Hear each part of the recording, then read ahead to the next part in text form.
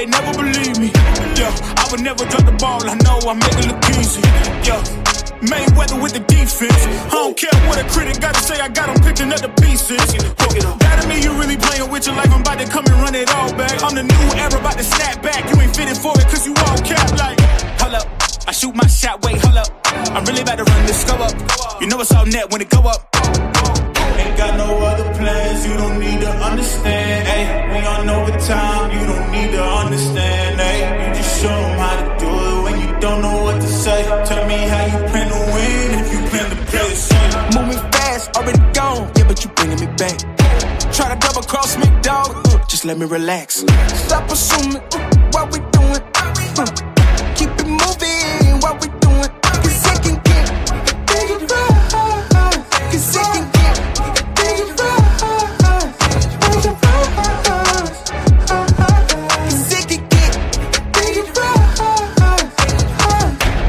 please don't play no games with me, I promise I'm too much. Ay, I can never let up even if you had enough. Ay, this ain't for the faint of heart, we always playing rough.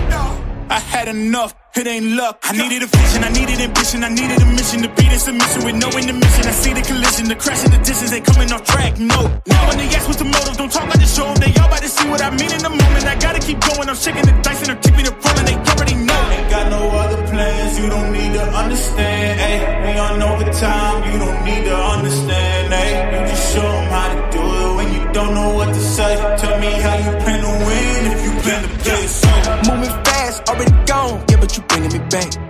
Try to double cross me, dog, just let me relax.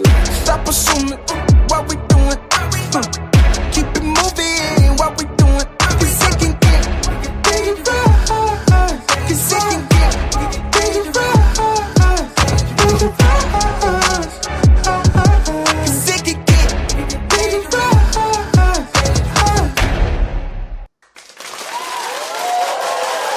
All right. It's fight day. It's going down. We are here in the building. Salute. Clap it up one more time. Hope everybody's been having a great day.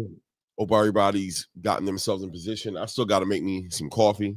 But I wanted to hop on. The prelim start in about 10 minutes, 10, 11 minutes. These prelim fights are going to start. I'm really interested in seeing how these undercards will play out. And obviously, we know the main card starts about 9 p.m.-ish, I believe. Don't be shocked if the main event doesn't get into the ring about like 1 in the morning, 12:30, 1 in the morning. I don't know. We'll see. Salute to everybody who is here in the building.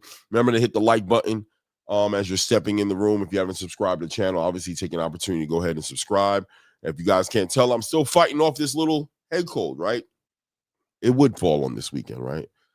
But me and my stepson fighting this off. Well, I think he's good actually, but I'm still beating this monkey off my back.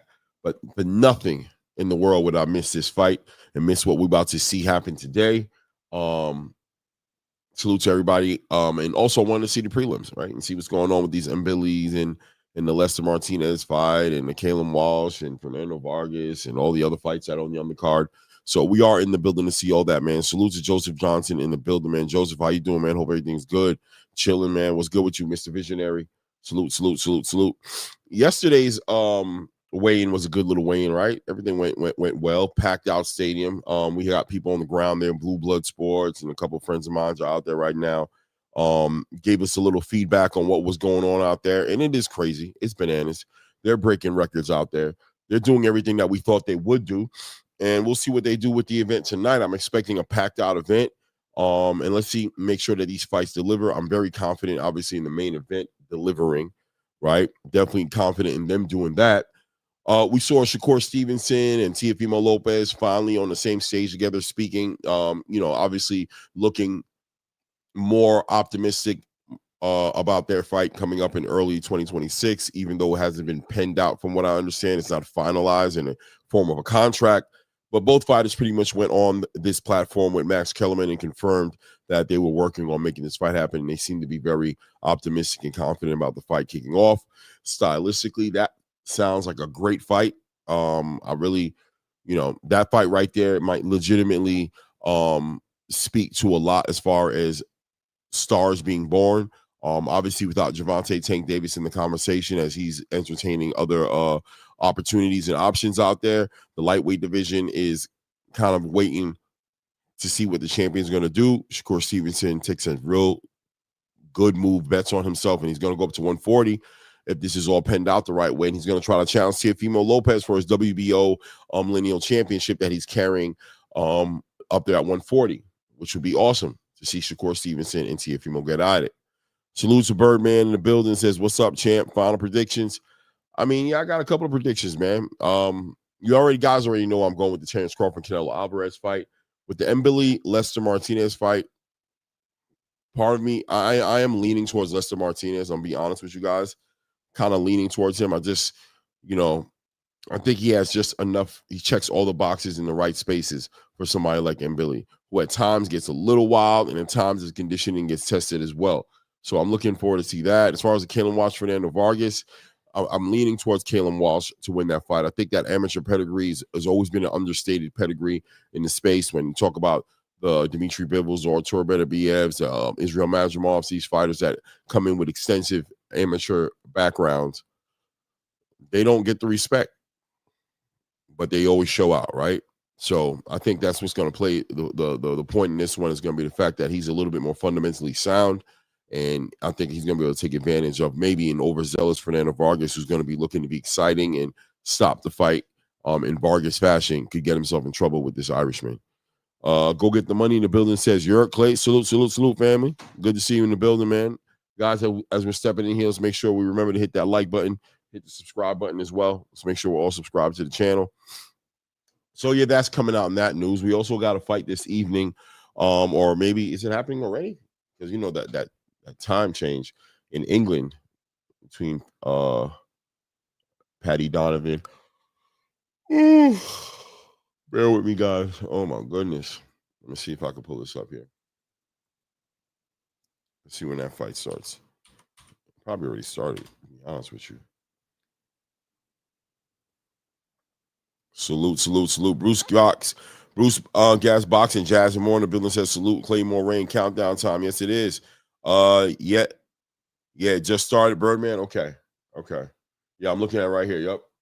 Just started. I'm looking at it right here. Let's join the live. That's actually going to be a great. Whoa. Let me go ahead. Oh, literally the fight is about to literally start. The actual fight itself. Lewis Crocker in the building, 21 wins, 0 losses, 11 knockouts.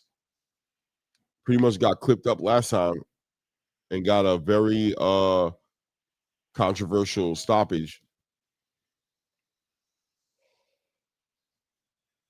It's about that time. The co-main event was a barn burner too. Yeah, I missed the co-main event. Man, I've been fighting this head cold, man. Telling you, man, I gotta watch this whole event again. Probably in the morning. I get up early. That's normally my routine. Get up in the morning, get in the lazy boy, hit that electric button. You know what I mean? Lay back and clown with the legs up, enjoy my coffee, and catch me the fights. Oh, let's see what this is gonna be. This is actually gonna be a bar burner. This fight here with Paddy Donovan and Lewis Crocker for the IBF welterweight championship belt that we know that Boots Ennis vacated when he made his way up to 154. These guys are going to put whoever wins this fight puts their names right in the conversation of everything going on at 147, from Devin Haney if he beats Brian Norman, or Brian Norman to Mario Barrios, obviously. Let's go. First round starts up. Both guys meet each other in the middle of the ring. We got Paddy Donovan in the polka dot, I want to say peach, salmon, almost colored shorts. And we've got Lewis Crocker in the red shorts, red and white shorts.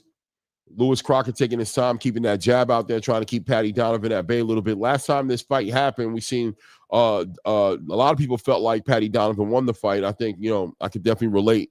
I think he was winning the fight. I thought the ref was a little overzealous in stopping that fight. This one right here for all of the booty. Pause, right? This one for the gold right here. Let's see. They're still, both guys still measuring each other. And of course, we got the classic southpaw versus an orthodox. So they got to kind of feel each other out. Whose jab is going to go ahead and set the pace in this fight? There, Patty Donovan shoots and stabs at the body. Both these guys keeping each other at bay on the end of their jabs, trying to figure out who's going to take that chance and come in there. Both guys saving their power hands, waiting for the other guy to overcommit.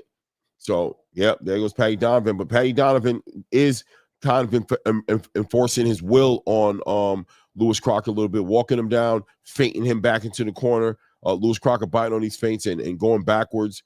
Little lateral movement from Lewis Crocker, stab into the body for Lewis Crocker, throws a straight left hand to the body, jab straight down to the body. Patty Donovan still staying in distance, try to step outside of Lewis Crocker's left foot there, try to get himself in position to let go of that left hand. There it goes. That left hand flies. Lewis Crocker able to get out the way. We're at 1 minute and 12 seconds left in that first round. Both guys still measuring each other. Lewis Crocker stabbing to the body, throws that jab at his chest. Just wants to maintain that distance. Thinks he understands that there's a lot of power coming back with Patty Donovan. Got to take your time. Got to take your time. We're at 50 seconds left in the first round here. Both guys still trying to measure each other. There we go. Lewis Crocker takes a chance, shoots out a straight right hand. Patty Donovan able to get right out the way, but both these guys staying inside that mid-range from each other, trying to figure out who's going to cross that line.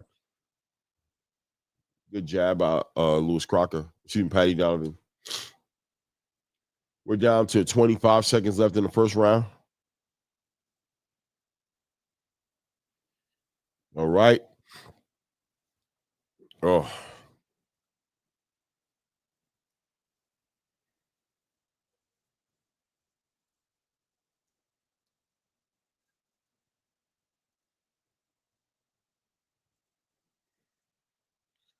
Oh, there we go. Patty Donovan able to catch Lewis Crocker on the end of one of those straight left hands. That round was pretty much a measuring out round. Both guys trying to process and metabolize the data that they got. Let's see what kind of advice they get in the corner. Andy Lee, I think, is over there in Patty Donovan's corner, so we'll see how that ends up turning out. What we got going on? Salute RC in the building, says ATP, CJ Rich Boxing, NBS in the building, says you're going to need some caffeine if you're already yawning. Listen, man, I definitely got some coffee I'm about to get on, man. It's just, and I took me some medicine, took some Dayquil, not NyQuil. So waiting for that to kick in a little bit because I had a little bit of a headache. I'm actually going to get up and go make that coffee, guys. Give me 2 minutes. I will be right back.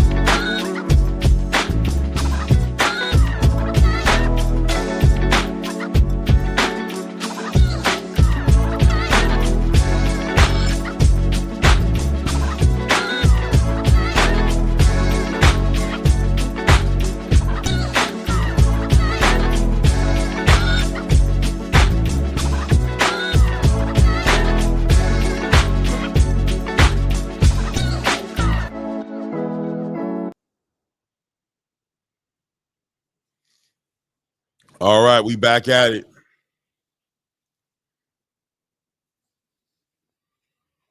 All right, we're down to 10 seconds left in the second round. Obviously, I missed the whole second round pretty much, stepping off.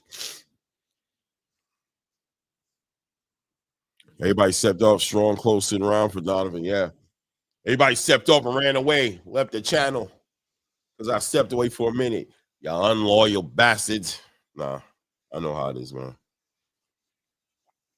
Oh, we've been going strong all week, man. So battling through this whole entire head cold and everything like that. So we're going in, man. I can't wait for this fight tonight, man. I'm really looking forward to see what Crawford's able to come up with, game plan wise. Really looking to see into that strategy, looking to see the psychology of Canelo Alvarez to see how he approaches his fight. Does he treat Crawford like he treats everybody else, or does he try to, turn this other leaf, this other side of Crawford, Canelo Alvarez that we haven't seen in a long time? And if he is going to do that, how successful is he going to be able to execute that? We are creatures of habits, right? Walaikum salam, Adult Choice. Walaikum salam, man. Good to see you in the building. Visionary says, where are you watching the undercard? The undercard I'll be watching on the UFC YouTube channel, which is probably going on right now because it's 5:34. So that should probably just start. Let me see here. Yeah, that's going. It's on the countdown right now. 2 minutes and 45 seconds before that. The prelims start on this card right here. Maybe if I hit the live button. Okay, yeah. Nah, yeah. We're at the top of round 3, 2 minutes and 40 seconds left in the beginning of round 3 here. Patty Donovan once again stalking Lewis Crocker. Battle of the footwork here, making sure they don't step on each other's feet, but understanding that the guy who's able to keep their foot outside of that lead foot of their opponent probably has the opportunity to set up some nice combinations, obviously off their jabs.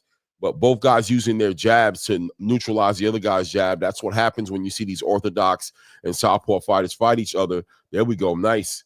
Good defense. Lewis Crocker trying to let off a little combination there. Danny Donovan able to catch everything he got coming his way. Lewis Crocker using his head movement. There we go. On the way in, Lewis Crocker gets caught with a shot Patty Donovan gets caught with a shot by Lewis Crocker and puts Patty Donovan down. But it didn't look like it hurt him. It looked like he kind of lost his footing. 1 minute and 43 seconds left there in the third round. Lewis Crocker officially does have a knockdown. The referee counted as a knockdown, gave Patty Donovan a standing 8 count. Patty Donovan feeling a little bit of resolve, needing to get his lick back. There he goes. Nice check left hook. Check right hook by Patty Donovan, catches Lewis Crocker coming in. Both guys pawing at each other, trying to neutralize the jab. Straight left hand down the middle by Patty Donovan as Lewis Crocker keeps his head on the swivel and keeps moving, catching Patty Donovan trying to attack his body. There we go. Lewis Crocker staying on that jab, trying to keep that distance. Patty Donovan measuring and really trying to get him. There we go. Nice. Lewis Crocker catches him on there. Nice little exchange right there on the ropes right there. I have to say that Patty Donovan probably caught a little bit of the better of the two, but it was pretty 50-50.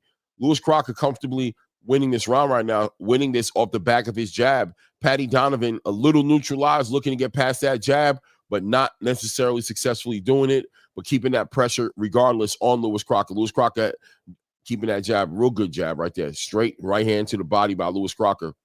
Catches Patty Donovan right there in the solar plexus. And we are also looking at the beginning of the prelim cards. We got Marco Verde and Sona Akele getting ready to step inside the ring right here. This fight right here at 160 pounds for the a middleweight fight right here. Marco Verde at 2-0 with 1 knockout. Sona Akele at 9 wins, 3 losses, and 4 knockouts. And Joe A. Martinez introduces the fighters to the ring. We are watching boxing right now. Right now, it looks like we're about at the end of the third round here. Patty Donovan having a knockdown, straight left hand to the body by Patty Donovan. Patty Donovan actually started turning up a little bit there towards the end of that third round right there. But regardless, you got to give that a 10-8 round for Lewis Crocker right now. I'm not sure how you look. I would give Patty Donovan probably that first round. I don't know how that second round went. But now Lewis Crocker sitting on a 10-8 round here after the third round here. Let's see as they're going to do a replay here and show Lewis Crocker catching Patty Donovan on his way in with a check left hook, loses his balance a little bit and comes right in. Boom, catches him and just loses his balance.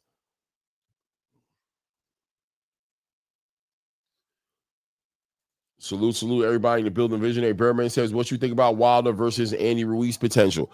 I don't know. I saw them do a little face-off, a little makeshift. I don't know. I mean, who I think wins? Andy Ruiz. I mean, Wilder just hasn't shown me anything to show me that he's back. I mean, he talks a great talk, and that's always good. We know what he can do based on what he's done in the past, but we don't know what he can do based on he's done in the recent, in his recent last 3 fights. Joseph Parker, Zhilei Zhang, and this last fight he had against Herndon, which, I mean, he did get the stoppage, but was he anything spectacular? No. Andy Ruiz is a well-polished heavyweight fighter. He might not look it when he takes his shirt off, but he's a well-polished fighter, man. I think Deontay Wilder probably going to clean him up. All right, let's see what's going on here. I believe we are at the top of the 4th round right now. 2 minutes and 30 seconds left in the 4th round right now. Patty Donovan back on his front foot there, trying to press and put that pressure on Lewis Crocker. Lewis Crocker waiting patiently, staying defensively responsible, doubling up on the jab to the solar plex of Patty Donovan, trying to keep that distance. Patty's just sitting there trying to measure Lewis Crocker, and probably hopefully doesn't take too long to start letting his hands go and try to make something happen. Lewis Crocker seems very comfortable with sitting back in his pocket, staying on his jab, sticking him to the body, taking his time, and Patty Donovan's going to do something special to take a chance to go ahead and do something significant to get the attention of the judges as well as Lewis Crocker in this fight.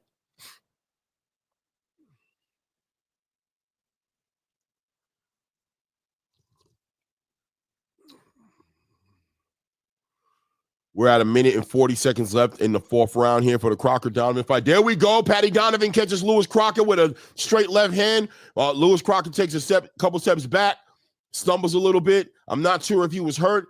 Getting back on that jab as Patty Donovan is waiting patiently, still trying to get at Lewis Crocker. Doesn't think he has him really hurt that bad. I think, there we go. Patty Donovan doubles up with the 1 and follows up with a straight 2 straight down the line. We are about to kick off the 1st round right here in this Marcos Verde versus Akel. 1 of 6 rounds. We have the 2 minute 50 seconds mark of that 1st round. 1 minute and 4 second count right there. Oh, Lewis Crocker. Nice little exchange right there. Lewis Crocker not going away timidly, showing a lot of life at the end of this 4th round right now as both guys try to exchange with each other.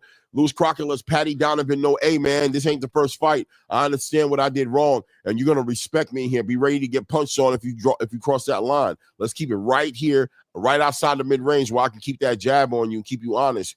You jump in here, and the price of entry in this club is very expensive. Don't know if you can afford it. We're at 2 minutes and 14 seconds here in the 1st round between Marcos Verdes and Akel. Verde's, looking pretty good. Both guys, obviously, Akel is giving up a lot on the reach and the height here. Verde's staying on that jab, doubling up on that jab, and using that straight left hand as a big consequence. Once again, another southpaw orthodox fight there. Akel trying to leap into certain shots right there. Doubles up on the punches to the body of Verde right there, trying to make something happen. Verde really comfortable sitting on the outside. Boom, nice. Verde with a nice straight 1-2 counter punching. Nice body shot by Verde to Akel. Really outclassing Akel. Akel really seems like he must have been a sacrificial lamb, maybe food lamb to the slaughter to build up or bolster up Verde's resume here.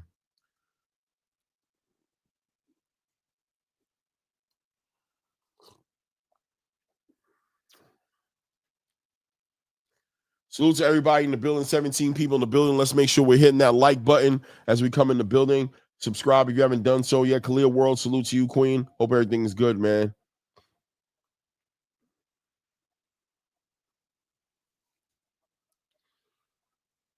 Right there. We're at 1 minute and 2 seconds left in the 1st round right here. Oh, they counted the countdown on Akel.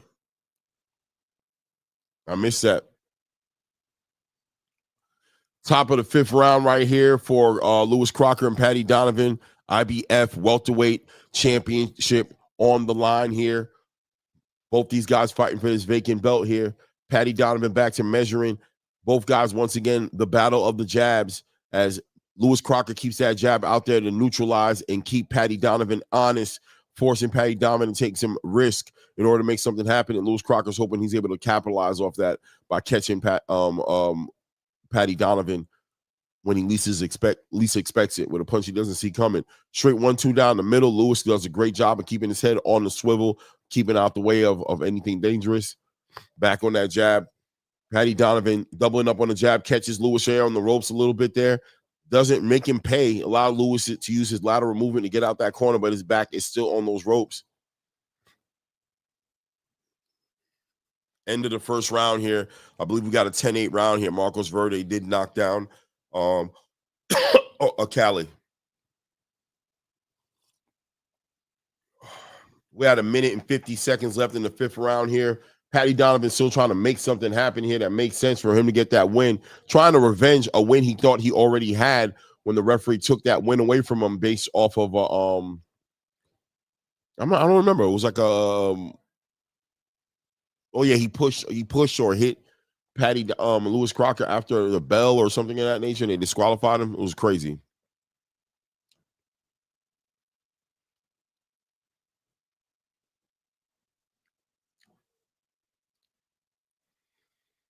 Nice.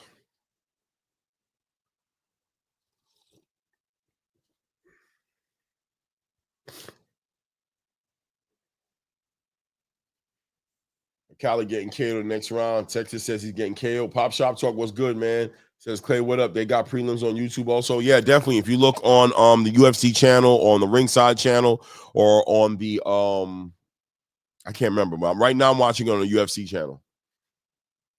And I'm watching the Patty Donovan fight on the zone right here. Patty Donovan and Lewis Crocker for that IBF welterweight title. Cali really just got short arms and really doesn't know how to compensate for that properly. He's taking a lot of chances, leaping into shots, and Verde just taking advantage of him with them long arms, and really got a very good defensive. Nice check hook, check right hook, catches Cali coming in. There we go. Cali actually catches Verde with a significant shot, pushes him back, but Cali's going to end up catching this guy with a check right hook. I can already tell you. I already see it. He's already buckled him 2 or 3 times with that shot, and every time Cali leaps forward and tries to attack the body or leap with a crazy hook, Verde just backs up out the spot and clips Cali on the way in with a check right hook. There we go. Wow. Lewis Crocker catches Patty Donovan. This shot right here hurts Patty Donovan. This fight not going the same way it went last time. There we go. The referee on the count right there. Second time Patty Donovan's been knocked down there. Patty Donovan looks like he's either headhunting or not ready, but Lewis Crocker able to keep him honest outside on that jab, and now you see Patty Donovan trying to take some chances to make something happen and getting caught with shots he shouldn't be getting caught with. That's 2 knockdowns. This one right here hurt him, had his legs not up under him. Wow. Glad I ain't putting no money on this one, as Andy Lee's trying to talk life back into Patty Donovan and saying being patient, wants to slow him down a little bit, but boom, nice check left hook by Lewis Crocker. Nice. Catches him right there on the chin and puts Patty Donovan down on his knees again, as Lewis Crocker has a great game plan going into this fight, taking advantage of the resolve that Patty Donovan has to make this fight right based off that last fight. And I think Patty Donovan not being defensively responsible, keeping his hands in the wrong position and putting himself in a position to get caught with some good counter punches like that one. Let's see if his legs is back up under him and if he's able to go ahead and make something happen. We're at the top of the 6th round, halfway point here, 2 minutes and 50 seconds left in the 6th round. Meanwhile, over here on the Ringside Magazine prelim card, we do have Marcos Verde and Cali at 25 seconds left in the 2nd round. From what I saw when I was looking at before, Marcos Verde was comfortably controlling what was going on in this ring, as Cali is taking chances, trying to hit him with punches and bunches to make something happen, but Verde able to sit right back outside on that outside range, just pick him apart. Straight left hand to the body by Cali as Verde, as Cali takes a retreat. We're at the end of the 2nd round. Let's see what he does. Here at the 2 minute and 10 second mark on the 6th round, we got Crocker and Donovan kicking off. Crocker really just staying comfortable back there, really ready to make Patty Donovan pay for anything he does. If he tries to jump across that line, very easily will try to clip him with that counter left hand with a real good check left hook or a straight right hand right up the middle.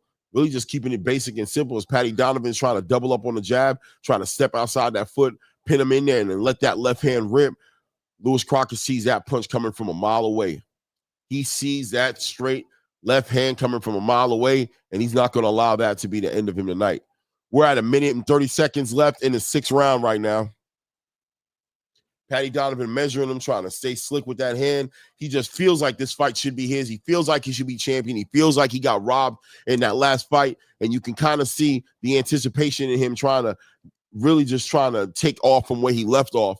But Lewis Crocker did the work clearly and did his homework on what Patty Donovan does. Is not going to let that last fight be used against him. There we go, top of the 3rd round here in Las Vegas as Marcos Verde continues to pop that jab. It's a battle of the southpaws and the orthodox. Verde's finding nice catches Akali with a straight left hand right over the top of Akali's right hand. Boom, nice check left hook. Oh man, nice left hook by Marcos Verde catches Akali. Akali's starting to get picked apart. Really has no answers for what Marcos Verde is doing. Just bouncing around. Too short for this fight right here. Has no legs up under him as Akali's trying to get his legs up under him. You can see him stumbling. We are at the bottom of the 6th round. 23 seconds here in the 6th round. As Lewis Crocker lets off a 2-3 punch combination there, gets the respect of Patty Donovan. We're at about 10 seconds left in this round.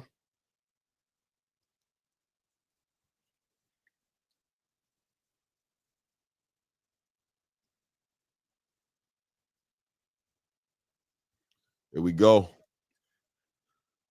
Lewis Crocker doing a great job keeping him at bay with that jab. Here we are, 1:40 left in the 3rd round here between Marcos Verdes and Akali. Akali in the maroon and white shorts. Marcos Verde in the blue shorts with the gold trim.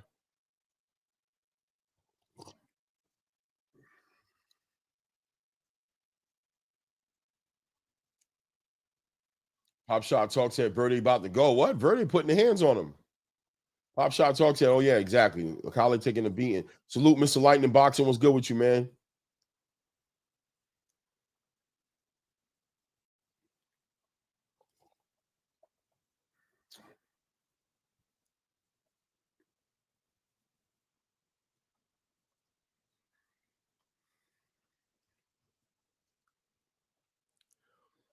All right, we're at 50-second mark here in the 3rd round here. Marcos Verde slowing down a little bit, but keeping Akali very honest as Akali doesn't seem to have the answers for getting past that jab that Marcos Verde keeping out. There we go, straight left hand by Marcos Verde as Akali initiates the clinch here.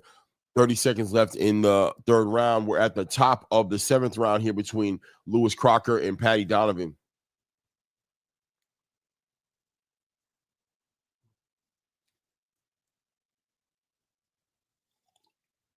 You got to think right now that Patty Donovan is pretty much damn near at a place where he needs a knockout to win this fight. Can't imagine him winning more than maybe 1 or 2, maybe 2 of those last 6 rounds. So he's getting very close to needing a knockout, a stoppage, being that he has 2 knockdowns under Lewis Crocker's belt on him right now.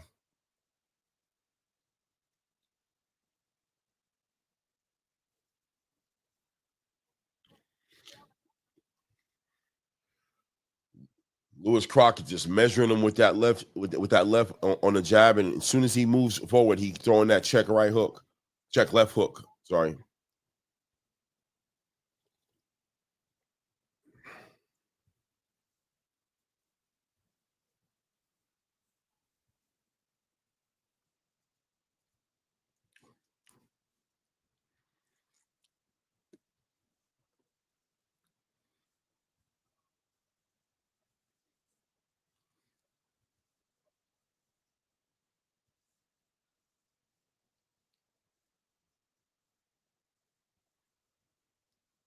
They're kind of standing stagnant right now.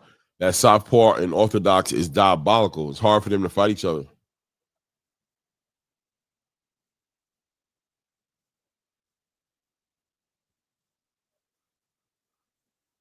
Patty Donovan trying to make something happen. Lewis Crocker just sticking to the fundamentals. Nice. Lewis Crocker catches Patty Donovan on the way in with a straight right hand.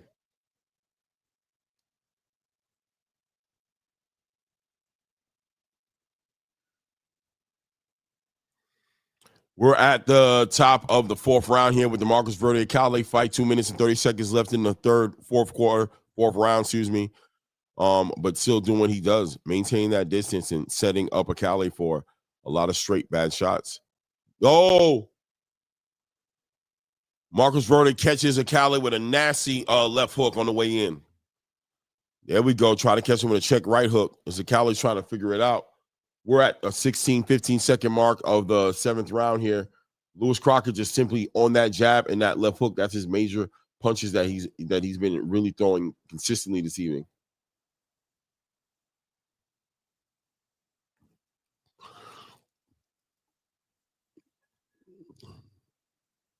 What's going on here with the Marcus Verde? I see a Cali running around the ring. Was it stopped? I guess it was. Looks like Marcus Verde walks away with the win with a stoppage from the referee. What happened here? Let's see if I can back it up a little bit. Oh, the referee stopped it.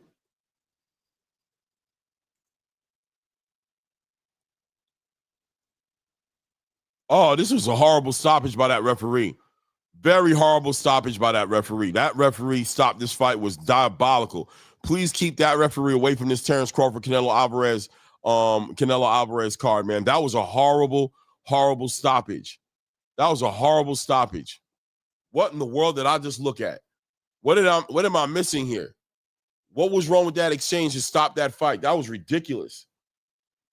That was a ridiculous stoppage right there. That made absolutely no sense. There he is catching a shot off the glove, catching a shot off the glove. He hits him on the elbow, straight left hand down the middle. He backs up. How in the world does that referee jump in the middle of this and stop this fight? For what reason? I don't understand. Am I bugging? Why did they stop this fight? That was a horrible stoppage. That was a horrible stoppage.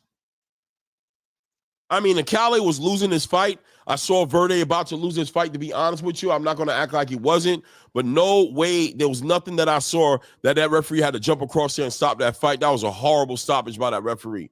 Horrible stoppage. A disservice to both fighters, to be honest with you. Horrible stoppage.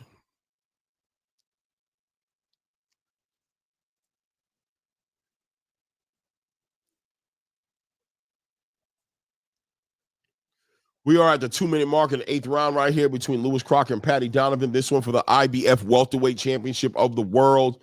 Lewis Crocker already has 2 knockdowns on Patty Donovan. Surprisingly enough, it's almost upset status, being that people were favoring Patty Donovan to win this fight. But Lewis Crocker came into this fight way more fundamentally sound, way more defensively responsible, and also a lot more patience and poise about him.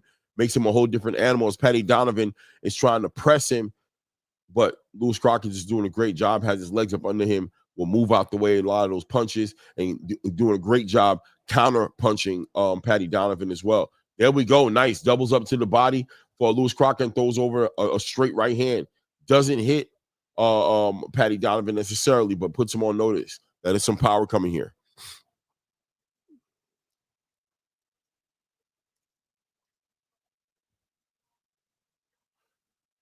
Max Kellerman interviewing the winner in this one.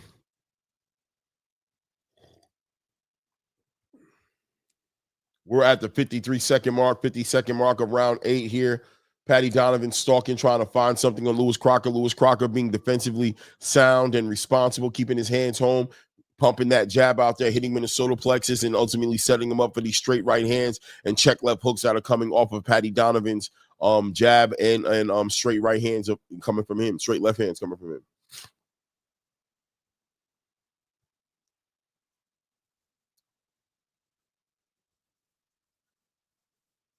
Well, you're watching the fights that are happening right now. One on the Zone, the other one on YouTube.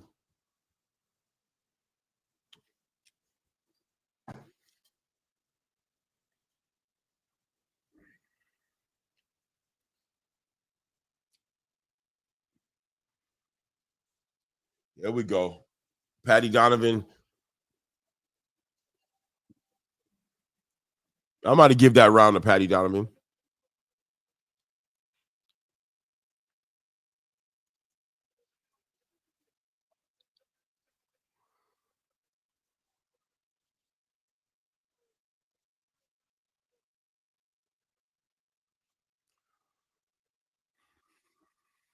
That was a horrible stoppage, man.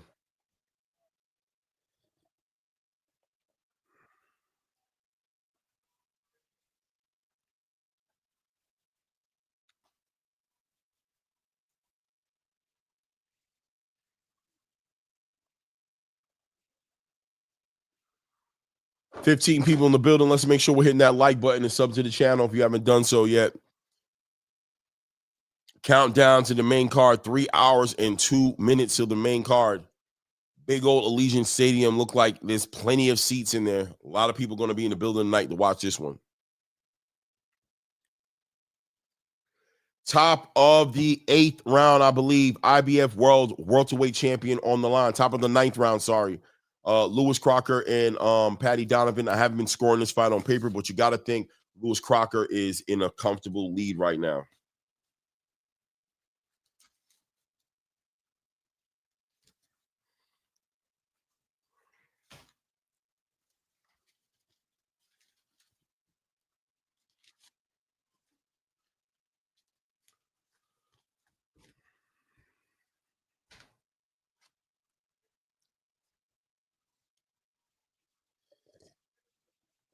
There we go. Patty Donovan with straight left hand to the body of Lewis Crocker. Trying to get some respect here, but Lewis Crocker is so comfortable back on that distance. Patty Donovan having a horrible time crossing that void right there to make something happen.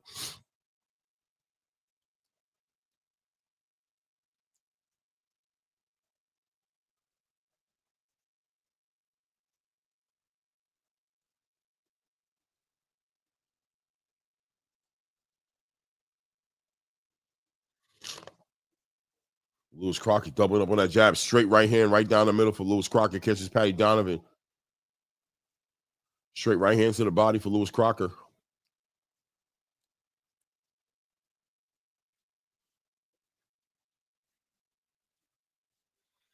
Patty Donovan on that jab.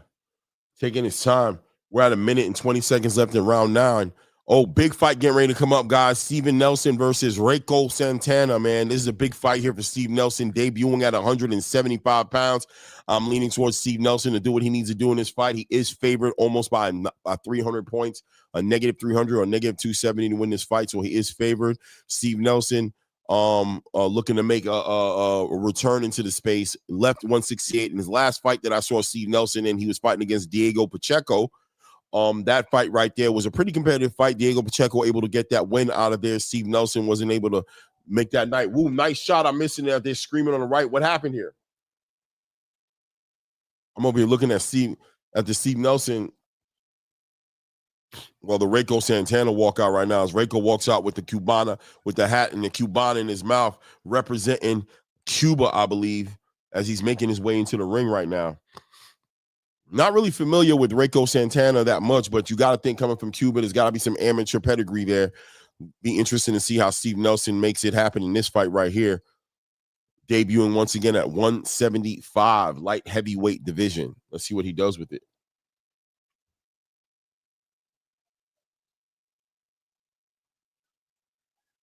Yeah, Pop Shot. They made the Vargas and Walsh fight that way because Dana represents Kalen Walsh, so he's gonna give him the big stage.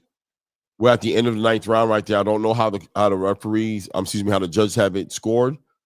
Overall, it feels like Lewis Crocker is protecting the league to me.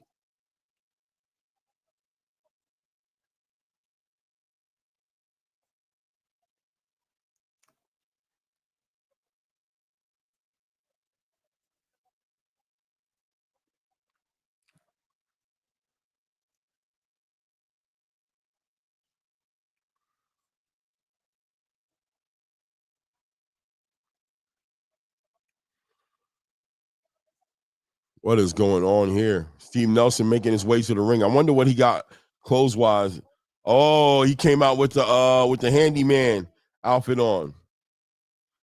Steve Nelson with the handyman outfit on.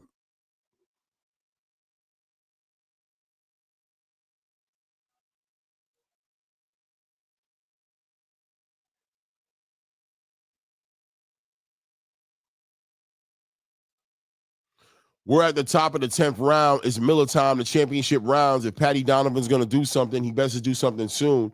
I'm hearing some people are leaning towards Patty Donovan to have some sort of edge as far as the victory is concerned. I don't know with 2 knockdowns if that's what I'd comfortably want to say. I think Patty Donovan needs to operate as somebody who's down on the cards, try to do something significant, get a knockdown or stop this guy.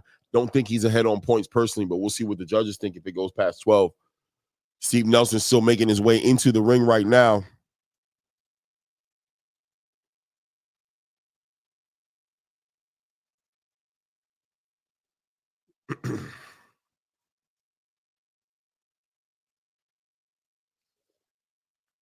Patty Donovan starting to get a little bit more efficient and effective with that jab as he's starting to jab and hook off the jab, trying to catch Lewis Crocker on that jab. But Lewis Crocker doing a good job just catching a lot of those shots off of his shoulder or catching on his gloves. But Patty Donovan at least pressing, pushing the action. Lewis Crocker staying a little more stagnant, just anticipating to catch shots and try to counterpunch him. But Patty Donovan, clearly a fresh fighter. There we go. Doubles up on the jab and stabs him straight to the body with the left hand.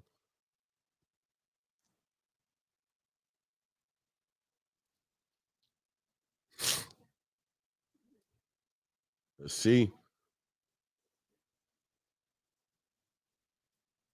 Straight left hand down the middle by Patty Donovan on Lewis Crocker right there. Nice. Stabs him to the body with a straight right hand to the body. Check right hook to the body. Doubles up on the jab. Keeping Lewis Crocker right in front of him. Lewis Crocker starting to sit down, be a little bit more available, keeping that head off the line, but still isn't moving around as much. As Patty Donovan starting to pick him apart right there. Straight left hand down the middle. Nice jab. Patty Donovan doing a good job of controlling this round right here. Straight left hand catches Lewis Crocker trying to weave his way in, catches a straight left hand. There we go. Lewis Crocker catches Patty Donovan with a hard right hand. Patty Donovan looks shook a little bit, but got it back on and gets back to applying the pressure to Lewis Crocker.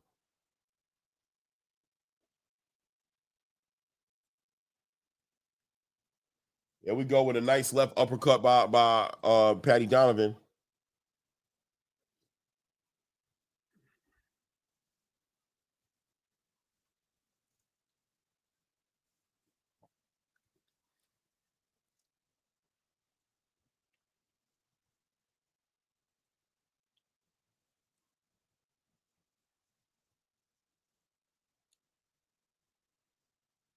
We're at 10 seconds left in the 10th round here. I give Patty Donovan that round as well.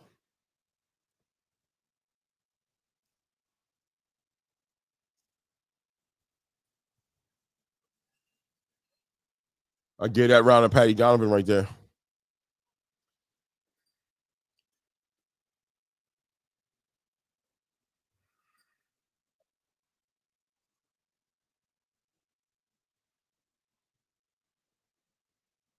Dre Day was good, family. Fight Sports, talking the building. What's good? Big up to you, family.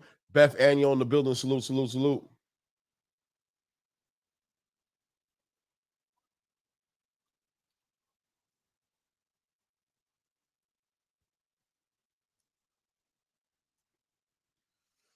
We're up at the top, getting ready to be the first round here between Steve Nelson and Renko Santana, I want to say. Sakatan? I can't remember his name. This is the debut for Steve Nelson at the heavyweight division, top of the round. Let's go. Both guys meet each other in the middle of the ring. Steve Nelson right there, pumping that jab out there, taking ring generalship here, right in the center of the ring, taking it. There we go, real easy. Santana tries to come in low, cross the void. Steve Nelson easily just turns on him and lets him have a right hand on the way out. Steve Nelson taking his time, doubling up, over the hand right by Steve Nelson on Santana. I'm looking at the scorecard right here. They do have Donovan up 3 rounds right now in these scorecards. That's crazy. They have Donovan up. Maybe I missed it. I don't understand here. Hold on a second here. 2 knockdowns. I guess they're basically saying that Patty Donovan is taking all the rounds except for the ones where he got the knockdowns in. There we go. Lewis Crocker letting off some heavy shots right there. Maybe I'm reading the fight wrong. Didn't seem like Patty Donovan was doing that much to take the rounds. Lewis Crocker's been defensively responsible, and ultimately we have 2 knockdowns on Patty Donovan, but I guess it is what it is. Just reading this one wrong today, guys. That's all. It happens, right?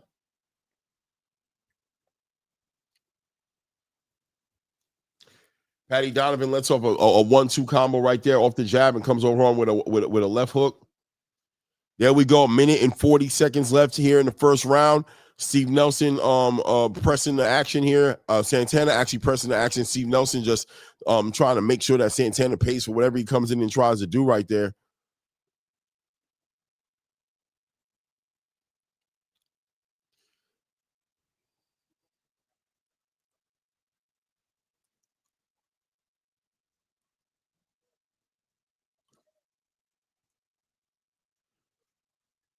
Both guys measuring each other here. Steve Nelson trying to figure it out.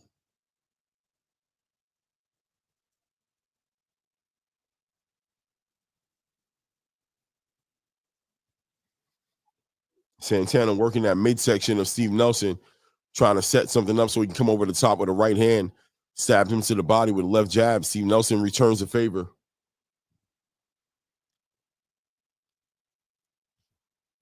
Straight 1-2 down the middle by Steve Nelson. Tries to catch him with a check left hook, catches him in the air, jabs into the body, grazes him, come back up, jabs him up top. Pushes back. Santana a little bit on that last shot. Whoa, Steve Nelson gets clipped by Santana. Santana putting the work on Steve Nelson, about to be knocked out. Oh my goodness, Steve Nelson gets stopped by Reku Santana on the ropes, unable to continue to fight. The referee stopped his fight as Reku Santana opens up on Steve Nelson. Steve Nelson loses his debut at 175 pounds. Horrible. Gets too comfortable there. Santana finds his legs up under him, lets his hands go, and buckles Steve Nelson. Beautiful victory for Reku Santana. Steve Nelson may have to consider retiring at this point. I don't know what else he's gonna do. This was his last chance from my point of view at his age. 36, 37 years old. I don't know how old he is. He had an opportunity with Diego Pacheco at 168 pounds and did not win that fight. It was competitive. This fight right here was his debut at 175 pounds. Here's a replay here. Straight right hand by Santana catches Steve Nelson right on the tip of his chin as Steve Nelson goes up in the high guard, gets pinned up against the rope, and Santana just lets off a barrage of shots. The referee does everything he can to preserve this, but has to jump in there and protect Steve Nelson for himself. That's what name of the game. Protect yourself all times, or the referee got to do it, which puts you in a position like this. He loses this. What's next for Steve Nelson after a stoppage like this? At 37 years old, another loss. Man, another loss for Steve Nelson back-to-back. This one, a pretty definitive loss right here. We'll see what they decide to do. We're waiting on the referee to come in and just call it what it is. But Santana gets Steve Nelson out of here at his debut at 175. I thought Steve Nelson was going to win this fight for sure. Here we are in the top of the 12th round right here, the final championship round right here. Cordina's got a scorecard having Patty Donovan up. Visoli has everybody's scorecard has Donovan up. I'm definitely reading this wrong here. The close card here by Walker has a scorecard with by only 1 point separating these guys, but still has Donovan up. So far, according to the guest judges out there, they have them a unanimous decision for Patty Donovan. Patty Donovan starting to apply that pressure to Lewis Crocker. Man, Steve.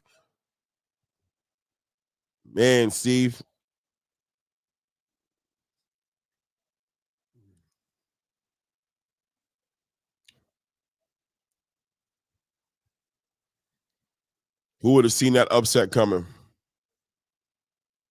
That sucks. I had put a little money on Steve Nelson, man. I thought Steve was going to give me some money tonight.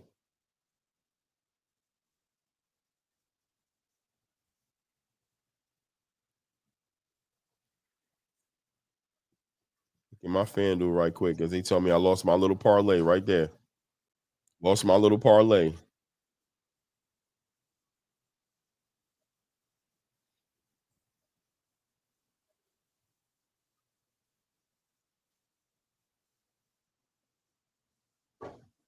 There we go. Patty Donovan catching Lewis Crocker, putting that pressure on him. We're at 1 minute and 20 seconds left in this fight here. Oh, straight right hand down the middle by Lewis Crocker catches Patty Donovan on the way in.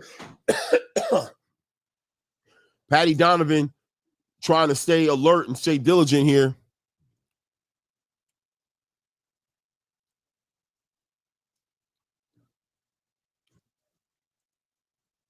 One thing I'll tell you guys about the matchmaking here in Riyadh season, they had Steve Nelson as a favorite in here by 320, not minus 320 on this fight.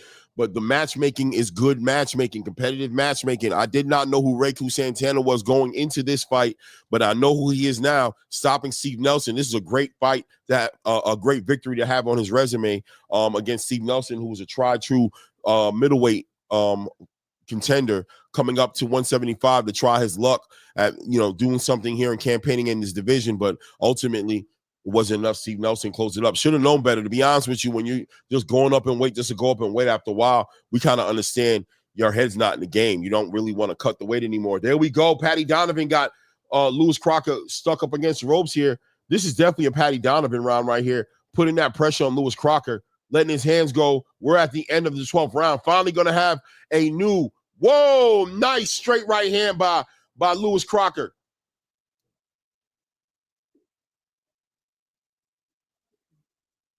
Who wins this fight here? Do we have a new IBF? Who is the new IBF welterweight champion of the world? I could see the way these judges were judging this fight. I could see this going to a draw. As much as it's crazy, because I really feel like Lewis Crocker didn't really lose this fight too much. Patty Donovan had his moments for sure, but with those two knockdowns, it's kind of hard to see. I don't know if Patty Donovan did that much to get past those knock. I don't know. I don't know, man. Let's see what the decision was. What do you guys say in the chat? How do you see that fight?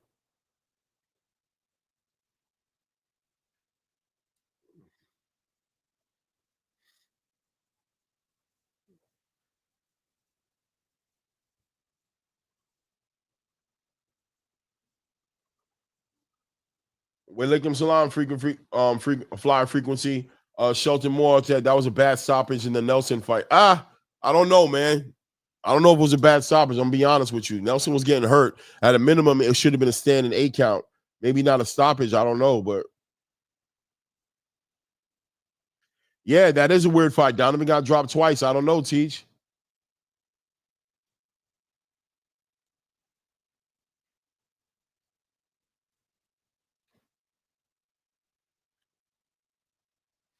Let's see what the judges feel like on this one right here.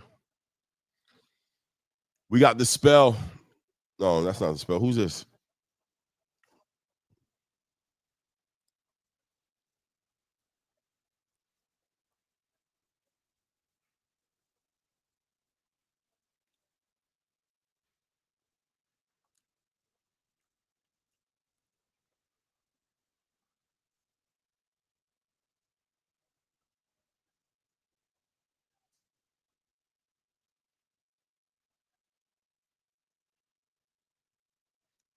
Joe Cordina scored at 117, 111 for Patty Donovan. I don't understand. I don't know. I guess he basically only gave him the rounds he got knocked down in.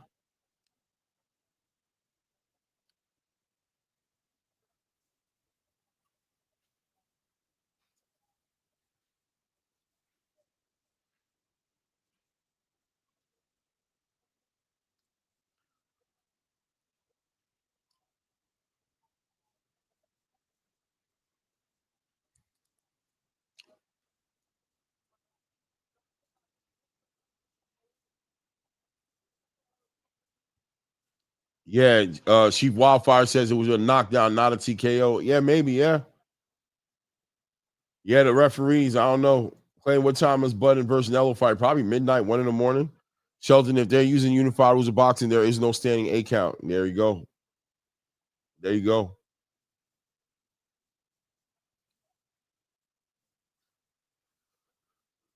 Nah, the main event. You talking about the main card? The main card starts at 9 o'clock. The actual fight probably starts about midnight.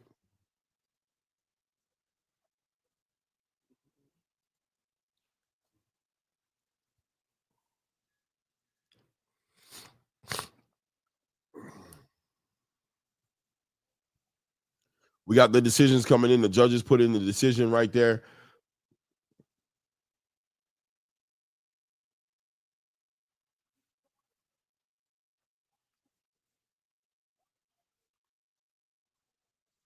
One 111, Patty Donovan.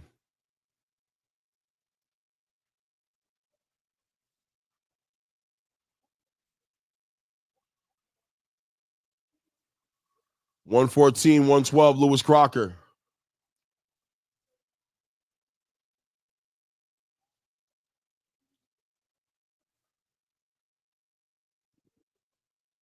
114, 113.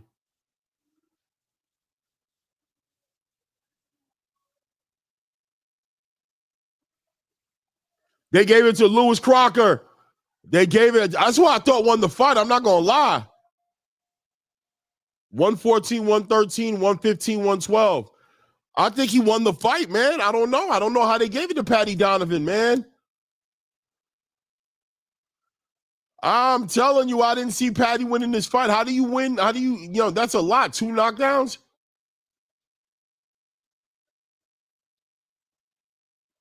They gave it to Lewis Crocker.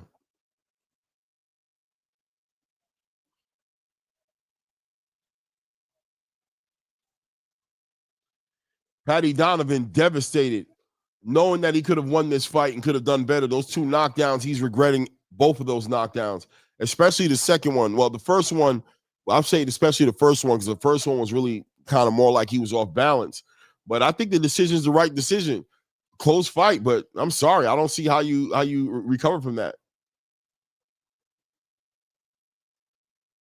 Yeah, 2 knockdowns, right? Cheech, let's be honest. He took that. Those 2 knockdowns make a difference.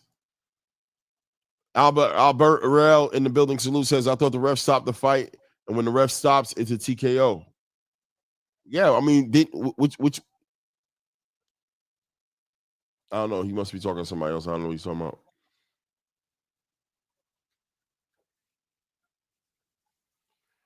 Yeah, I know Patty Donovan is devastated in that corner right now as Joseph Parker tries to console him. Devastated because he knows he had won that fight in real time on the first one. That was a horrible decision by the referee to disqualify him in that last fight he had with Lewis Crocker. And this fight right here was just supposed to kind of solidify what everybody knew it was going to be. And ultimately, for him to lose his close decision has to be bittersweet.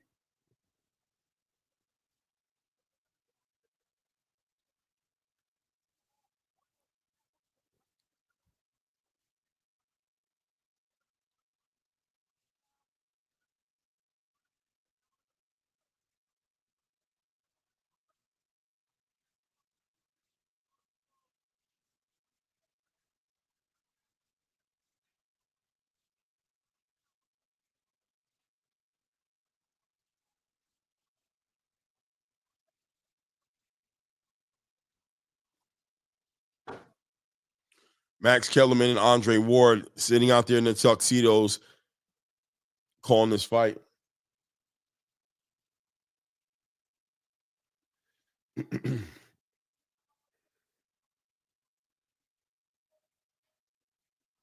going to get that belt taken off of him, though.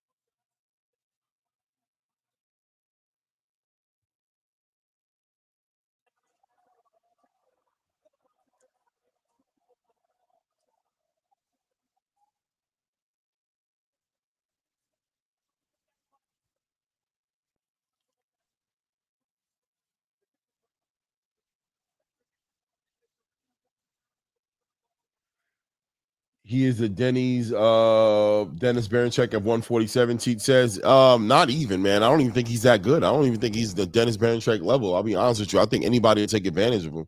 I mean, he's fundamentally sound to a degree, but I think any decent boxer will jump in front of that and dissect that math problem very, very quickly. Big Drew says Donovan got robbed. I don't think he got robbed, man. Shout out to Low Nose Boxing in the building. I don't think Donovan got robbed. I think it was a close fight, but I don't think he got robbed. Not at all. They don't make a difference when you get outworked. Oh, Albert Real? Okay. Freedom March. Salute to you, King. What's good with you, family? Guess what? Coming, they'll be looking at Crocker as food now. 100% teach. Somebody looking to take that IBF title off of him, get a unification, get a fight, and get that belt right off of him. If I was Brian Norman or Devin Haney after our fight, if there's no rematch in it, I go right over there and go get that money right on a Riyadh season card and go get that money and become a unified champion with that IBF title. Best time to come get it.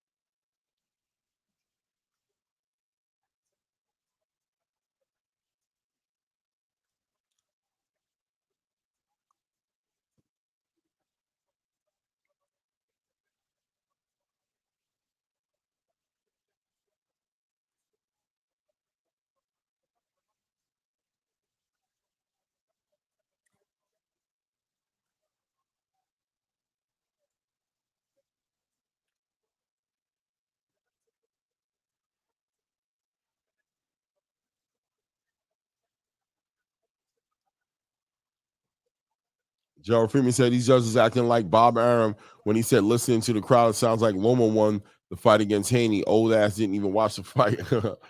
Oh man, Albert Rail said the Nelson fight. That's what I was talking about. What happened in Nelson fight besides him losing?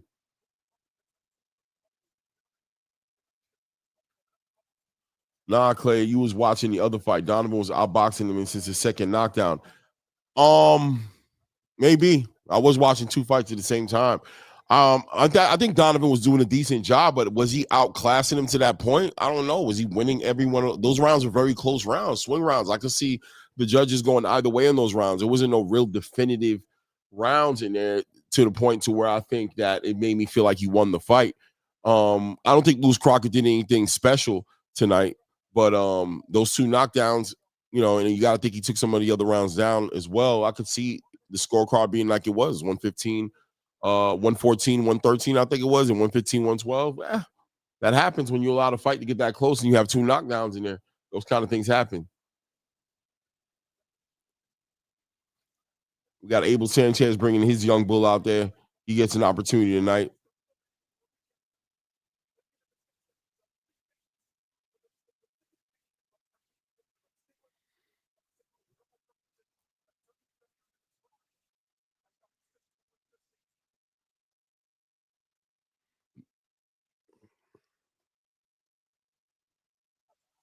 That's pretty much done right there, right?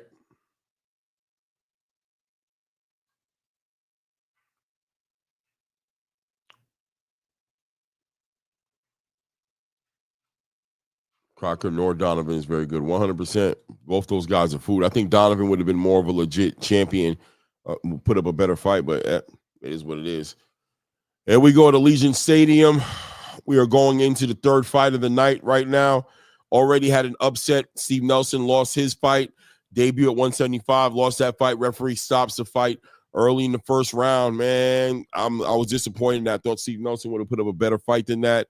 Got caught with a straight right hand and really just threw his whole equilibrium off and never got an opportunity to really recover. The referee jumped in there and stopped that fight. So we already have an upset tonight. Got Sultan Al Muhammad in the ring with Martin Carabalo. Martin Carabalo sitting at 8. What is it? 8-0-1, 8 undefeated. And this fight right here, not too familiar with either one of these fighters as well. So looking forward to find out who these guys are. God. Mm.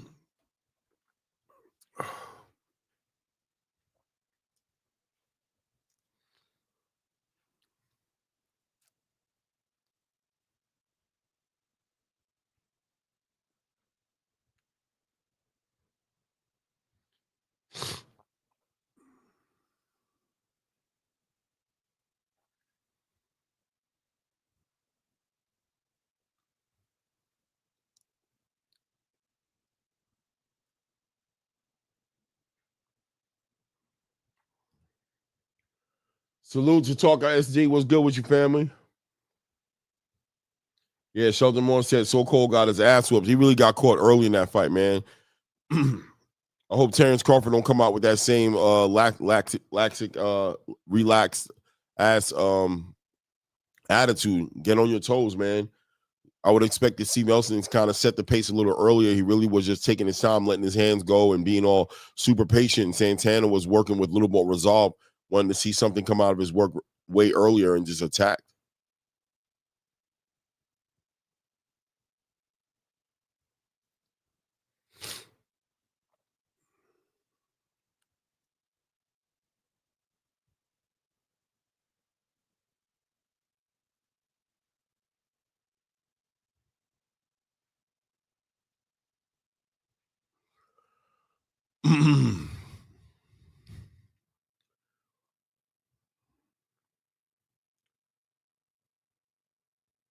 Oh, for sure, Shelton, but they came out in the same camp. I'm just talking about the energy.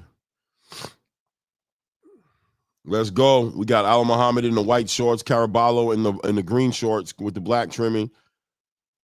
And we've got Al Muhammad in the white shorts with the black trimming.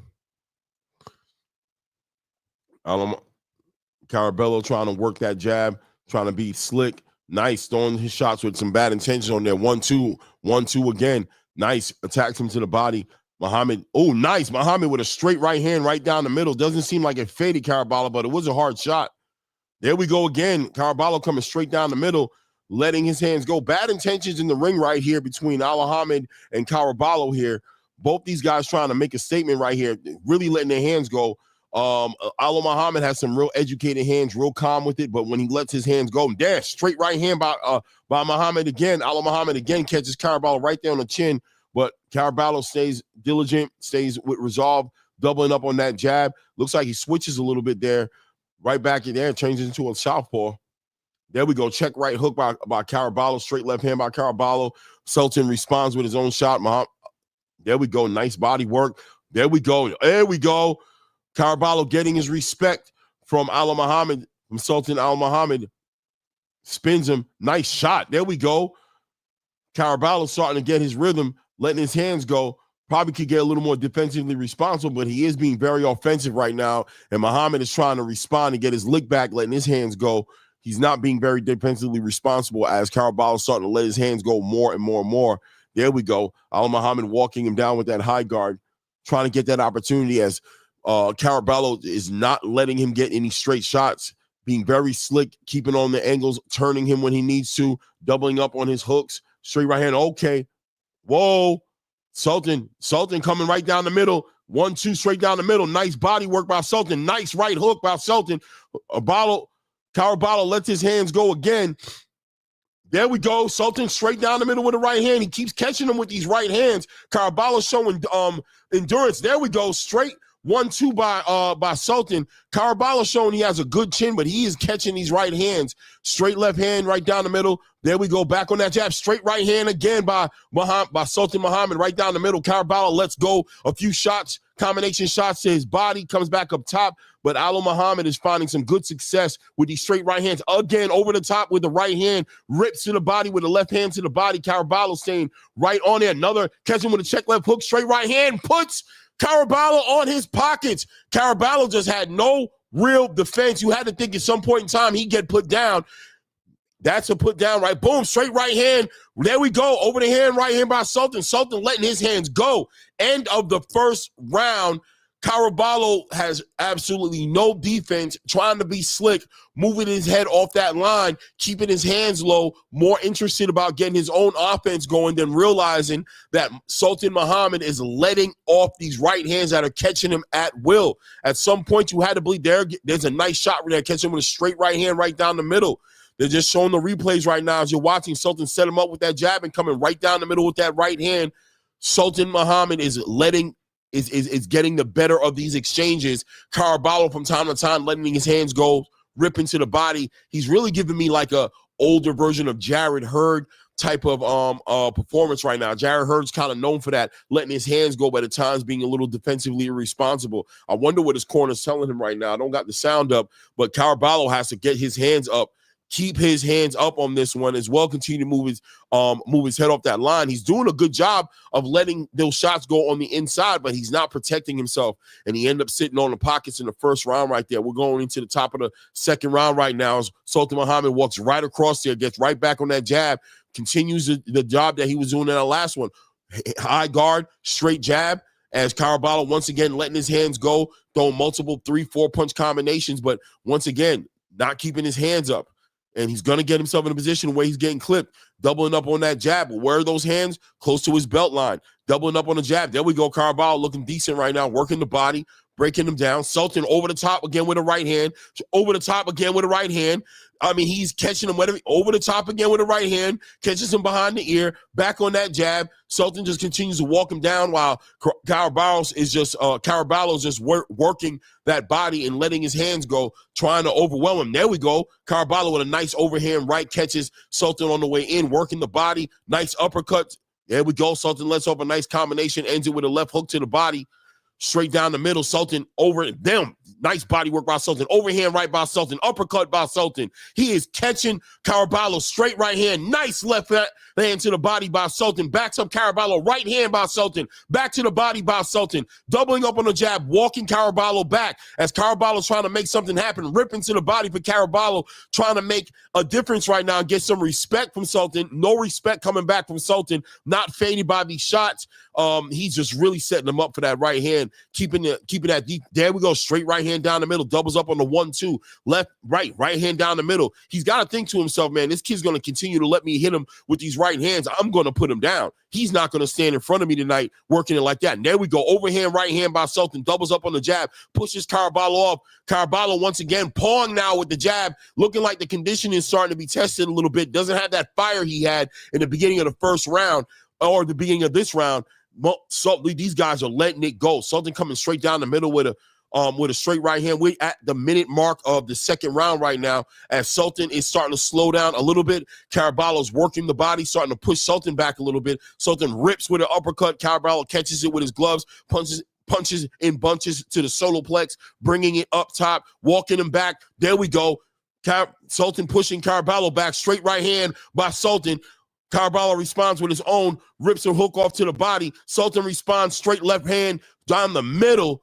My goodness, straight right hand, right down the middle once again. But Carabalo refuses to give up. Boy, this kid got some dog in him. I just wish he'd keep his hands up a little bit more. But this fight is going 20 seconds left in the second round here. Sultan doubling up on the jab. Overhand right by Sultan. Carabalo just continue to apply that pressure and keeping that pace up. Starting to get his punches off. These combinations are starting to land. I'm wondering if Sultan's getting a little tired, maybe. Is the conditioning being questioned? We're at the last 5 seconds of the second round. The bell should be ringing any minute now. Carabalo ends the round with a flurry of punches. I don't know how you want to call it. That could be a swing round. It can go either way. I don't know how you guys want to call it. But excellent fight, man. Excellent fight so far going on in this ring right now.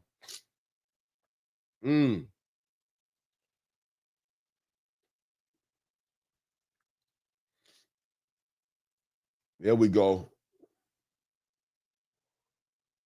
Yeah, man, I felt bad for Nelson. This is a fight. Yeah, Jazz 22 for sure. Definitely a fight.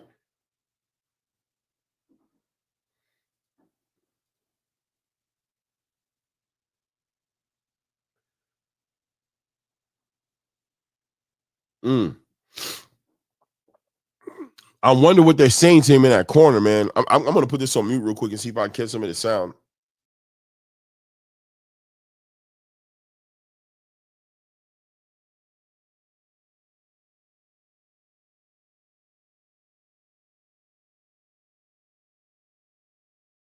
Well, I came in towards the end of that corner telling them what I did here was hands up.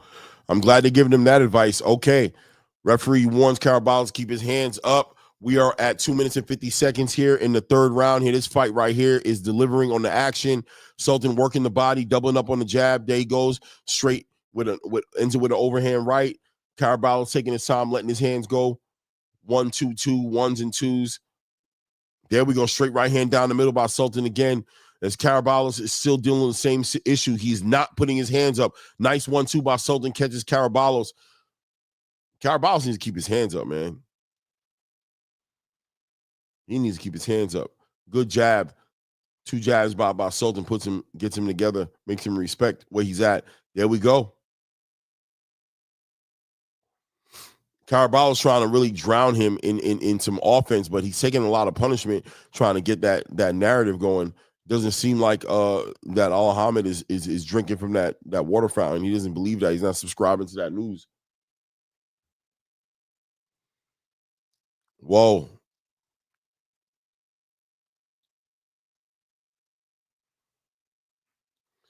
Jab just finding him. Wherever he puts his head, that jab is finding him.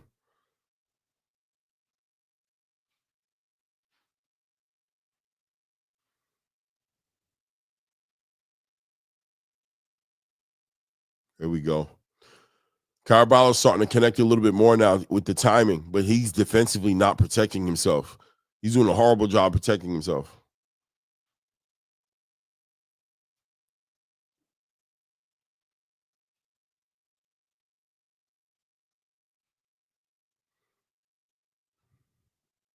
Rip into the body. Carabalo rips off 2 shots to the body. We're at a minute in the third quarter, left in the third quarter. Sultan rips off his own 2. Back on that jab for Sultan. Straight right hand by Sultan. Nice straight right hand by Carabalo. Catches Sultan on his way in there. Kind of stops him in his track a little bit. There we go. Check left hook by Sultan. Comes up straight right down the middle. Pushes Carabalos down. Starting to press him physically. Impressing his will on Carabalos. Getting Carabalos close to that rope. Referee warns Sultan about pushing on Carabalos. Uppercut right up the middle, right off the break for Carabalos, right up the middle. Excuse me, for Al-Hamid on Carabalos, right up the middle. Let's go. 20 seconds left in the third round here. These guys are letting their hands go. Sultan is just letting it go. Nice body shot by Sultan. Back on his jab, double, tripling up on the jab. Down to 5 seconds left in the third round right here. Nice check left hook. Nice check left hook. A nice right hook by Sultan. Catches Carabalos on his way in. End of the round. Man, I think Sultan might have stole that round in that last 20 seconds of that round. Might have stole that round, connecting with those big, heavy left and right hooks. Might have given Sultan that round as well. Salute, Sonny Augustine. What's good with your family? Let me see what they're saying to this kid in the corner, man, because he refuses to put his hand.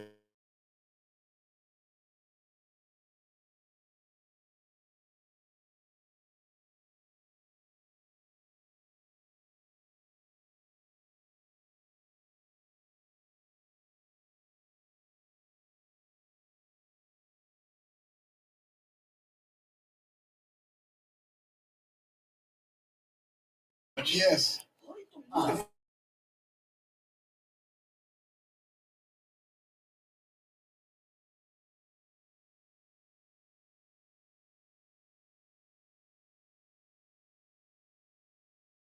Andre Ward and Max Kellerman arguing at what's Sultan Muhammad's favorite shot to catch this kid with.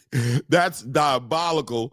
It is what it is, man. Sultan is connecting with these shots, and Carabao is either just not bothered or he can't stop it. It is what it is. We're at the top of the fourth round here. Sultan right down the middle, gets right back on the same game plan off the back of that jab, hitting him with straight right hands, setting him up with that jab, and then coming over with right hands. Beautiful combination punching by Sultan here. Rips to the body, catches him with a check left hook, overhand right. Sultan letting his hands go as well. Fighting back, got that dog in him, but just defensively irresponsible. But Sultan's still going to go ahead and pursue, take his time here. He has to know that he's comfortably ahead on these cards, dominating these rounds, so he doesn't seem like he's pressing the action as much as he would have if he thought he was down. But he's more so probably looking for a stoppage as he's able to connect with these right hands pretty much at will, especially when he's able to get those jabs going. So it is what it is. There we go. Off that little paw of a jab, catches him with a right hook again, doubling up on that jab. Carabalo's walking through these shots, working the body, going up top. There we go. In the middle of that, Sultan hits him with a nasty overhand right. I need to scratch my back. I need something to scratch my back. There we go. Straight a hook off by Sultan. He's letting his hands go. Man, he's letting his hands go. Backing Carabalos off. Carabalos more concerned about landing his own shot than protecting his face.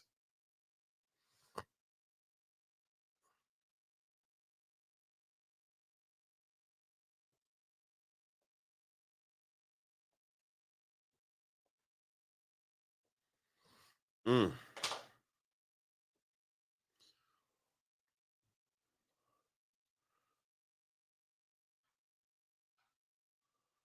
Clay, put your Bluetooth headphone to the fight and put one. You know what? You're right, man. I mean, let me get my Bluetooth out my truck. You're right, Devontae. I never thought of that. Mr. Big Play said these young men making a name for themselves, trying to stand out, right? Sonny Augustine says, salute, yeah, salute too, fam. I already said that, right? Devontae, good idea, bro. I think I'm gonna run out and go get my Bluetooth right quick. Go get one of my Beats headphones and put them in and connect them to my to the Mac.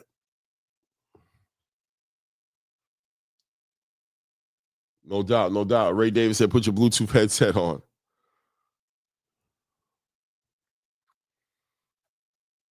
We're at 30 seconds, 29 seconds in the fourth round right here. Final round. This is a 4-round fight, but these two guys put it all on the line, man. Carabalo's showing a lot of heart, but man, listen, bro, he's getting hit with a lot of shots. That man's not going to be able to write his own name. He keeps fighting like this for the next 3 to 5 years. He has to become way more defensively responsible. Sultan hitting him with everything. Great fight for Sultan. Great dancing partner for Sultan to show that dog that he got in him. But look at him connecting with these left hooks. He's just letting these shots go. And Carabalo just got a iron chin. Sultan probably sitting there thinking like, man, I know I was lighting this dude up. This dude wouldn't go nowhere. Let's see what the decision is going to be. Abel Sanchez, another one of these fighters coming out of Saudi Arabia that Abel Sanchez is training. Great fight right here, man. I'm going to put you guys on hold for 2 seconds while I go get my Bluetooth. Blaze pound for pound was good, family. Was good.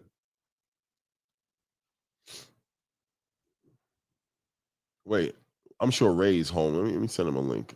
Ray, I'm going to send you a link. I didn't even think to send you a link. I thought, hold on a second. I was wondering why I forgot to send you a damn link. I sent you a link to your email if you want to come up, Ray. I'm about to run over and go get my Bluetooth right quick. That was a great idea by Devontae Richardson. Salute to Devontae for that.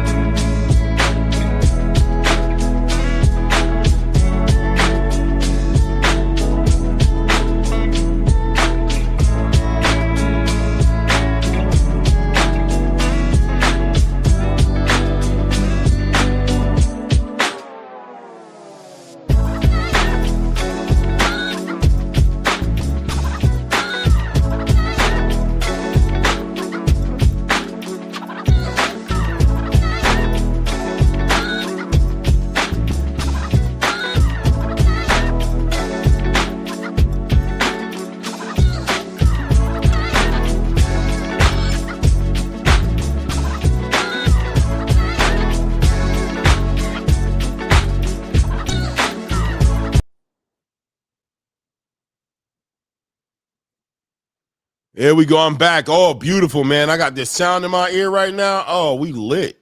I'm probably gonna be yelling a little bit. Let me put the volume down so I don't gotta yell. But oh yeah, we dialed in, bro. We are dialed in. See, I got my little beats in. Oh, this is beautiful. This is beautiful. This is beautiful. Fuck out of here. My guy Ray Davis in the building. Ray Davis in the building. What up, Ray? Ray, you good? Yeah, what's Okay, up? good. I was waiting. I'm trying to find out where we are in these prelims because all I see is conversation going on right now. Well, Steve Nelson got upset. He lost. Okay. Ref stopped that fight. Some people think it was premature. I don't think it was. I ain't gonna lie. I think he got hurt. At best, he would have got a standing 8 count if somebody wanted to give him that. But I don't think, you know what I mean, nobody owed him that. And then we just saw this last fight right now. That was just, there was a crappy stoppage early in the night. The first fight was a crappy stoppage between Marcos Verdes and last name Akalel. I can't remember what his first name was. A short, bald-headed African guy. Okay.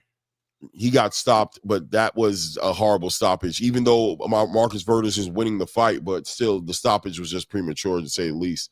And then and then we just saw this fight right here. Yeah, I'm catching up. This last fight was a good fight. This boy Carabalo has no type of defense. Doesn't keep his hands up for nothing. Sultan just setting him up with jabs and coming straight down the middle, right hands and right hooks and ripping off left hooks to the body and coming back over the top with right hands. He ended up putting him down in that first round real quick.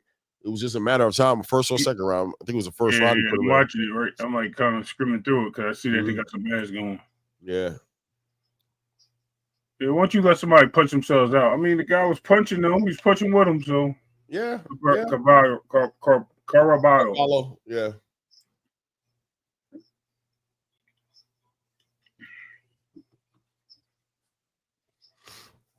Oh my gosh. I hate when these guys talk this A side, B side stuff in the internet, man. I've been listening to some stuff over the last couple of days. Yeah. Even with the shift after you go, because I even heard your show last night with you. You did a great job with Blue and Mazuma. Shout out to Mazuma for holding it down. Yeah, Mazuma was doing a great job, man. I love doing shows. I love when I sound like it sounds like an echo chamber when I say stuff and I hear it from someone else. Mazuma was a especially good to my profession. He's a good person to throw ideas off of and get his perspective. And it was good and refreshing because I didn't want to keep on repeating the stuff I've been repeating all week. It was good to kind of get that new perspective and from somebody educated like him. He's in the business for the most part, right? He's training fighters. He knows what's going on. I mean, a lot of this stuff is very obvious, man. And I didn't see the weigh-in. Like I seen the weigh-in at the official one. I mean, I seen the real weigh-in, I should say. Mm-hmm. Let me close this window. This train is going off. I know y'all can hear it. I didn't see the the stage one rather, and because I didn't see the stage one, I heard you guys like I'm at work. Like I said, I'm in an area where I can't touch anything because I'm in a decontaminated area. So I'm like, damn, man, what they talking about, man? And he's like, yo, look how big. Is he bigger? I heard the pause. He did say that. He was like, is he bigger? Yo, is he bigger than him? Like, yo, what is it? And I was like, yo. Salute to Tanisha Davis in the building says, well, hello, Captain Clay. It's going to be an extravagant evening. 100%, Tanisha. 100%. Yo, let me see something real quick. I'm about to die laughing. I was going to say, isn't that Tank with a wig on? I'm literally going to say that. Oh, like, Tanisha Davis. Oh, my goodness. I didn't even think about that. I'll be so slow when it comes to that stuff. I wonder who that is. Hey, Ray Davis. Hey, Ray Davis. Hey, Tanisha Davis. I guess we cousins. I got a cousin named Keisha Davis, but that's close enough, but she ain't Davis no more. So, yeah, Blaze Pound for Pound said, I see Max is working.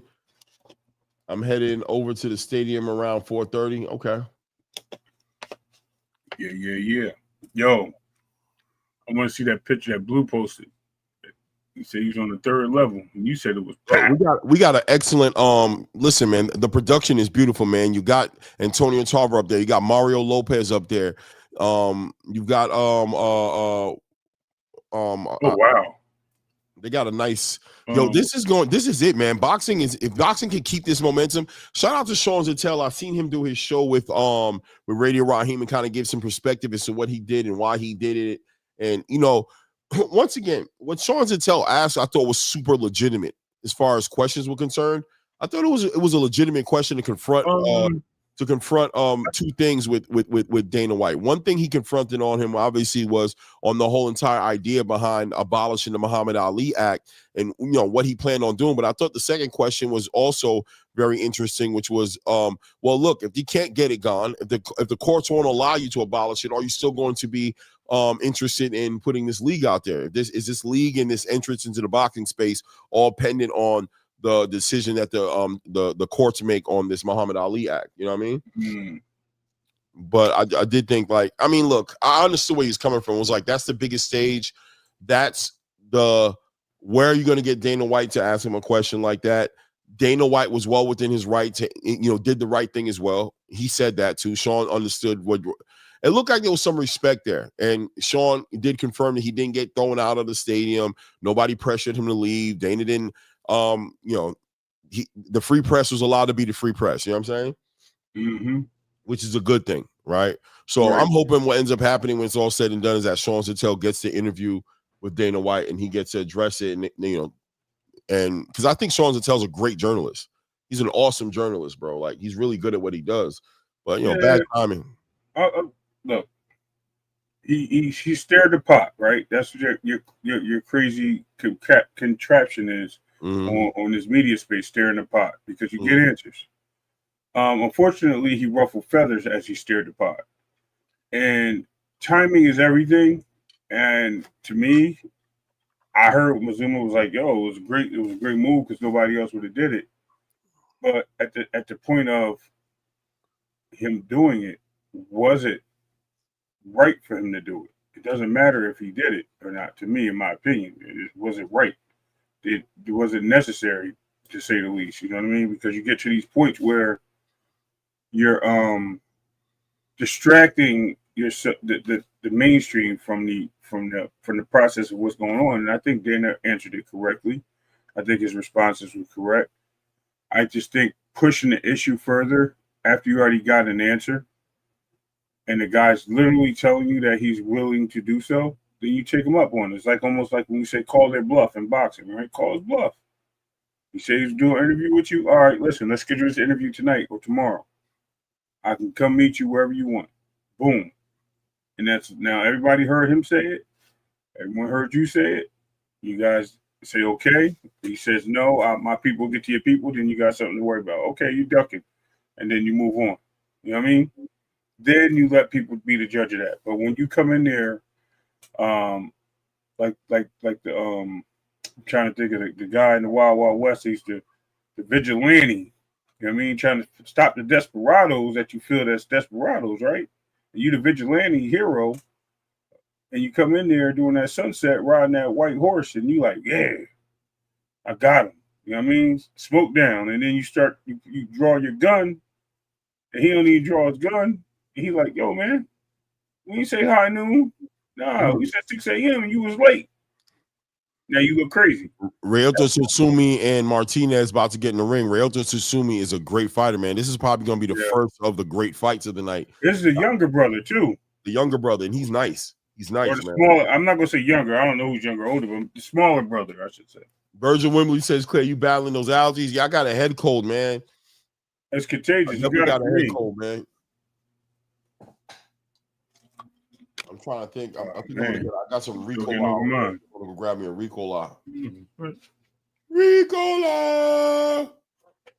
Javier Martinez stepping into the ring here. This fight right here, I'm looking for it to be a great fight. I'm looking for a lot to come out of Ryota Sumi. Brother, I can't remember what his older brother's name is. Sumi? No, both of them are Tsusumis. I know. I said that. Oh, I'll be right back. Let me go get me a Ricola, bro. Yeah, no doubt. Let me get me a Ricola. But Yeah, it's kind of weird too that they say that their last names like that, because usually in the Asian culture, the last name is their first name, and then their name that they rock with is their last name is usually their first name. I don't know if you understood that one, Clay. That's why they'll call him like Wang. Like, let's just say his name was Sasumi. They'll say Sasumi's son, and that'd be his. They call him Mr. Sasumi. That's usually their first name. But hey, who knows? Things change, man. Things change every day. Woo. Clay, bite an onion like an apple. What? Devontae, if you don't take your ass somewhere, He got all the nobody trying to hear none of that shit, bro. Ain't nobody trying to bite into no damn onion, man. If you don't go, boy, you do start crying. Do it on camera, too. Richardson trying to get me sprayed up out here, bro. Yo, do it on camera. You have to bite into an apple, man. And the thing about it is, I know he probably not playing. His grandma probably used to do that to him, and I'm sure it does clear it up. But let me tell you something, man. I think that right there is one of those home remedies that's like, it's so nasty that you don't think about your actual issue no more. You just start thinking about the fact that you got onion on your breath and that you had to do that. It's kind of like your finger was hurting, so he kicked you in your shin. Like, how's your finger feel now? Like, damn, not too bad considering my shin is on fire. You know what I'm saying? Considering I'm trying to attend to my shin. That expose all your senses, bro. That man said, bite an onion like an apple. You are diabolical. Bro, your senses will be exposed. You'll be up here crying. Yep. Your nose will be running. Yep. Ears will be leaking. But for some reason, I won't be thinking at all about my damn allergies. A shout out to AK Crowd in the building. Says, blessings, brother. Claymore Rain and Ray, man. Salute to you, man. Peace, AK. Listen, do you got any Claritin or anything? I bought me some Dayquil. Nah, you gotta get like Claritin or Xanax and stuff like that. Like stuff that not Xanax. Says Bud about to get his bug clapped in 2 hours. Crazy. Start with a Z though. Xantex, my bad. Like those things, you got to get that stuff out your system. That, like when my head was hurting. I'll be real with you. Like I'm inflamed a little bit, but I don't have like a lot of like snot. And you know what I mean, I got my Kleenex right here. You know what I'm saying? Got my Kleenex. Yeah, no, I heard you last night. I was like, yo, you playing the trumpet, bro. I got that going right now. I got my Ricola. You know what I mean? Shout out to the Ricola. Yeah, they don't help, man. Listen, you giving me the props, but I'm telling you, man, what it is, just to clear up. Look, 20 seconds, you will be clear. Trust me. Clear. Boop. And that's one a day. And that'll knock. But that's for like allergies, right? Yeah. Well, I don't have allergies. I'm just literally sick. Yeah, still clear it up. I mean, I know it will, but isn't that like a steroid of some sort? No. That's what it is, right? I mean, isn't that what that is? Like to open up, doesn't it like open up your shit? Like, isn't it like a steroid?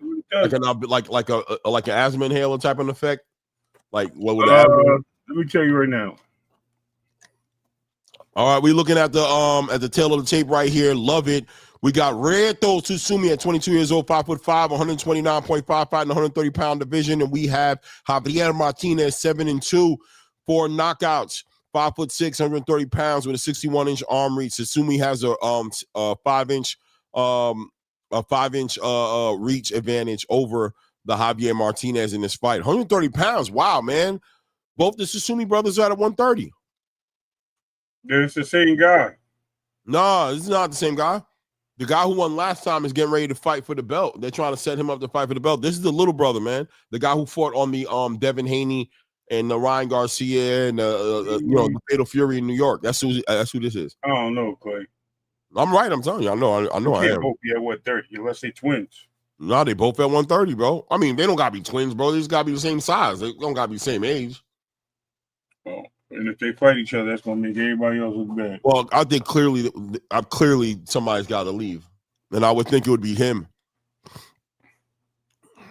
Rieto Sasumi, 2 fights, 1 knockout, coming out of Narashino, Japan. No, there's no steroid. Ryan Dow, salute. Says last fight was excellent. Glad Andre and Max are commenting. 100%, man. You gotta love the combination of both those guys, man. It's a breath of fresh air in the boxing, man. Real pundits in the space, real passionate about the sport.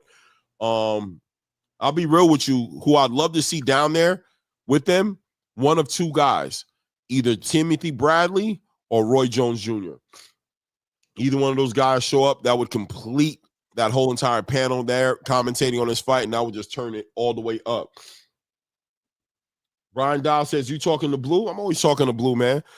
Me and Blue going to do the live later today on the main card. I'm going to actually go to his channel. We're going to do a reunion. It's a family reunion. We'll be calling the fight to the main card. Turkey Al Sheik with the Canelo Alvarez Terrence Crawford t-shirt on.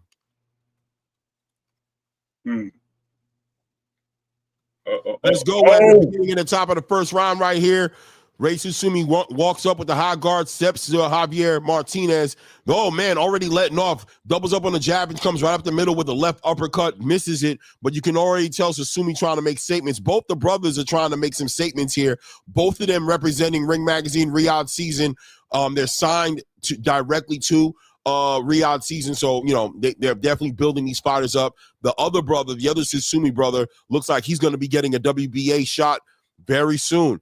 Oh, whoa! Javier Martinez with a nice 2-3 punch combination right there puts Sumi on his heels. Sumi being very aggressive, stalking Javier Martinez. Javier Martinez taking his time, keeping his head off the line, and just trying to counterpunch him. We're dealing with the southpaw orthodox combination here. Both guys trying to run the jab right there. There we go. Martinez taking his time, straight right hand down the middle. Sumi catches him with a straight left hand right down the middle of his own. Nice left hook by Sumi. Doubles up on the body work for Sumi. Nice left hook by Sumi. Catches Martinez. Martinez looks like he got shook a little bit. Nice left hook to the body. Nice check right hook by Sumi. Nice right hook to the body. Nice left hook to the body. Sumi putting on a body campaign here. Martinez moving around. Straight left hand by Sumi. Doubling up with the straight left hands as Martinez tries to take a knee. Almost goes down, trying to hold on to Sumi. Sumi's ripping him to the body. Yo, he's ruthless at body. Jesus. Straight right. Straight right hand, uppercut, right to the body, back to the body, on the body, overhook. Martinez is getting rocked. The ref's going to get in there. He's ripping him to the body, bro. He is ripping him to the body. I'm loving this Sumi kid. It's over. Sumi kid is must-see boxing. I love it. I'm loving it. He is pinning him up. We are at what kind of time period do we have? Why does it say you got to speed up? You a little behind, man. Time on here. I'm covered up. Sumi is there he goes. Sumi with a straight left hand rolls Martinez up. Martinez trying to get up. 5, 6, 7. Martinez gets up on his feet. Referee asking him to step forward. He looks like he's drunk on his feet. Let's see what the referee does. Referee waves it off. As Sumi drugs it up out of him. Wow. Let me tell you something, Ray. Those Sumi brothers are must-see boxing, man. They deliver action-packed fights. Did you see that work to the body, man? You know how much I love some good body work. Listen, he started, he was digging. I mean, even during the clinch, Martinez trying to clinch him, and Sumi's doing this thing where he's kind of like this, like ripping the arms apart, and he's just coming up under bang, bang. He's not letting him get the arms around him. He's just tearing him up to the body. That was amazing. Yo, he hit him with the I said, I'm trying to think his name. I was gonna say Ivan Drago. That's what he hit him with. He hit him with the punch, followed through, chased him, punch. He came bouncing off the ropes and punched him out. Yo, that's crazy. Yo, he beat the brakes off of him, bro. That boy, he really beat the living daylights out that kid, bro. There you go, right there. Right there. Who said Mr. Big Play said 130? Get ready, 100%, man. Him and his brother. I'm gonna look up. Yo, he a big 130. Pause. Now he might be going up to 135 because the brother's about to get a shot at that title at 130. They wanted to see Raymond Ford. Remember, we wanted to see Raymond Ford fight the brother. We were like, that'd be the good fight. Let me see here. What they gonna do with this young bull? What they gonna do with him? Look at Turkey in the ring like that's his brother right there. You see his brother? Yeah, I see him. Yeah. He dissed him like 3 times. He tried to shake his hand. He's like, get out of here. His brother's the one his brother's the terror, though. Yeah.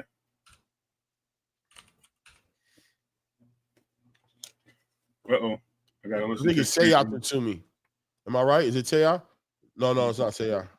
Like button. Yo, that's crazy. You watching on the Turkey Al Sheik platform or you watching on the Zone? I'm watching on the UFC platform. Oh, okay. I'm watching on the What's his brother's name, man? Turkey Al-Sheikh on his YouTube page is doing a live broadcasting.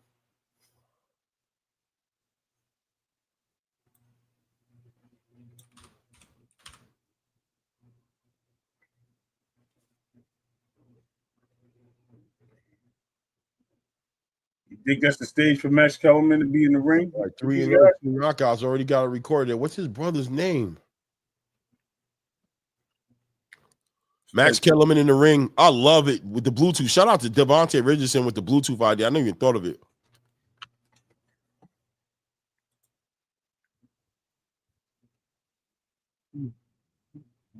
Sleeping OG, you can catch it on. I'm watching it on the UFC channel on YouTube. You can catch it on the Ring Magazine. The Turkey. Yeah. It's everywhere. You can go to Twitter too. He's posted. He's got it on Twitter playing too. It's everywhere. Y'all are behind me. Are you watching Ring Magazine stream on YouTube? No, we're watching the UFC on YouTube. I'm watching UFC. I don't know what he's watching. Yeah, I'm watching Turkey Al-Sheikh's page.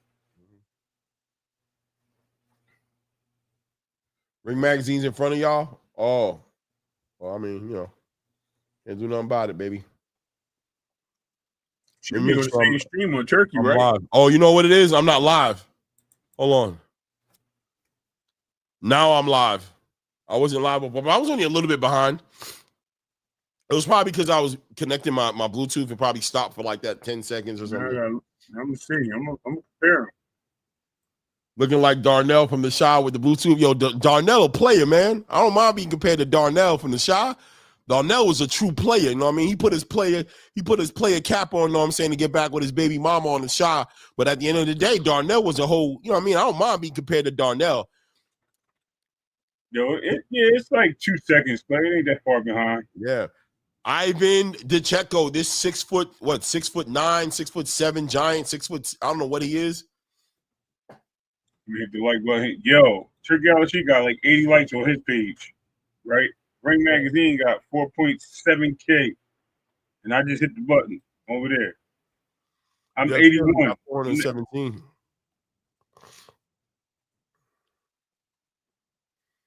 You already know, Sleeping OG. James Franklin, bro. Yo, is that really? The Sleeping OG, is that you? Is that KQKC? Yo, what happened, bro? Yo, wow. Yo, the Sleeping OG, diabolical, bro. Oh, crazy. Yo, these thumbnails is crazy. These thumbnails is crazy tonight. Yo, man, I need my back scratchers in the truck. I got this itch that's been popping up. Let me hear. I got my little stand right here. Let me see if this will get down there and get to it.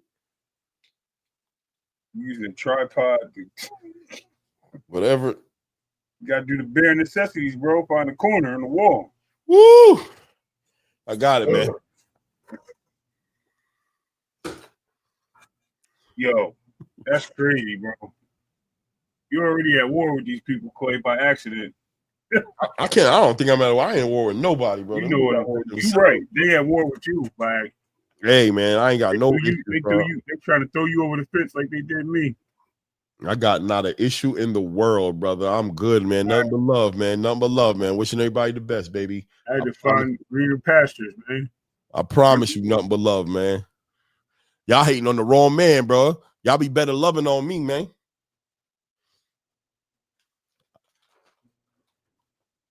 Y'all wasting y'all time sitting there hating on me, man. Waste.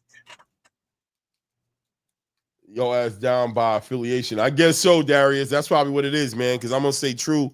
I rock with my brother Blue, man. That's my guy for real, man. That's a real good dude. And you don't throw away good dudes because of some internet people who don't have no thoughts for themselves. So they going to hate me because of Blue. Let them hate me, man. That's my guy, period. Other than that, though, I don't know what the issue is. Everything you don't want it to be, you know that. Other than that, I don't know what the issue is, man. It's haters, bro. Man, listen, man. That Ryoto Sumi set it off tonight, man. What a great fight to set off the night, man. I mean, that last fight was good too between Sultan Al-Muhammad and that Carabalo guy, but it wasn't competitive. I mean, It was competitive, actually. It was competitive. Carabalo had an iron chin. Really just railed to Sumi fight wasn't competitive. I love to see a good body campaign, though. I love to see, especially from a prospect, because that's what he is. He's 3-0 right now, 2 knockouts. He's a prospect. But when you see him coming in with that type of mindset to invest in the body that way, that's a hell of a foundation to build up on, right? You know what I'm saying? Like, to start there, it's like, where is this kid going to be at 20-0 or 18-0, 15-0 when he's beginning with that type of, you know what I mean? Like, he's already, that's scary. It's kind of like Ajit Caballero. I don't care what nobody says. Any heavyweight who gets in the ring with him is thinking about that body work. I don't care who you are. I don't care how good you are. You thinking about it, right? You like, damn it, all right, I got to be on point tonight because this kid likes to rip to the body. He likes to let 2-3 punches at a time, and he's stopping everybody with the body shot. That's just kind of like a boogeyman type of energy that somebody comes into the ring with, in my opinion. Right? The body snatcher is the boogeyman in the division, as far as I'm concerned, because that body will give. And I'm telling you, I think the body's gonna get put on the big stage tonight, bro. Between Terrence and Canelo. You know what I'm saying? I think he's gonna get put on the stage, man. You guys are gonna see some body work, man, tonight. It's gonna be from both of these guys. Whoever wins the body work campaign, like whoever wins that is probably gonna win this fight, right? Right. Because Canelo gonna do the same thing, right? Like Canelo gonna be trying to rip to that body and get Terrence out of there. That's right. Yeah. I think that might be a mistake, though. For who? From Terrence? For Canelo. Yeah, I think if he attacks the body, left hook comes in.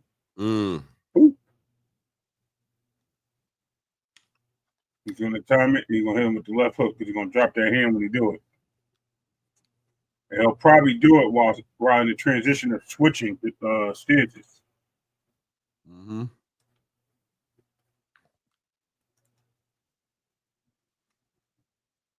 You know they said, hold on, let me tell you how funny what I heard. What? Dana White don't like turkey. He already said it. He said he'll never work with turkey again. And I'm like, are y'all stupid? Like, what are they doing then? Like, what do you think? Because of the Spear situation? The Spear? I'm like, bro, that's not what he said, first of all. And that the Spear situation was a success. Did you see that event? The event was amazing, bro. It was crazy. Both events were good, dog. I mean, look at the end. I don't know what would Dana be mad about?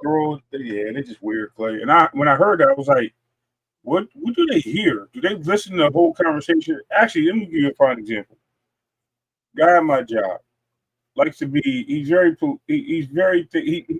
intuitive, but he listens to everybody else and he uses their arguments. Sounds familiar? And then, like, you already heard these points and you know how to win them. So I just let him go on, and then I counter it with tactics that make him re-trigger the question. I'm like, okay, but where's the evidence? The dude tried to tell me God said to judge people. I said, no, he did not. I said, show me where that says that in the Bible. I've never seen that in the Bible. Show me where God said we are allowed to judge people. It literally tells you in the Bible, it says we should not judge people for who they are. Go find it. I said, matter of fact, I'm gonna tell you right now, go look at Matthew 1:5 and tell me what that passage says, and then tell me when God said that we judge people. He said, hold on. Right? Never got back to me on it. And I'm waiting. So this morning he texted me on some nonsense. I don't even know what he texted me about. And I said, yo, matter of fact, here. And I said to the pastor, I said, well, now you show me your part where it says that we're supposed to judge people. He goes, not figuratively. I said, oh, come on, bro. Don't do that.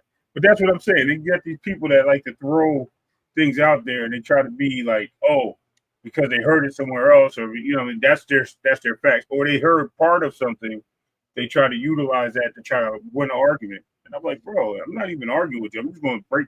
I basically sit patiently like you and let them burn themselves up. And then I just throw some water on it. And if I'm like, you okay? and they still going. I throw some alcohol, some gasoline a little bit. Y'all doing like the little kids at the party? Yeah. When it's not your kid and they bothering you. Take your little cup of water, you look left to right. Splash. Pull a little water on his head. There you go. Yeah, go ahead. There you go. There you go. I need you to go. Go tell your mom I put some water on your head. You know what I'm saying? He put water on my head. That's just a little water. He'll be all right. I was a little water, bro, on his head. He'll be all right, man. Just need a little dude to get the hell away from me, bro. You know what I mean? It is what it is, man. Don't feel no kind of way. You know, as parents, what it is. Expect that, right? Put a little water on his head. That's all it was. It wasn't nothing crazy. Just to get him together, man. I just needed to get him together. He was doing too much. You know what I'm saying? Yeah. Brian Dial says, Clay, what do you think about Dana White because he's known to rob UFC fighters? Let me tell you something. Just as many fighters who are talking about they're getting robbed by Dana White, I promise you there are fighters over there who've made their biggest amount of money. The stars are getting paid. The guys who aren't stars probably aren't getting paid like the guys with the stars. Don't get it twisted. It's just like boxing. These fighters are getting robbed all the time. I promise you, I very much so doubt that there are fighters over there at the UFC right now making $1,000 to get in the ring, $2,000 to get in the ring. They're all making minimums. You know what I'm saying? Dana White can't take the UFC model and bring it exactly over here into boxing. And plus, guys, you know, hang around here and I'll give you some true perspective. There are people out here who are very triggered and don't listen.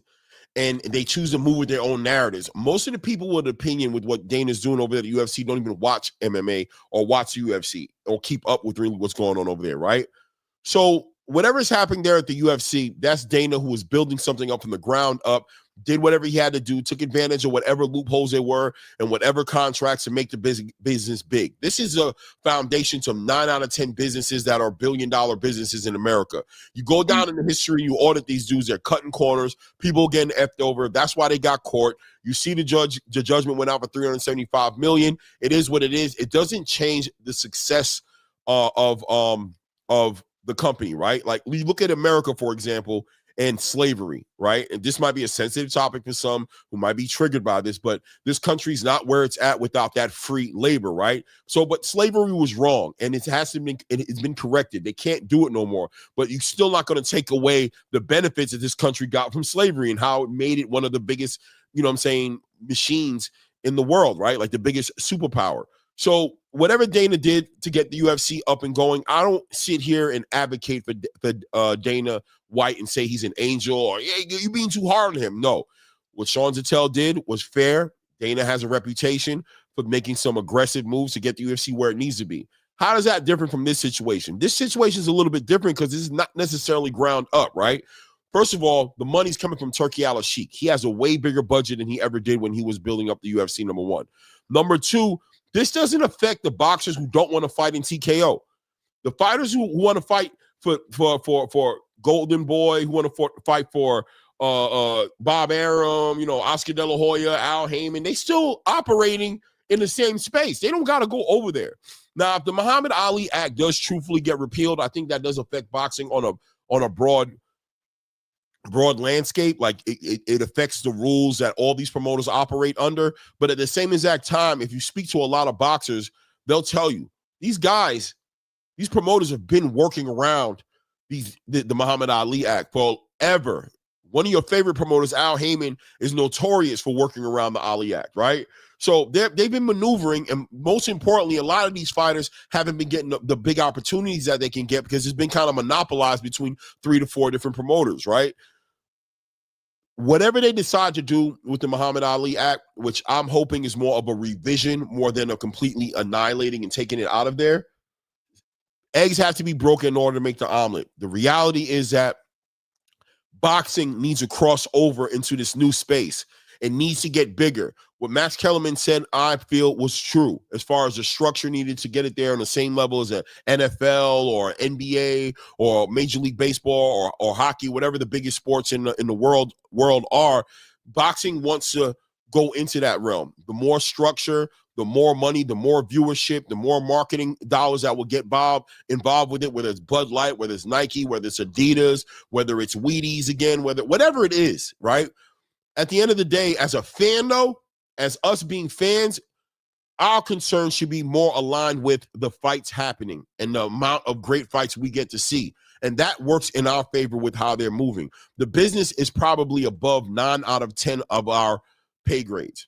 The business is the business, man. So I don't get that deep into it. I'm about to turn away Turkey Al-Sheikh and Dana White and Nick Khan when I know what they bring as far as production, when I know what they bring as far as making the sport bigger and knowing where we're coming from, with ESPN getting away from Top Rank, with Showtime getting away from the PBC. No, I'm not turning it away. F all that, bro.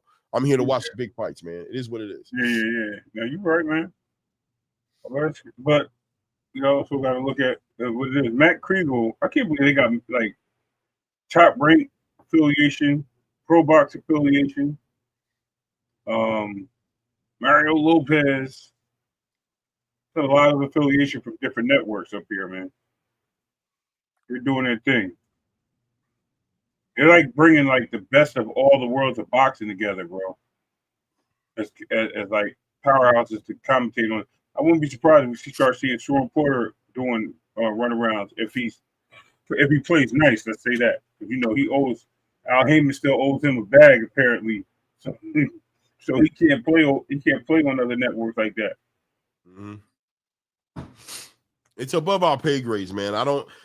It's just above our pay grades, man. I don't know what's going on with that over there. I just know that there's no angels in the business side of boxing. Boxing is corrupt and lawless, man. And I'm not going to sit here and act like Dana White. It's the same thing with the Victor Conte conversation. Victor Conte won't be the first, and he's not the first, and he won't be the last, bro. I'm not going to sit here and just focus on him, and now I'm discrediting Terrence Crawford or Bam Rodriguez or Devin Haney or these fighters who have never popped on test because they're affiliated with somebody who's been caught cheating before. Brother, everybody's cheating. They just haven't been caught yet. And there's a lot of people who've been caught that don't got the name as Victor Conte, and a lot of people who've been caught who you guys still celebrate to this day, who work with some of your favorite fighters. I'm about to fix my shirt, man. I'm about to go get another shirt. This shirt like leaning to the side. Look, I feel like I'm in a Prince video. Like, you be hanging your shirts up in the closet? No, you didn't hear what I said? No. For that photo, I said I'm about to get me another shirt. I feel like I'm in a Prince video.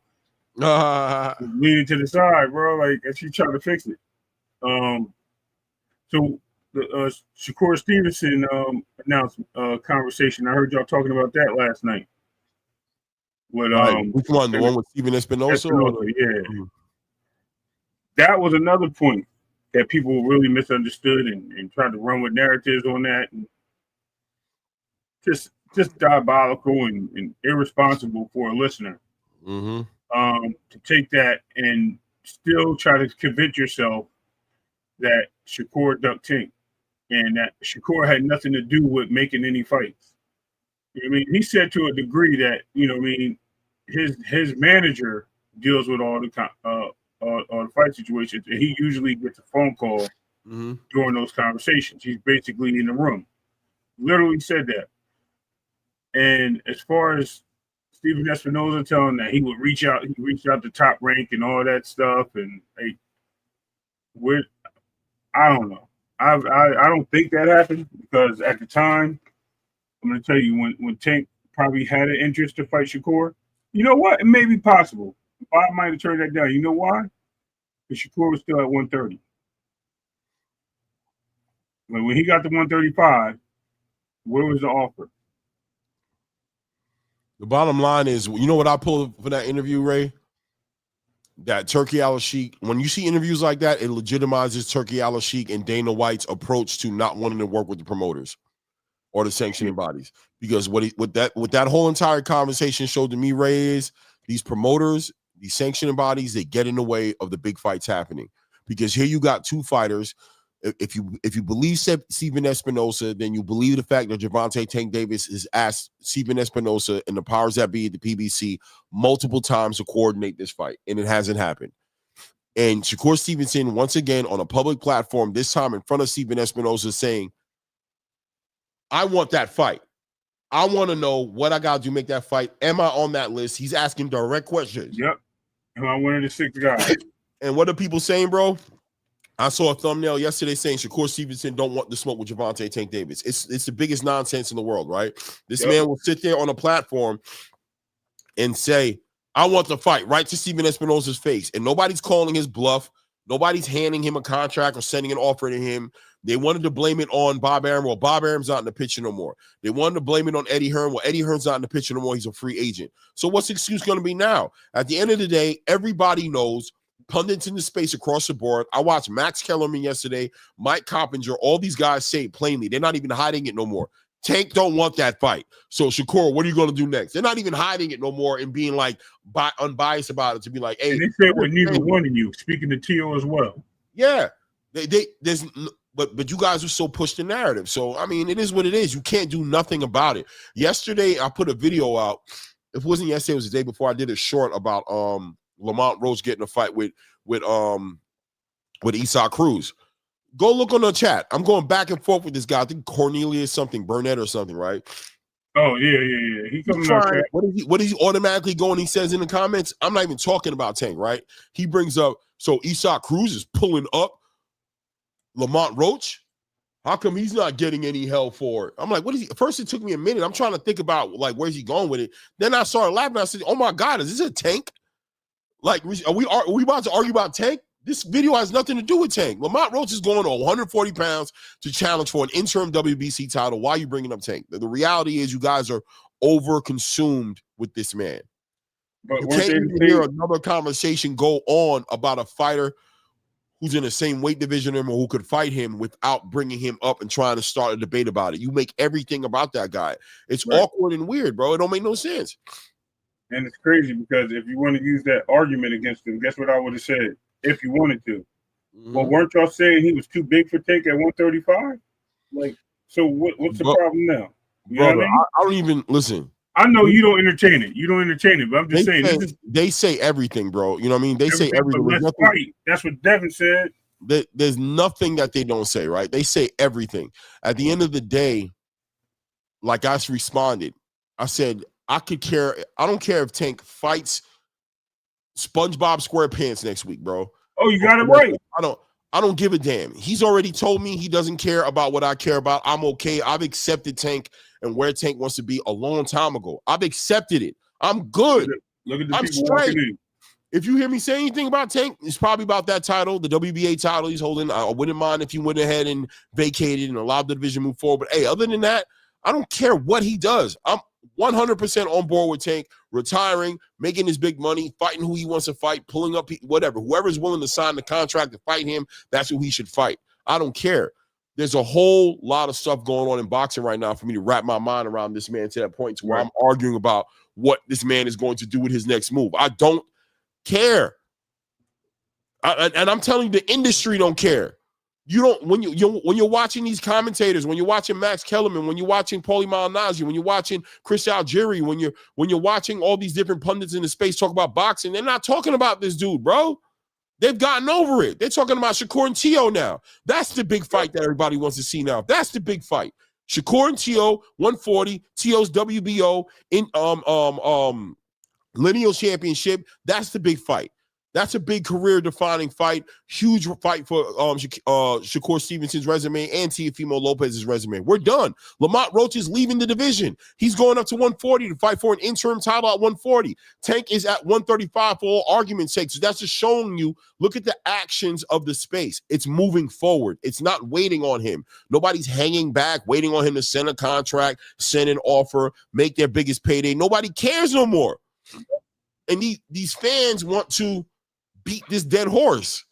That horse is decaying with flies and maggots all in it in the middle of the desert getting pecked away by vultures. Nobody cares about it no more in real time. Right. And you know what's funny? Clay? It starts with this. You would never be had a fight. We got the big boys in the building, by the way. We got the big boys in the building. We got Jermaine Franklin in the ring right now and big old Dirchenko. 6 foot. This is going to be an interesting fight because Jermaine Franklin is definitely the more fundamentally sound fighter, I think, in this fight. He's a more like boxer. Like he's got the slickness. This fighting against his 6'9". How tall is this dude? 6'9", 6'7". What's it? Let me look at Harvey Dock, like 6'2", right? We're gonna find out. 6'9", 15 wins, no losses, 14 knockouts. fighting out of Pittsburgh, Pennsylvania. This is going to be an interesting fight because I'm not familiar with Ivan Ditchko. Like that is, I'm familiar with his with the legend of him, with the stories of him and what he's done, but I've never actually watched him fight. From Pittsburgh, Pennsylvania. He's fighting out of Pittsburgh. He's from like Russia or something, or Ukraine or something. Sitting right next to you somewhere. Yeah. He about 3 hours away, 2.5 hours away. Probably sat next to him and didn't realize it. Eating dinner. Yo, he about to knock Franklin out. Yo, I'm called it. He gonna knock him out, Clay. And Franklin fought a couple of bigger fighters, bro. But this dude, bro. His arm handles it, bro. Look how big Franklin is, right?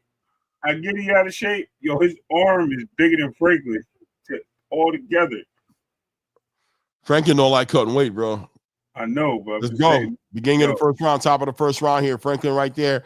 Yeah, of course, Ditchko starts off with the jab, keeping that jab out there. Of course, he's gonna try to establish that distance, but nice straight. That jab is very it's accurate and it's real hard. He's catching Jermaine Franklin very easily. He's jabbing up top and he's hitting him up down to the solar plexus. Jermaine trying to get past that jab, but he needs to get that health that line. Jermaine needs it. He did a good job though. Jermaine did a good job, man. Got up under that jab and jumped over the top with a hook. There we go. Straight. Jermaine got to use his feints. Jermaine with a nice jab to the solar plexus, trying to get his head off the line, but Ditchko got a heat-seeking missile for a jab, finding Jermaine Franklin's head. There we go. Ditchko feinting with the jab, jabbing him to the body, trying to win this fight off the back of that jab, get Jermaine Franklin to overcommit, jump forward, right? For some kind of, woo, nice. 1-2 by Ditchko comes right across there. No, again, straight. Oh, he's hitting him with shots straight down the middle, bro. That ain't good. I said that. Told you he's gonna knock him out.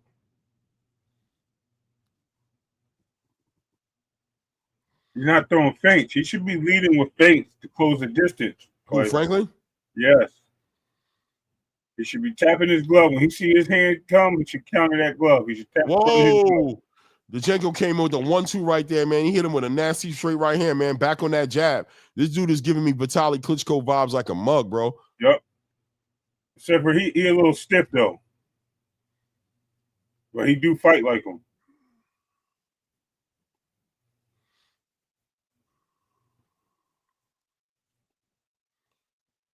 Maybe it is Klitschko. He just switched his name up to just shaved his head ball. Nah, straight right hand by Ditchko. Ditchko has a real good control of the distance. He's good at it. Even look how he put pressure on him. Ooh.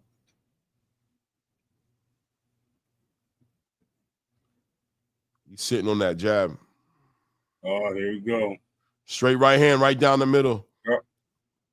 Trying to blind him with that got hand. 40 seconds left in the first round.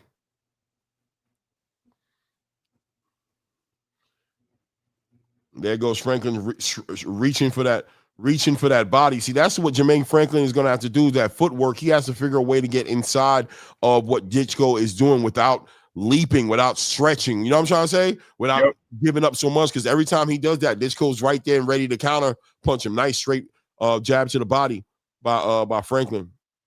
We're down to 15 seconds left in the first round here.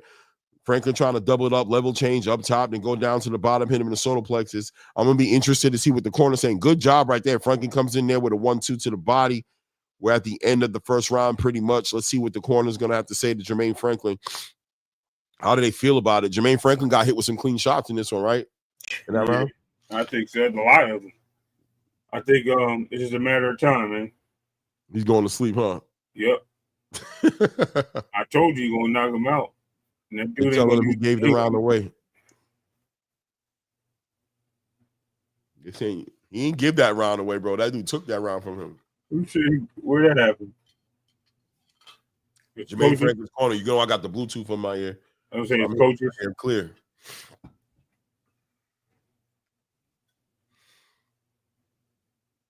Gotta just gotta catch his hand. You gotta tap his jab when he throws that jab. You gotta get it out your way. Knock it out the way and then come over the top of it. You know?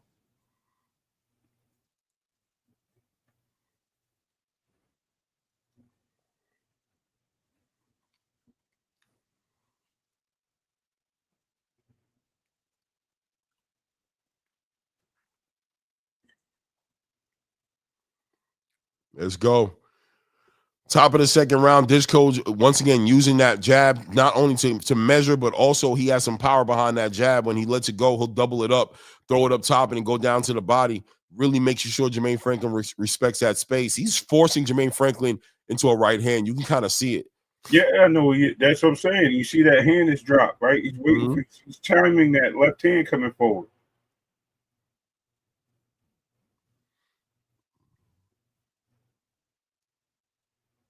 Here it was. He tried to shoot it.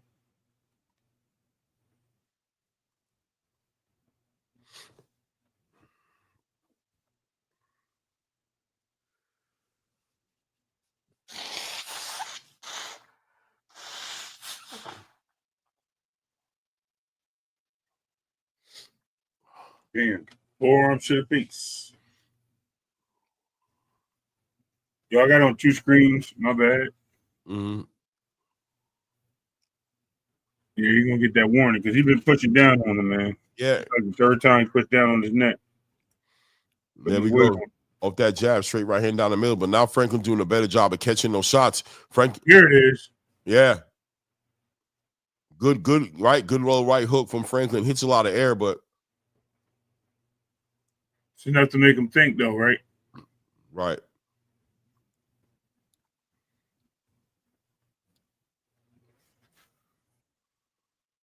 Yeah. Need this.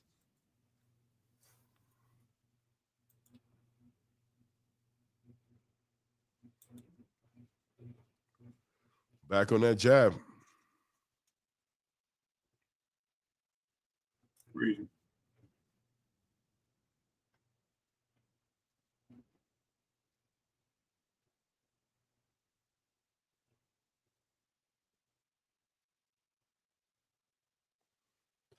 Back on that jab. Here we go. Watch this. Watch this. There it is. Right in the forehead. Okay, nice. He's gonna have to leap with that left hand now, man. He's gonna have to take a chance. Franklin got to take a chance with that left hook. He's got to. Good parry by Donovan. So I see that we're down to 25 seconds left in the second round. Jermaine Franklin now doing a good job of kind of like getting low up underneath those shots and then initiating these clinches. Nice check left hook by Franklin there. There he goes back on that jab.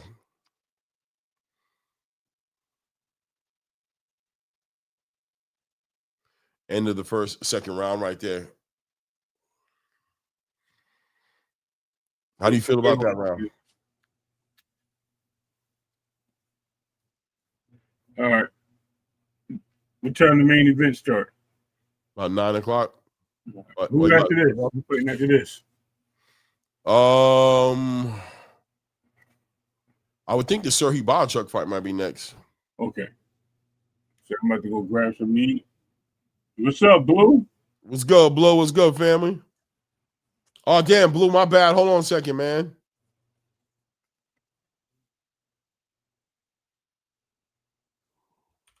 Blue, check your email if you want to come up right quick and build with me. I could put the link in the chat if you want, but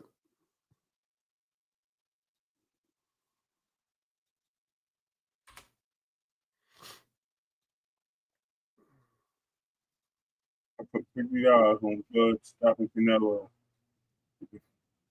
Okay. That's what's up, Blaze. I'm surprised Angelo and these guys haven't ran up. All these guys that run into each other yet. Angelo ain't finna be out there. Huh? Well, he was out there last night. Yeah, because it was free. Because it was free.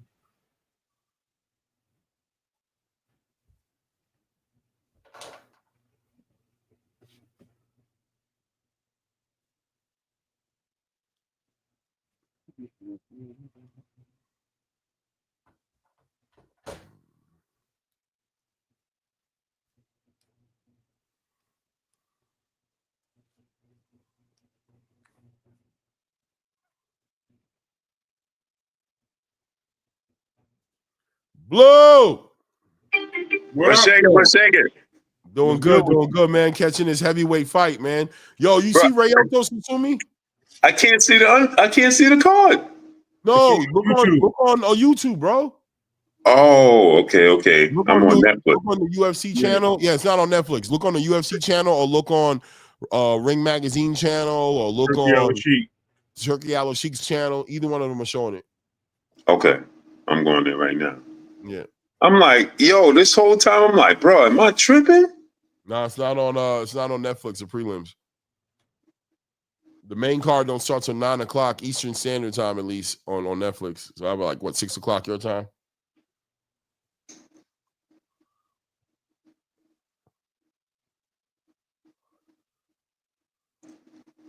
Okay. Yo, that kid Ryoto Tsutsumi, bro, and his brother at 1:30. Ryoto Tsutsumi and his brother. I can't remember what his brother's first name is. Man, I can tell you his name right now. Let me stop playing games. I'm tired of playing that game. Let me just say it right now. Figure it out. His brother's a beast, man. I want to see these guys get in the ring with Ray Ford. Hey, fellas, we got some boxing, man. Oh, please believe it. Do. Bruh. Heard you out I got some protein ice cream, man. What kind of protein ice cream you got? Because I got a couple of them I'm be messing with too. Walmart specials. You see it? Wally World protein ice cream, man. You know that? Hold on, let me see. What is it? Do it again. Protein pints, 30 grams. Wow, that's a lot, bro. 30 grams is good. Is a good amount, man. The one I got, I think, is like 25 grams, 20 grams.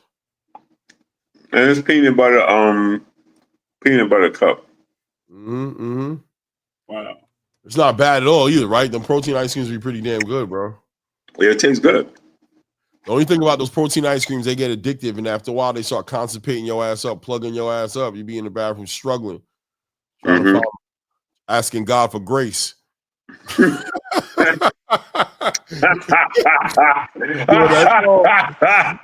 your child. Have mercy on your child. Lord, have mercy. Yo, you ain't lying, bro. You be up in there like, please, I won't do it again. I won't do it again. Learn. I'll be like, nah, man, you go in there and struggle, bro. You wipe that forehead and you get it done. You work it out. You get it out. So I'm putting some fiber in your diet, young bull. So I'm putting some fiber in your diet. What have we learned today? What have we learned today?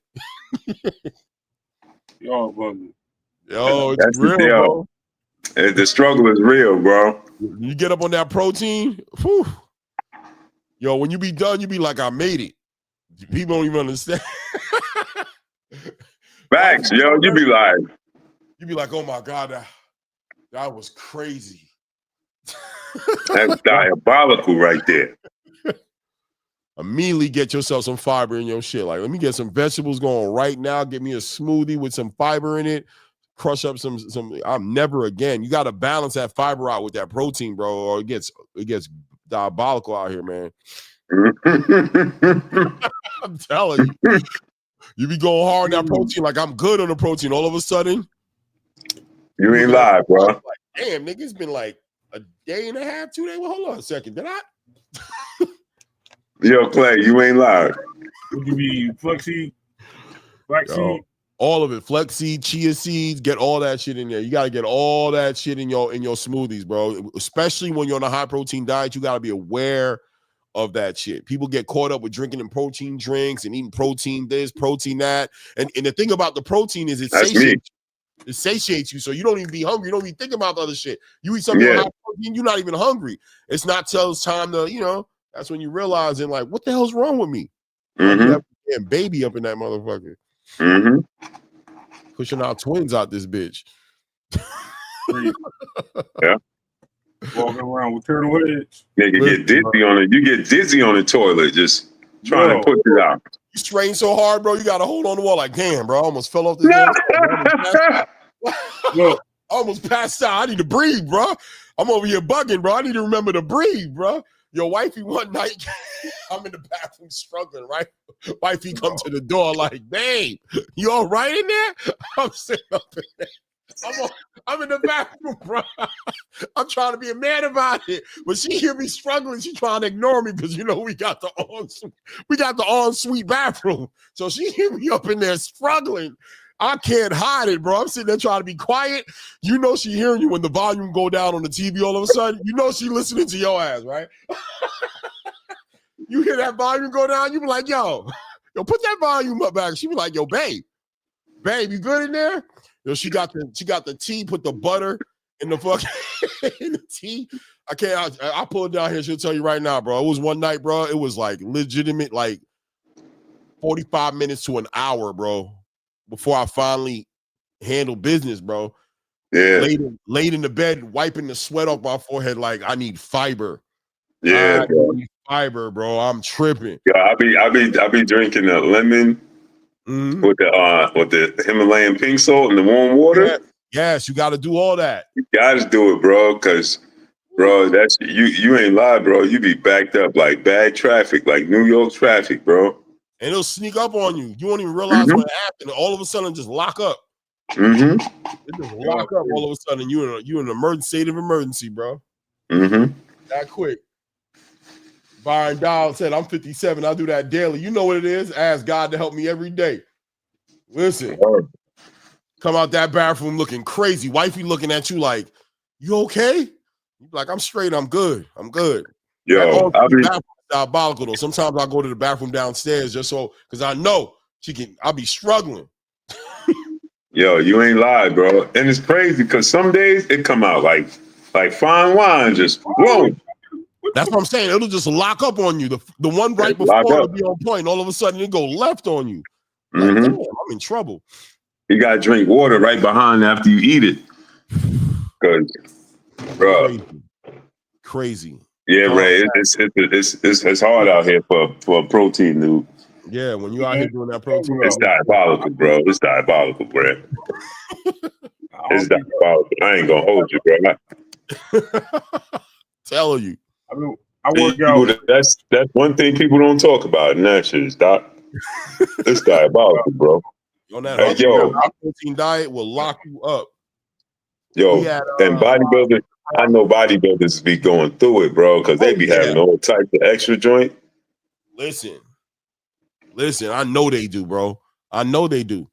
That's probably why they be doing those carb. They be talking about when they be having their carb days. They do that for that, I think, too. Yeah. They just go out on the carb and try to soften it up. Once a week. Yeah. Yo, for it's boxing is so diabolical, right? Like when you see these two dudes on the scale weighing in, it look crazy, right? It look like Jermaine Franklin don't got a snowball chancing on this green earth to beat this dude. And look how competitive it is. Yeah, he's making it into a good fight, man. Ditchko coming down the middle with those 1-2s though, but Jermaine Franklin got a beard on him though. He's got hit with some shots and he hasn't even hurt. But just with the eye test, like if you just saw them on the scale and you don't know boxing, you would think like, oh, the big man about to put him out. You know what I'm saying? Right. Yeah.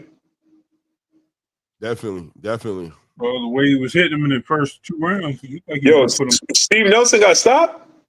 Brother, it was bad. I couldn't believe it.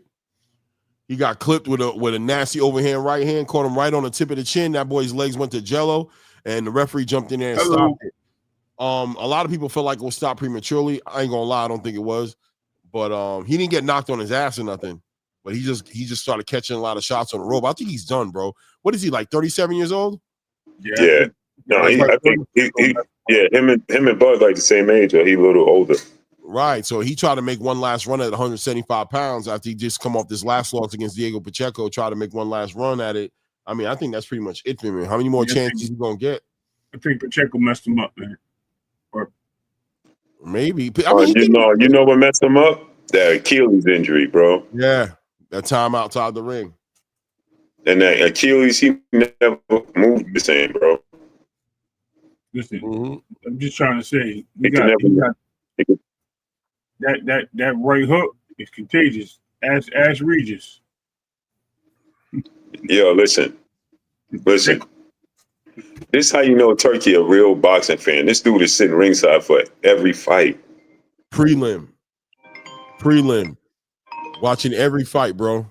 Yeah, I'm mute for 1 second. That's my granddaughter FaceTime. Mm-hmm. No, without a doubt, Turkey's a big fan of boxing. You can tell. I know he's always bringing the best next to him. Yeah, I gotta be real with you, man. I ain't sitting in on them nosebleed sections, Ray. Like, I'm just not going to the fight. I'm watching at home. Like, it's not worth it. I don't get it. I mean, is it worth it? I guess you watch it. You gotta be in that first. Like when I go to the match, that's why I said you should come to the matches that I go to. Yeah, because you right there. You like right. You're not far from the ring. You know what I mean? Like I'm even making my way out there a little more often now. When you go to those other matches, like when you go to those, it's like $90 a ticket, whatever. Whatever. But you get good seats. You know what I mean? And it's better than sitting in the back, and you get to see good, nice close-up shots, and you get to see act like it's real action. You get to see the same people, same refs you be seeing on TV, be up in there. The judges, you're like, man. But yeah, man. Yo, did this just say before you go down, let the 1-2 go? He must mean like. Who's that? Nah, his corner, Jermaine Franklin. Yeah, I got mine turned down just a little bit so I can hear you over it. Yeah, I got the Bluetooth, man. Yo, shout out to Devontae Richardson again. If you in the building, man, that was a gem right there. Got me right in the game. Visionary said, y'all peep Turkey shirt. Yeah, got Canelo and Terrence on it, man. That man rich as hell, bro, and got a t-shirt on, probably made by Gildan. Probably made by Gildan with Terrence Crawford Canelo on it. That boy said this shirt fits just fine, just right. It's a dashiki shirt. Who in this building do you think I'm trying to impress? If y'all don't get out my face. Who am I trying to prove anything to? You know what I'm saying? Put on this t-shirt right here, bro. I'll throw it out as soon as I'm done too. Or I'll put it up, you know what I mean? Never wear it again. I don't give a damn. I'm here for this fight, man. I'm a fanatic, you heard? Word. Yeah, let me go get rid of this. Man, let me get this print shirt off me, man. I don't like the fact that the V-neck is moving around, man. Feel like I told you, feel like I'm in a Sheila E video, man. Yo, after a while, bro, you got to replace it, man. The t-shirt's got to get it fit. You know what it is? It's because I'm leaning on the chair and stuff like this, and it's sliding. It still fit. This is the way it's supposed to fit. What is that, XX? I don't know. It might be 2X. Yeah, XX, 2X. Get an X. Oh, I just said X. Yeah, I got to look. It might be 1X. Who knows? Oh. I usually buy 1X. Doubles up to the body right there. Jermaine Franklin doubles up to the body right there, starting to listen. We just got over the halfway mark here. Jermaine Franklin we're getting into the second half of this fight, and usually with these heavyweights, I start looking to see whose conditioning is going to be tested right now, right? Like who's really going to test it. Derevchenko's still on his toes, but staying on that jab. Jermaine Franklin is pressing him now, wrestling with him a little bit here. Jermaine Franklin look like his conditioning is good to go, man. Yeah. I thought he would be knocked out the way he was eating up from damn jabs. Bro, you got to think that Derevchenko's getting a little tired, right? Well, that's what he's been trying to lean on Franklin, but Franklin leaning on him. Look. Yeah, Jermaine just let off a nice two punches to the body. Woo! Nice overhand right by Jermaine Franklin. Goddamn time. Nice. Jermaine Franklin comes with the 1-2 to the body and comes right over the top with a check left hook. Yeah, bitch. Let's go.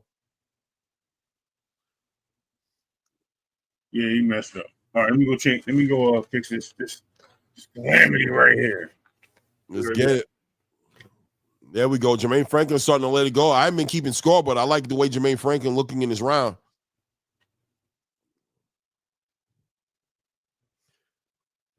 We got on the end of the 6th round right here. Jermaine Franklin doing a good job of getting underneath that jab, underneath the hook, underneath the left hand of Derevchenko, and he's at points in times capitalizing, working to the body. He just needs to kind of get away from the clinch, control a little bit better.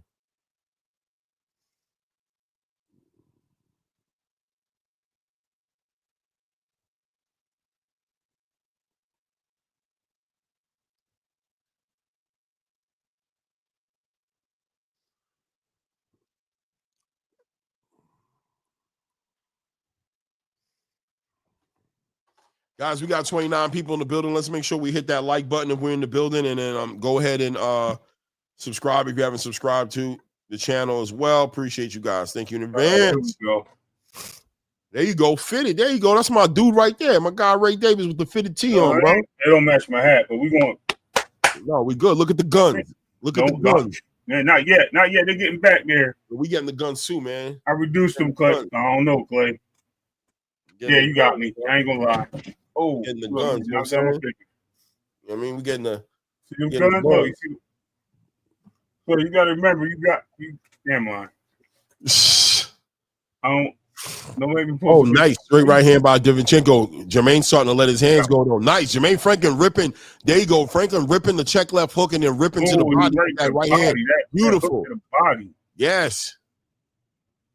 Ditchko's starting to slow down. And so that conditioning championship fights right here. You see, these guys who come into these fights, 15 wins, 14 knockouts, they don't like to go the distance. He got him in deep waters right now. He treading water, Ray. He treading water right now, and Jermaine lives here. See, here's where the experience of Jermaine Franklin starts to make the difference between him and Ditchko, right? Jermaine Franklin been in the ring with some real fighters, with the Anthony Joshuas of the world and things of that nature. So he's bringing that experience now, and here's where the separation starts to begin when we get into the last 3 rounds of this fight. Boom, nice! Big right hand by Jermaine Franklin. This round, he definitely won this round, bro. Yeah, he's looking good, man. Jaco's looking like he want to lay down. He want to sit down and take a breather. Yeah, 1 through 5, he was winning. He won all those. If Ditchko, whatever his name is, was in the ring with a G Carabalo right now, he'd be sucking air, bro, because he'd be getting crushed to the body. Woo! There he goes. He's grabbing him. Jermaine is starting to leap with these hooks, with the check hooks, the check left hooks, and the big overhand rights. He's starting to get at him. Boom, nice straight body work. Jermaine Franklin. Whoa, Jermaine Franklin finding some success here now. Yeah. We got into 1 minute and 10 seconds left right here in the 7th round, and Jermaine Franklin is finally finding his rhythm to a certain degree, coming over the top, letting his hands go. Big overhand rights as we're starting to see Ditchko fade away. Ditchko is on his hands are a little too low, if you ask me, and Jermaine Franklin able to take advantage of that. And everything starts off that body campaign. Everything starts off with that body. Straight the jabs, stab to the body, ripping to the body, and then coming over the top and catching Ditchko.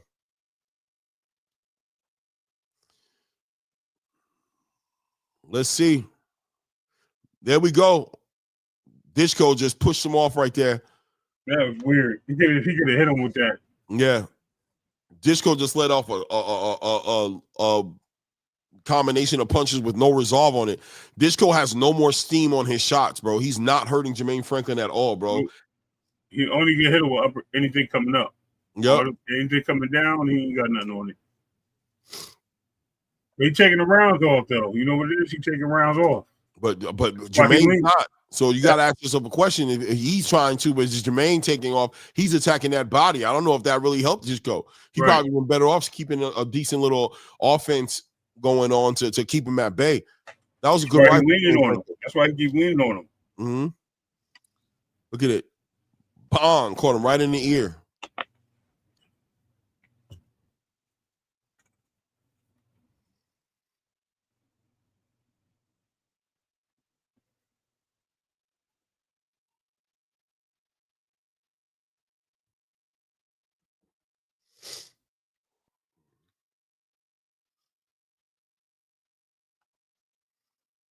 We got no more weird avatars up in here. Oh,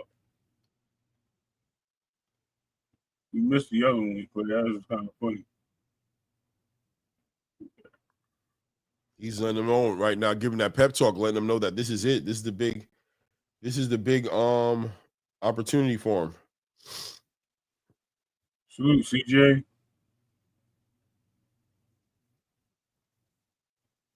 Man, I forgot about I've been into this fight, bro. I stopped responding to the chat. My bad. What's up, everybody? Yeah, see, I didn't know what happened in the 6th round.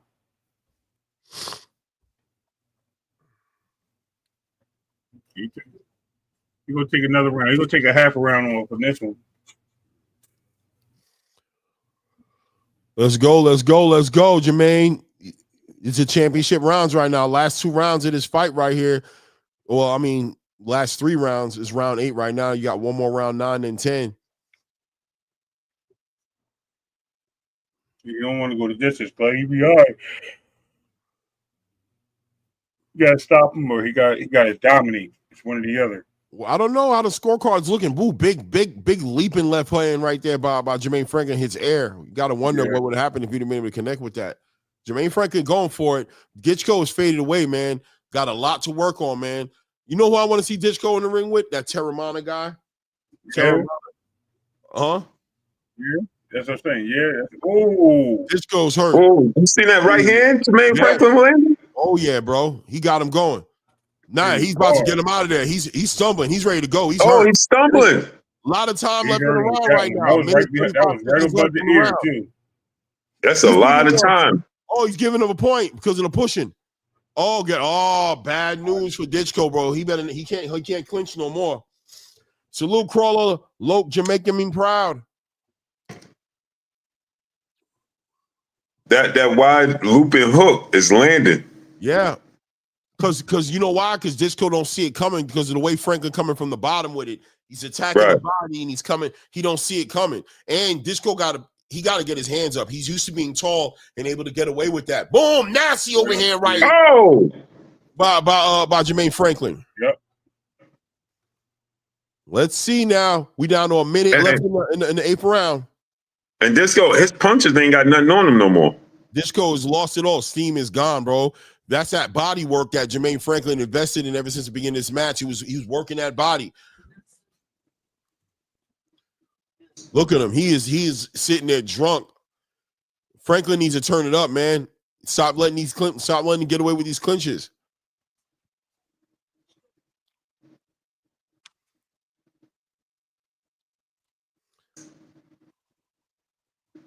Oh, snap, bro. Boom, nice. Caught him on the top of the head. Catches Ditchko right on the top of the head. There we go. Another overhand right by Jermaine Franklin. He needs to figure a way to get out these clinches. 15 seconds left at the end of this round. You got to get this round to Jermaine Franklin. I think even on the scorecard, Jermaine Franklin is in this fight, man. I don't think he necessarily. Did y'all see what Errol just tweeted out? Nah. He just tweeted out, just so everybody know, I'm going with Crawford. I'm rocking with Crawford. Yeah, I seen that. I believe that. I knew that already. Yeah, now Errol Spence is a stand-up dude, bro. He ain't playing no games. He stand up. Yeah, Brian Dow. Franklin got some decent stamina, man. I just want to see him. I want to see him turn it up and then get out of there. Like, either step off to the left, you know what I mean? Just don't stop falling into that man's clinch and fall into his arms so he can hold on to and lean on you. Yeah.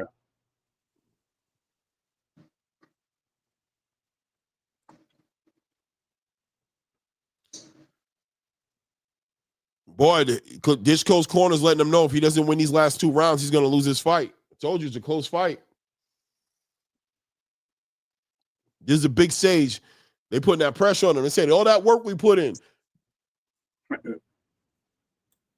This is how crazy boxing is, though. Again, I can't say this enough. When you look at them on the scale, people automatically be like, oh, big man going, you know what I'm saying? And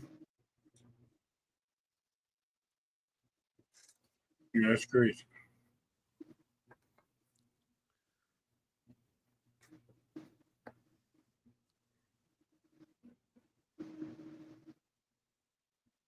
Woo! Nice straight right hand caught by catch and shoot, baby. Catch and shoot.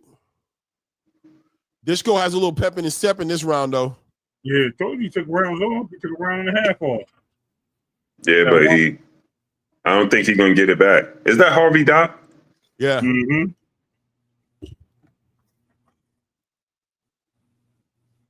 I think he let Franklin get into a rhythm. Franklin got to stop falling into that clinch, man. It don't got to be that way. Yeah, he's wasting too much time doing that. Yeah, man. Look at you letting him just hug on you. You don't got to do that, bro. Step off. Hit him and step off. Step off the line, man. Just step off.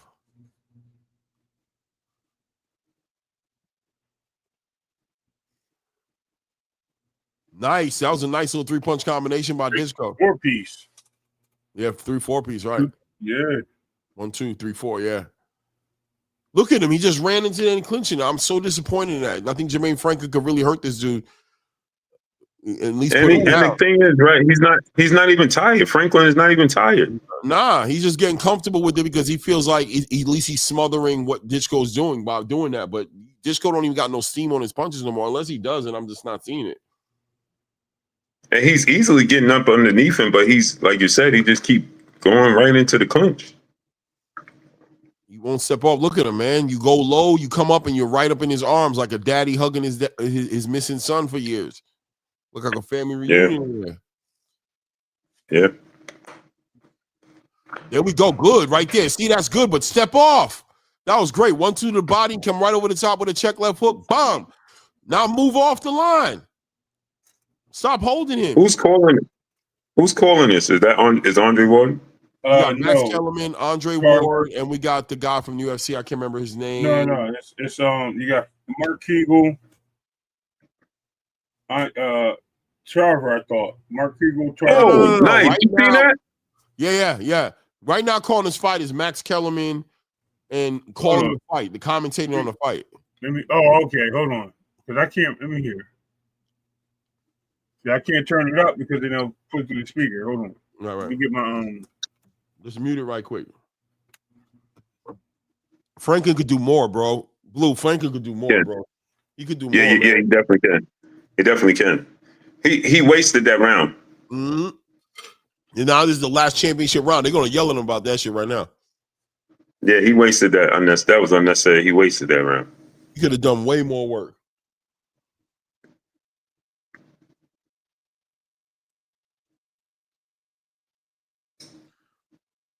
There you go. They're telling him you got to knock him out. They're telling him without a knockout, you can't win the fight.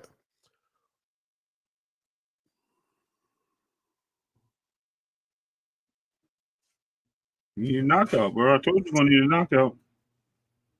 Or a couple of knockdowns. But he wasted that last round. Exactly. But they're telling them to put them hands together right now, and they're keeping it real. It's not one punch at a time. You're sitting here trying to launch off these hooks, and then you jump into these clinches. No, follow it up. Get off the line. Work them to the body. Go back up top. Jason Statham in the building.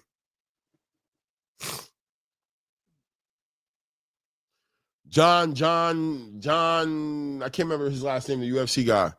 I'll be right back, Clay. I gotta go clear the pipes. Yeah, do what you do, brother. God. Do what you do, brother. Good luck. You gotta go to the Super Bowl. Good luck.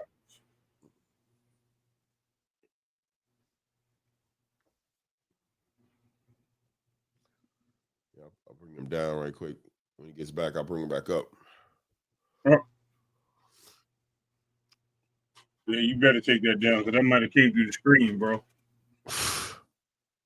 There we go. Jermaine trying to put the punches together now. There we go. Jermaine, get away from the clinch, man. Yo, Clay, you see that little bright white light on where it say commentary on your screen? On my screen, where? At the bottom, where the double M's are. You talking about on the StreamYard or on the YouTube? On both. Well, it's on both. Oh yeah, that little light that's there. Yeah.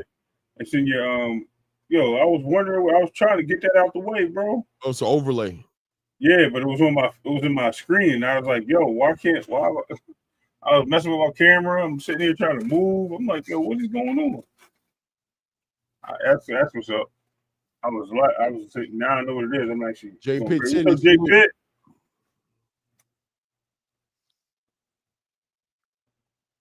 Like right there was a good time for him to go ahead and come over the top with them right hands, man. Right there, that exchange right there. Yeah, I hear Max Kellerman now. Andre Ward. And Andre Ward right now, yeah.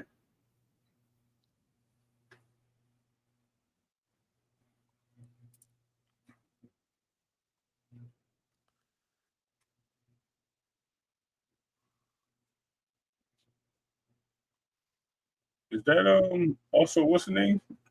Like it's Max, Andre Ward, and Cabager? John Anakin. Yeah. Oh, Anakin. Okay. Right. Guys, as we step in the building, let's make sure we hit the like button as we come in here and subscribe if you haven't subscribed yet. Appreciate you guys. Yeah, nice, right on the temple. Stunning for a second.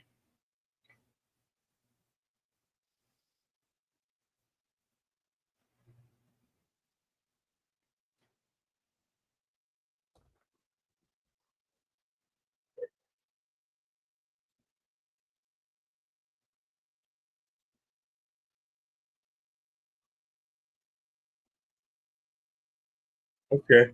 Might have to jump off for that one. Whatever. The rematch. The Bochuk and Yeah, I need to fight. They're booing. They're booing. I think Ditchko won this on points, but yeah, he won. He won too many at the beginning of the round, and now I think he stole that 8th round.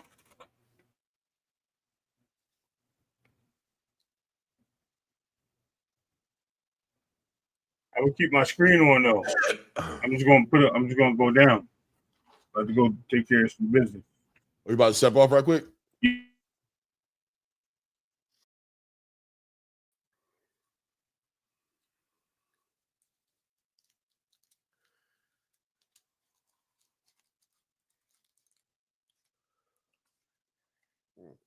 Same little paper I forgot to take off.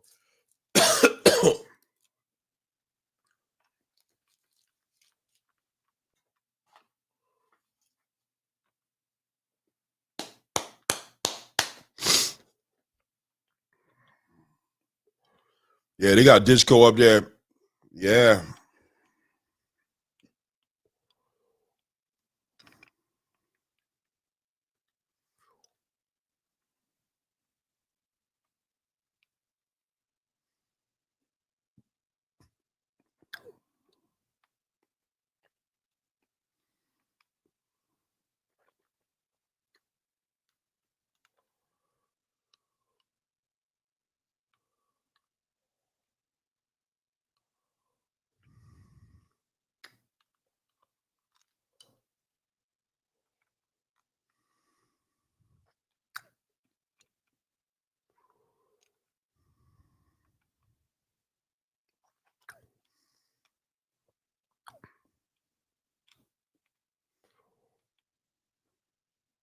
Scorecards are in.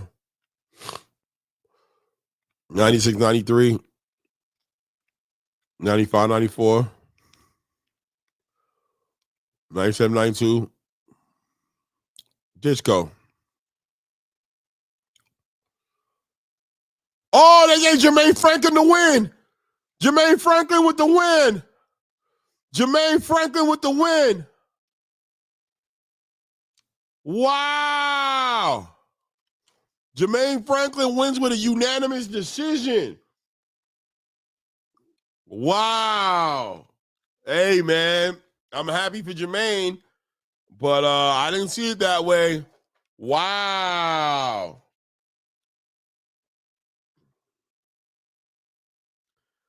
Ow. It is what it is. Jermaine Franklin Charlotte just show some, hey, man, he got the win, man. This is a big win for Jermaine Franklin. I mean, we know that Jermaine Franklin was negotiating with Moses Atuma. He was in a conversation of fighting Moses Atuma. This gives Moses Atuma a nice little tune-up fight. I don't know what his next fight is going to be. I know they were talking about putting him in there with Ergovich. They were talking about putting him in there with some of these other guys. Obviously, Alexander Usyk is a fight you should take if it gets put on the table, but this looks like a nice fight for Moses Atuma, but I don't agree with, I mean, listen, I don't think he won that fight. I ain't gonna lie to you. I don't feel like he won that fight, but it is what it is, man. Yo, the judges are kind of crazy tonight. I don't know if that's a good thing or a bad thing, man. We've already seen the judges do a very horrible stoppage earlier tonight. Horrible stoppage. Then we seen him do that stoppage with Steve Nelson. I thought that stoppage was a little bit more, I thought it was legit, but this decision right here was horrible. This decision was not a good decision.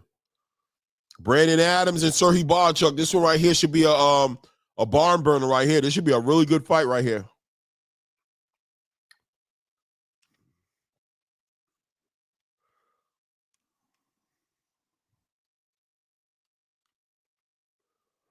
Yeah, it was kind of crazy.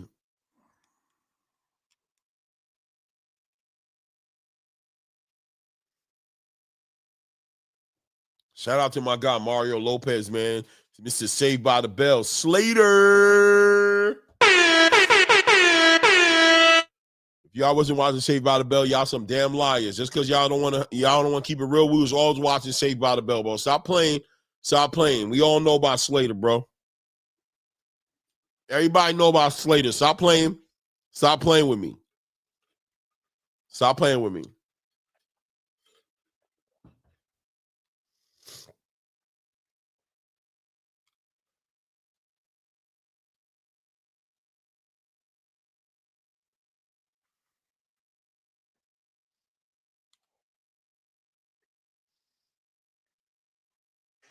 Year 3. I am now at the, this is the lounge. I believe it's called the Twitch.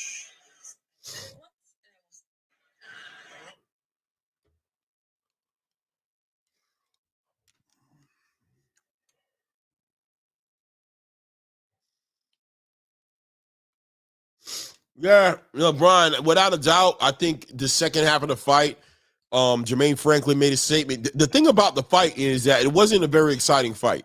There wasn't a lot of significant shots thrown in the fight. If you want to talk about effective punching, you got to give some credence to an argument that would say that Jermaine Franklin had some good effective punching when he let his hands go.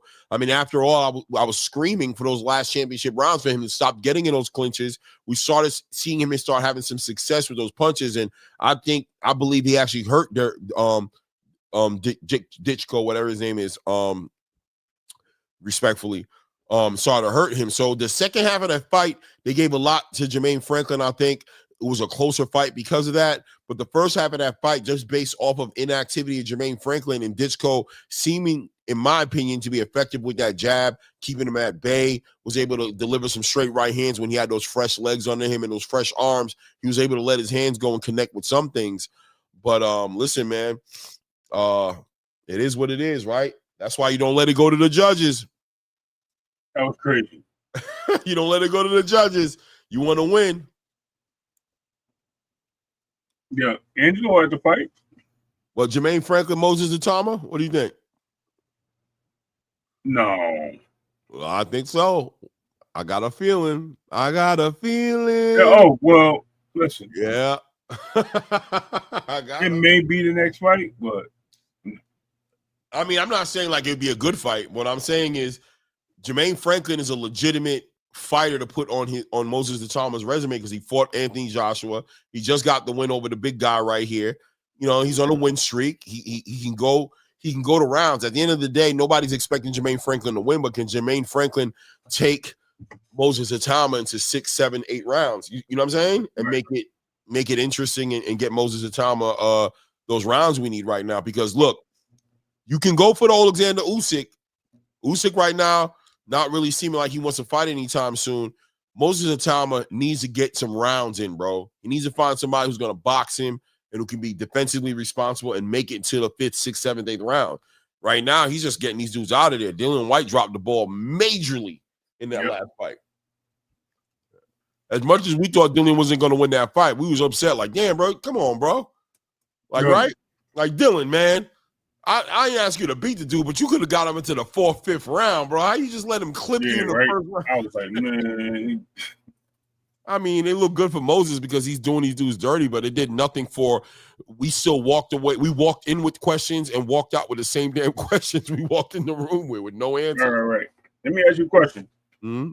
Aside from seeing all these boxers get along, right? Their arch enemies. What did you think of the face down with Ryan Garcia and Devin Haney?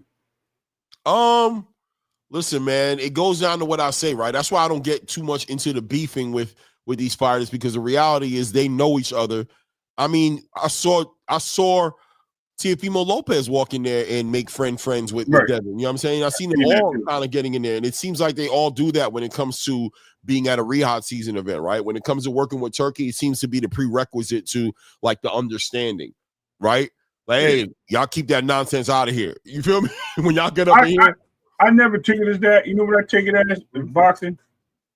I just take it as these guys are all like those superstar one-on-one basketball players in the courts, and they all, you know what I mean, like the N1s, whatever, but they just all one-on-one. And each guy on their sector, each guy is a champion in their own right, and you know what I mean. Some of them want to play, some of them don't. And but my point was that you see the size of Ryan compared to Devin. So Ryan is like 210, bro. Ryan. Let me give Ryan some flowers real quick. Ryan's a good commentator, bro. Oh yeah, I seen that. Yeah, he was good. I like the way he carried himself. Yo, Ray, man, I'm learning in this game, bro. I just can't have no personal vendetta against no fighter in real time. Like I cannot mix with you per se, but dog, on any given Sunday, those dudes will come out and show you that look, like you said, him and Devin facing off. What does that mean? What does that mean? I don't know, right? Is Ryan going to come down to one? Is he going to fight Devin and do that fight? Is that, what does that even mean, right? So look, man, at the end of the day, I'm interested in them fighting, and when they're not fighting, it is what it is, man. Right. Well, he definitely gonna have to get his own. Y'all do just too rich to be my friends. So yeah, he's definitely, man. Ryan got to get himself back in shape, bro. He's definitely like, I'm telling you, he looked like he 210, Clay. Like, that's why I asked if you seen it. Did you see it? He's a big dude. He was big, yeah. I'm like, yo, that's crazy. And Devin had his little heels on. They was eye to eye. So Ryan like 6'1". Don't let him fool you. And he ain't no 5'11". Devin is 5'10". Or 5. What you say he was when you met him? 5'9", maybe. When I met which one, Devin or Devin? Because he taller than T.O. I don't know. He wasn't. I wasn't looking down on him per se. I can say that. I was looking down on him, but yeah, they say he's the same size as Bud, like height wise. Yeah, I think they're right there. And Bud's like 5'9". I think they're right there. Okay. Yeah, but I just thought that was crazy because I'm looking at Ryan. So Ryan's definitely got to be 6 foot then, because he had his platform skater boots on. And I was like, yo, you still eye to eye with this dude? That's diabolical. Y'all supposed to be the same height. Y'all listed both at 5'10" or something like that, 5'8". Crazy.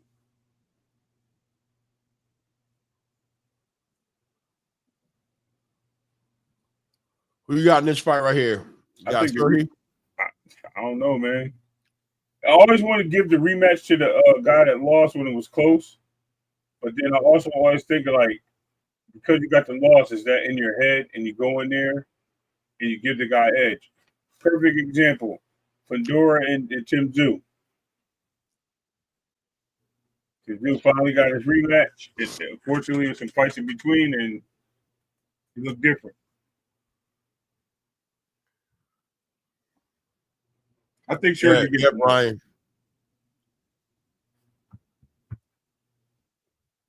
He 154, bro.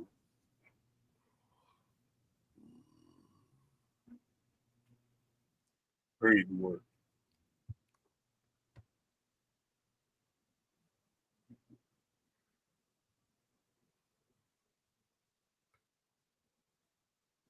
Brandon Young want to be forever young, bro. Right. You want to be forever young, man.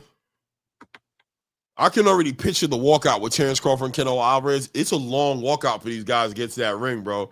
It's gonna be a long walkout. You see how long that walkout was for Brandon Adams? He been walking for a minute, bro. I know. Bro, they're in a football stadium. They're coming from the locker room. Yup. They're coming out to that 50-yard line. Now, what I didn't understand is why they didn't bring like some type of awning down halfway, so when they're walking out, they walk out half that distance. Like get there and then start to walk out from halfway. Yeah. But they like that long walkout. Like in England, they did that with Daniel Dubois and Anthony Joshua. They did that with Tyson Fury and Alexander Usyk. They did that with they're really walking from outside the locker room areas. Here comes he about to take that walk. So he Bochuk, man. Yo, something about that old school shower robe. I like those robes, bro. It's something about it, right? You know who does that really well? Anthony Joshua, he got that gangster ass long shower. You know what I'm saying, bro? Yeah. You know what I'm saying? It's just Tyson Fury tried, but he's so tall you can see his knees a little bit. And it speaks to the tradition. Mm-hmm. Me. Anthony Joshua does that. He comes out, it's long, it's coming all the way down, damn near into the ground. He walking out there looking like the King of England. Who you got in this fight, man? Come on, man. I just told you. I'm going with Bochuk. Okay. Antonio Tarver on the mic right now. Shout out to Antonio Tarver. One of my favorite fight analysts in the game. I love to watch him break down fights and give his perspective on fights. I love it. Them girls carrying money or something? My favorite guys who do that is definitely Antonio Tarver. I like Paulie Malignaggi at times. He does that, but Paulie takes things too personal. So sometimes it gets kind of watered down with him just. Well, you know, it's because like he can't help it. He'll be like, "Yeah, man, he's gonna fight," but I mean, he's been fighting cab drivers, so I don't know. But anyway, so you know what I mean? He jumps into like disrespecting the dude and getting back to the fight. So it's kind of weird with him at times. That little Italian from fucking Bensonhurst always come out of him. Paulie's on that. You know what I mean? Like nonsense. Sure. I like Paulie, man, but Paulie annoys. When you watch Paulie long enough, he definitely will annoy you. Because sometimes he just can't. He can't let he can't let the cynicism go. He's so cynical. I learned to deal with Paulie, man. Took me a minute. Yeah, I don't know if Paulie's the type of dude. I used to hate that guy. I used to hate a lot of these dudes, bro. As I became more and more involved and showing my face on the screen, I'm like, bro, I don't got no beef with these guys, man. They're just doing their job. You know, and their opinions are their opinions. This dude, Brandon Adams looks like a damn UFC fighter. I just said that. I said he looked. You said that? Yeah, that hit me hard. My bad. I said he looked like a what do you call it? So he looked like he about to be like he doing the what they do when they do football tryouts and draft.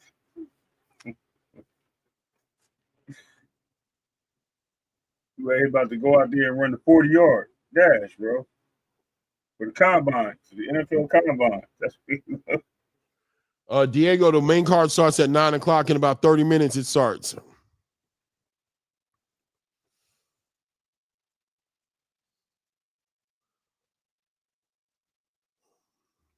Yo, wasn't Brandon Adams on that show that they had, that boxing show? He was, right? Brandon Adams sounds familiar. He was on that card. He was on that same show that Shane Mosley Jr. was on. You know that boxing show they had that was like The Contender? Nah. You know what I'm talking about? Hold on. I think it was called The Contender or something. Hold on. I'm telling you, I think it was called The Contender, bro. Might be a different Brandon Adams. Nah, I'm right. I know I'm right. I have that memory. I remember him. Hold on. Let me just show you. Hold on. Let me make sure I'm not bugging. The Contender.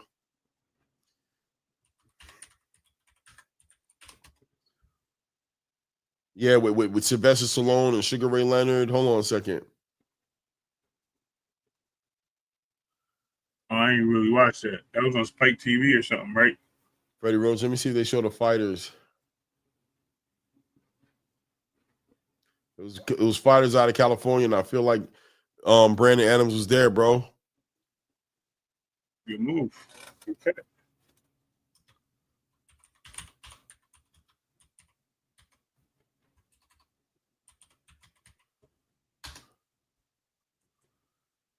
Yeah, I was right. Yup.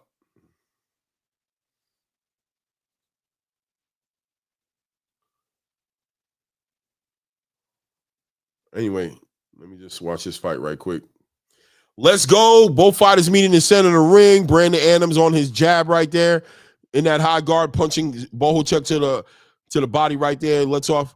He's attacking that body. Bochuk trying to contain that distance. He's not fighting how he normally fights, in my opinion. I normally see him jump into that mid-range game and let his hands go. He's allowing Brandon Adams to kind of set his game up, and he's processing the data, establishing that establishing that jab. But Brandon Adams is more like getting right to the fight, letting it go, attacking the body, letting off these hooks. Serhii Bochuk trying to keep Brandon Adams honest and at the end of his jab so he can let off his punch combinations, but being defensively very responsible. Might say there's a little PTSD there as he's remembering probably how that last fight went. But Brandon Adams is letting his hands go, attacking the body, trying to come up top. We're at 2 minutes mark of the first round right here.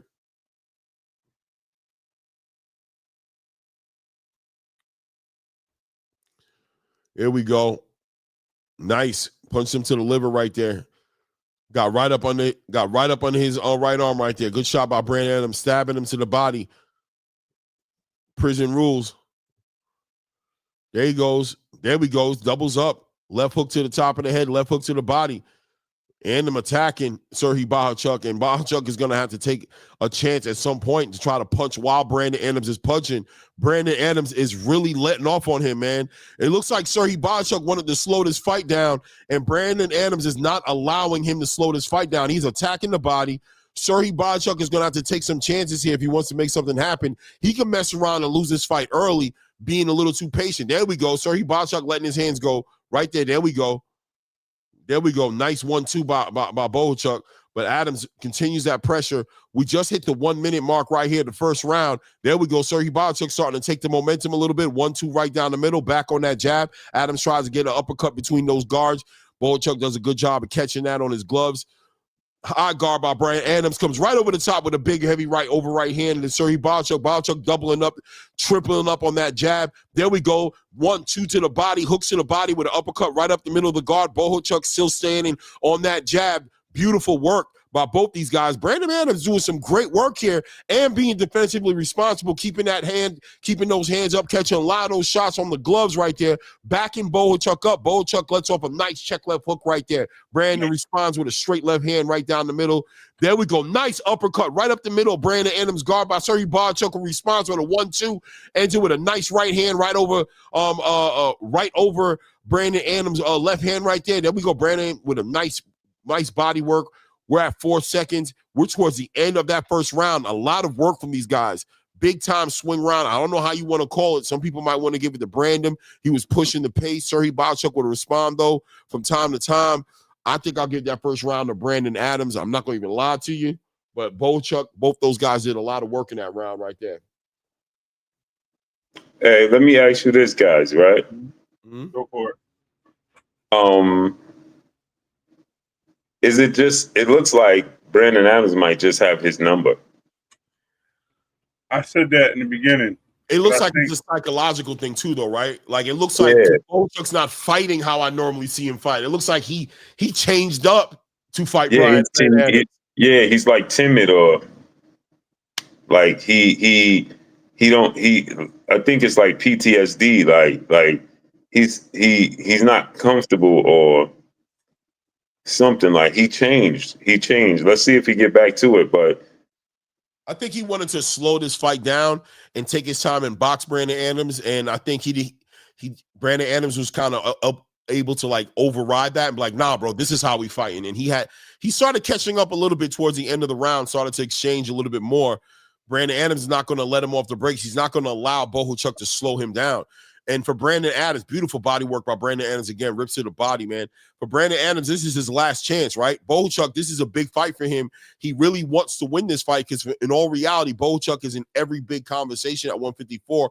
They're not talking about him like the way they probably should be. He's got a victory on Virgil Ortiz as far as a lot of people are concerned. So he probably wants to secure his position, lock in this win. Probably got a lot of nerves about winning this fight going against somebody who straight up stopped him. Bochuk has to be himself, bro. He has to just allow himself to be himself and take that chance. Or Adam's going to take him out of here. Yeah, this looks like a fight Bochuk may not should have taken because of what's at stake in the future. But at the same time, it looks like his competitive nature, he won his get back. Yeah, it looks like a fight. You know, the thing about we talk about with Turkey is you don't get no sweet fights. He doesn't believe in those tune-ups. So whatever he gives you, he gives it to you because he thinks it's going to be somebody who can beat you. It's not to get you beat, but he puts you in the ring with somebody he thinks can beat It's you. competitor, yeah. Right. And, you know, for at worst, he wants it a 60-40. Right. So from Bochuk's point of view, the money's too good. Not too many people are trying to fight him. I would have thought he would have pushed more for a rematch with Virgil Ortiz, but Girl, I don't like how Bochuk looking. Bochuk let off a nice little combination right there to attack the body, uppercut up the middle. Bochuk dorking a little bit there. There we go. Straight 1-2 down the middle. He's doing all right in this round. I mean, I still got Brandon Adams winning this round, but Bochuk's starting to pick up a little bit and let his hands go. There we go. He rips to the bottom. He's back on that jab, but Bochuk's not throwing nothing with any bad intentions, though. We're not used to seeing him fight this way. He usually fights way more determined. Let's see here. You know, Brandon Adams is giving me Sean Porter energy right now, bro. Exactly, Clay. Exactly. He's giving me that. I'm going to work you, and we're going to find out. He's working him, Oh, bro. that was a low punch. Oh, yeah, it was.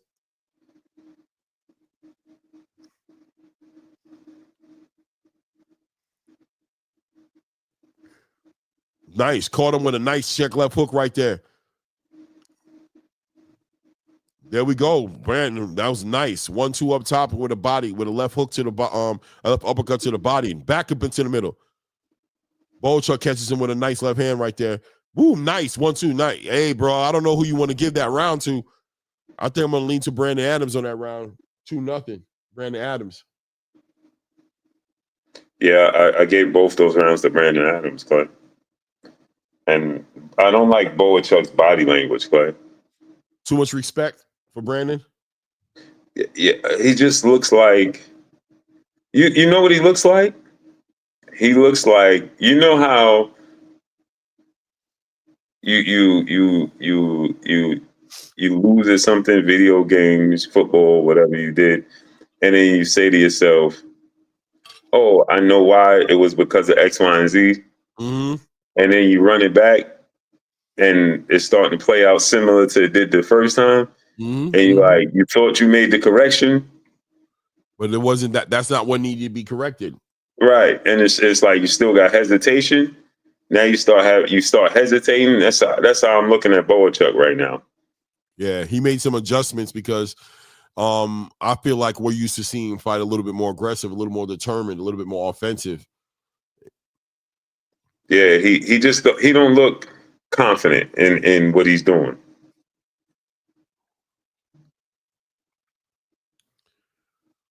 Brandon Adams looking good in this fight, though. I mean, for whatever it's worth, man, I like the way he's looking, man. This is a big fight, man. Brandon Adams gets a big opportunity right now because Bochuk had some steam behind him at 154. Brandon Adams able to get through this. He's right in the conversation and making some big fights. Nice 3 right hands from Bochuk. 100%. But Brandon Adams he just seems the more sturdier fighter, right? Yes.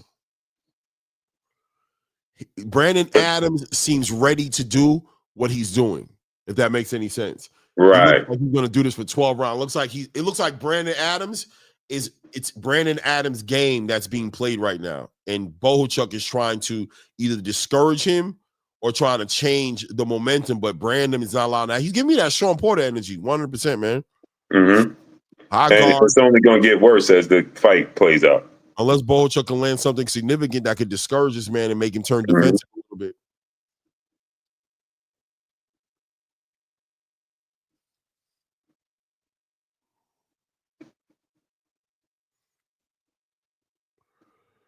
There we go. Over the top with a right hand, kind of caught him on the back of the ear right there by Brandon Adams right there. He's winning the inside exchanges, man. And I think Bochuk, you know what? Brandon Adams might have got the respect of that mid-range, close-range game. And Bochuk doesn't want to fight this dude mid-range or close range. He wants to keep it at a distance, but Brandon is not allowing that to happen. Boom. This is beautiful. Good shot by Bochuk. But Brandon is definitely winning the inside.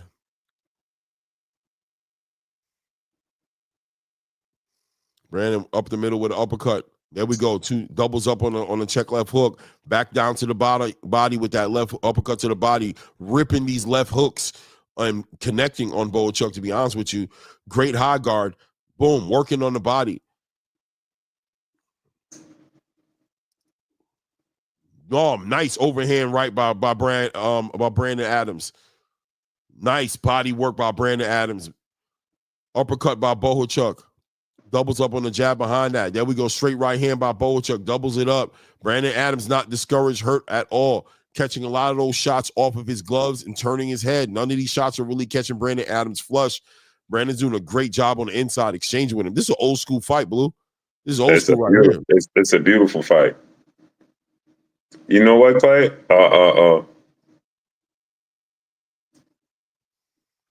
This is what I expect from Martinez and Billy, what we was talking about earlier. Oh, yeah. Oh, yeah.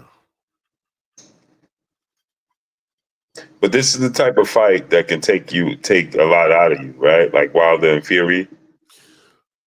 Oh, yeah. Frazier and Ali. Yes, sir. This is the kind of fight that changes you when you go into your fights. This is the one that cracks your jaw, questions your conditioning, messes your psychology up. Yeah, I got Brandon 302, Brian Dow.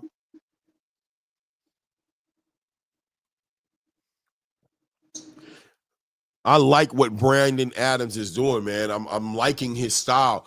He fits, to me, what he's doing fits into the 154-pound weight class division conversation. Does that make sense?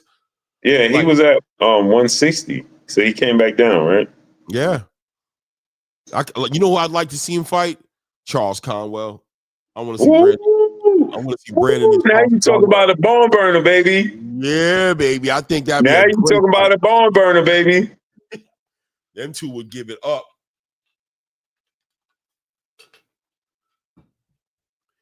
Let's go. There he goes with that high guard getting low. Brandon Adams in great shape, bro. Great shape. He doesn't even seem like he's slowing down even a little bit. There we go. Look at that body work. Ooh, nice by Brandon Adams. Right. And you see Bochuk's body language? Oh, yeah. He's like, ouch. Adams is starting to win. He's starting to discourage Bochuk. Bochuk is becoming discouraged. He's leaning on him. His energy is leaning on him. Santana did what Pacheco couldn't do to stop Nelson. Yeah, Santana went off on Steve Nelson, bro. He went the hell off on him, bro. Bro, that's Steve Nelson looked old in that fight. So that's what he looked like. He looked like an old man in that fight. He looked like he just was done. Time to retire. You know what I'm saying? He just looked like an old man. Yeah, man.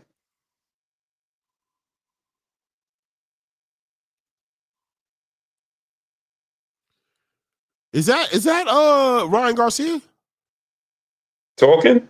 Yeah, for a second there, I think it was Ryan. Was Ryan Garcia talking? Look, I was just telling Ray, bro. Ryan Garcia is a good commentator, bro. Yeah, he is. I got it muted though. I got it playing in my Bluetooth right here. Oh, okay.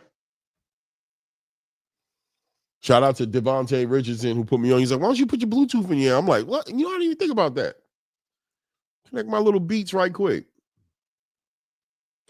I can't put it in because it distracts me. Right. I wanted to hear Max talk tonight though. Like that was that's part of the experience tonight. Was usually I don't listen either really, but I wanted to hear Max Kellerman build with Andre Ward.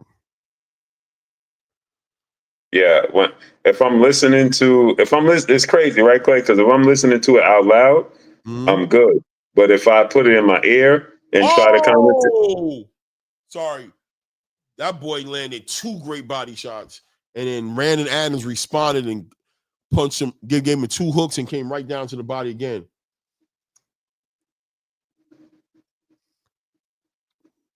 There we go. Nice overhand right by Adams.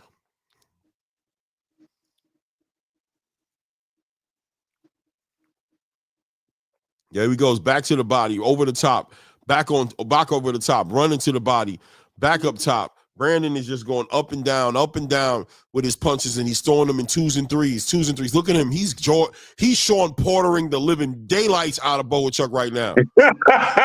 Yeah, Clay, that's diabolical. Yeah, Clay saying he's Sean Portering the daylights out of him. Straight up, bro. Like it just looks like you close your eyes. It's just Sean Porter in the ring right now with Bochuk. Yeah, he said he's Sean Portering the daylights out of him. I know Sean Porter look at him like, yo, bro, that dude fight like me. Yo, you know what's so diabolical about Brandon Adams, right, Clay? Is that this dude's so versatile, he could give you these types of fights. Because he fight, when he fought Jamal Charlo, he fought completely different. Who, Brandon? And I thought that was a close fight. Yeah. Remember? Yeah. But I think Brandon's coming into this fight knowing Bochuk, right? Like he knows him. You know what I'm saying? Like he's like, I know what I got to do to this dude. I know where I went wrong. Why? Because really in that last fight they had, he was kind of losing that fight until he won it, Brandon Adams. So he realized like, yeah, that dude can't deal with my pressure. He can't deal with my conditioning. He's not built to do what so I can just keep on him and stay on him. He can't deal with that.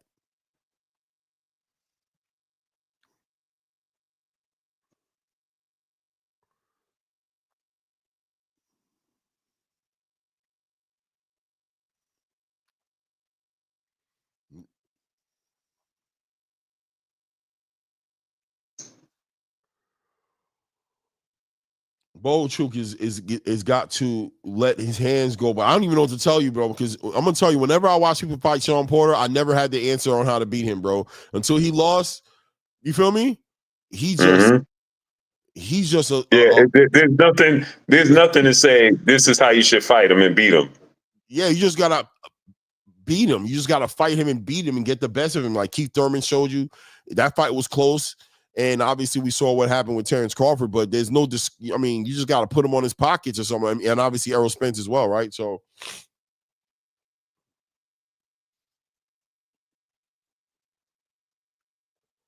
Salute everybody in the building, 28 people in the building. Let's make sure we hit that like button as we're coming in here. Beautiful work by Bochuk. Bochuk, nice shots by Bochuk right there.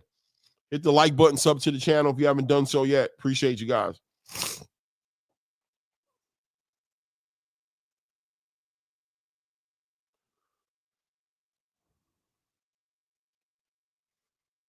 Ray, you there? Yeah, I don't think you're there. This is bruh. Even if Bochuk wins this fight, first of all, how is this a 10-round fight and it's supposed to be eliminator, right? Right. The reason, I don't know. It's crazy. Is it an eliminator? For what? He just rocked Bochuk with a right hook. Yeah, yup. Isn't it? Isn't it for Bochuk for the WBC? Nah, is it? Yeah, remember they removed Boots and put Bochuk. Remember he petitioned and they removed Boots and put him in. They replaced him. Right, that's what this is. Nice right hook by Brandon Adams.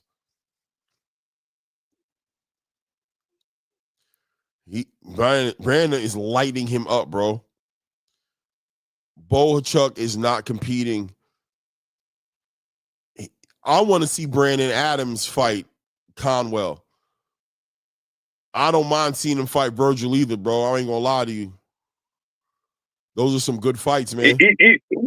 No matter how this ends up, I want to see him in those fights, bro. He's still a great litmus test for everybody. 100%. Yo, Clay, him and Boots. Woo! Boots would have a good time though, because Boots like these kind of fights, but he got that power though. He kind of got like that Brian. That's what I'm trying to tell you. A little bit. Yo, that's what I'm trying to tell you, like. I see Sean Porter 2.0, bro, in the 154 division with this dude, bro. He's gonna be a problem for some people, bro.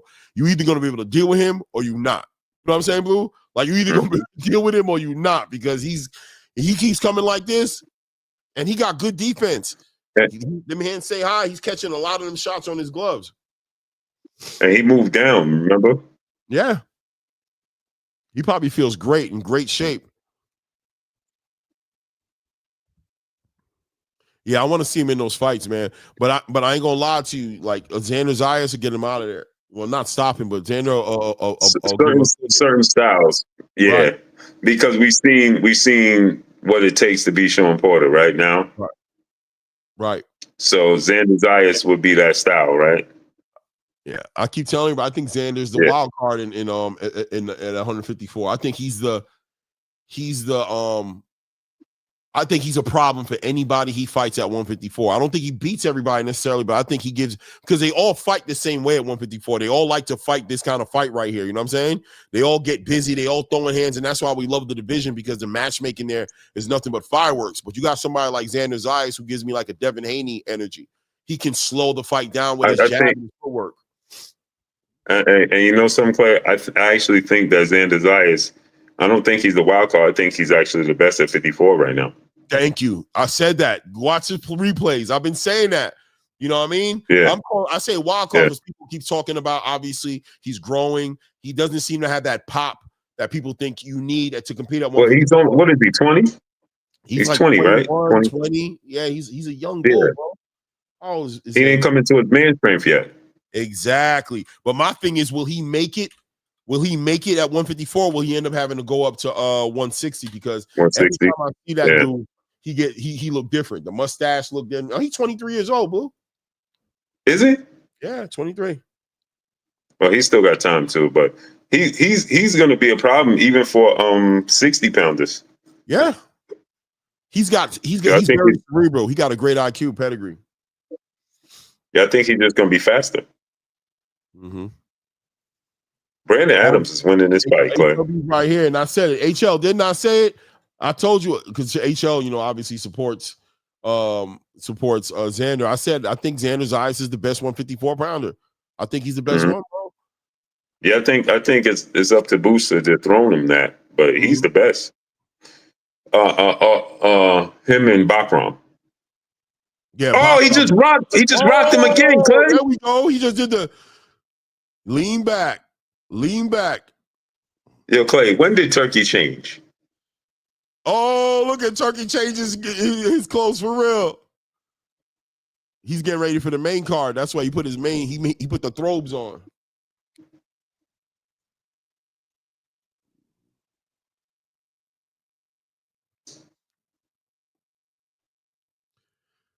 Brandon Adams is putting on a clinic on Serhii Bochuk. And I'm telling you, it's like these guys, he's out, man. He's doing them dirty, bro. I don't care. Yeah, and he's hitting Serhii Bochuk like he hitting a heavy bag. Yes. And Bochuk is standing there to be hit that way, trying to catch everything. And he's standing there to be hit.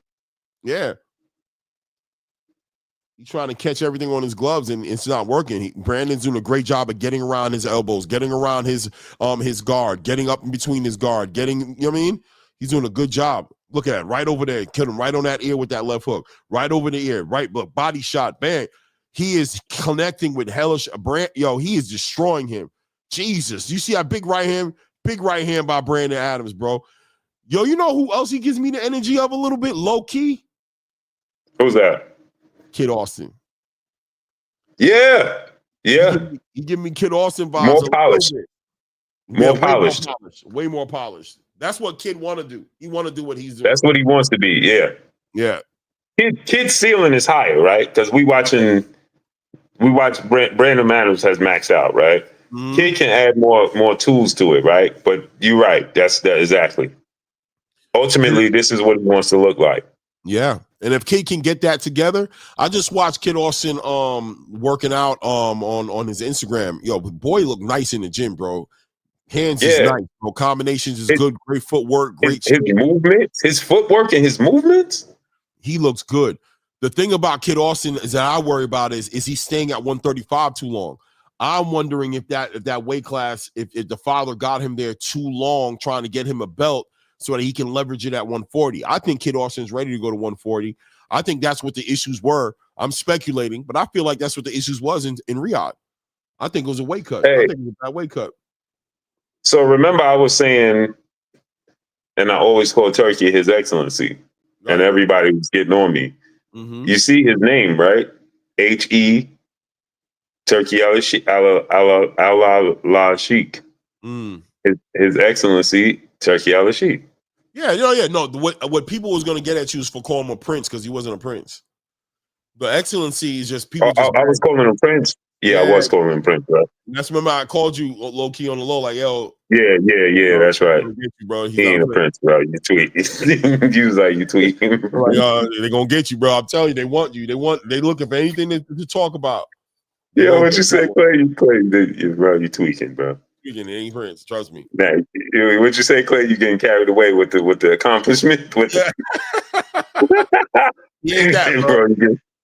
You getting carried away with the crowns you putting on him. I'm just saying, he ain't that. You know what I mean? But people get upset when you call him His Excellency because they feel like, I don't know, people just like got like small man part issues because they look at it. I'm not calling another grown man brother. That's what they call him.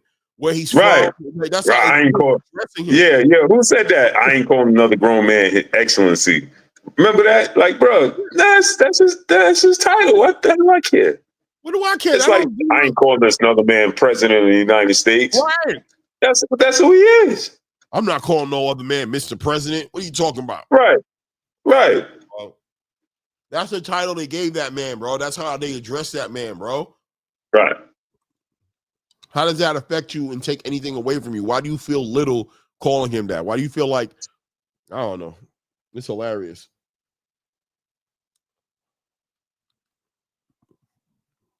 Salute, Carl Brown. Aju. What's good, man?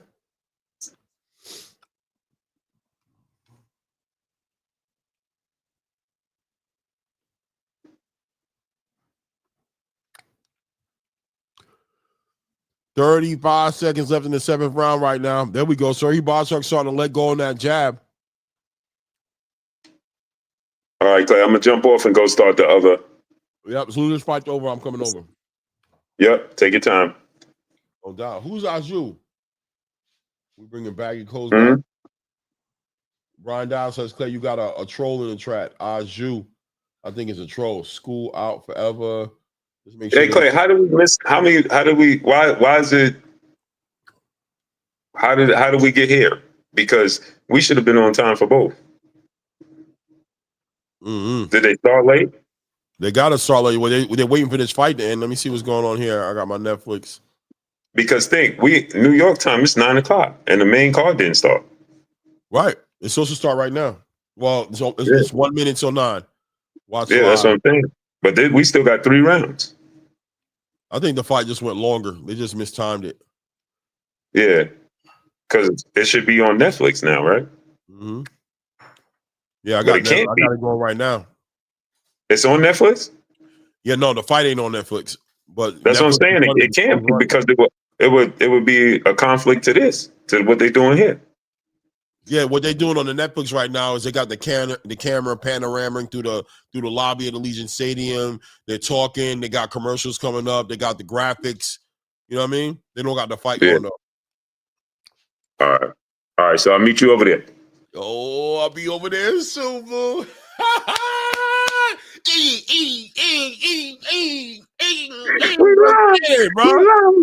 We live. Body tonight, bro. We live, Clay.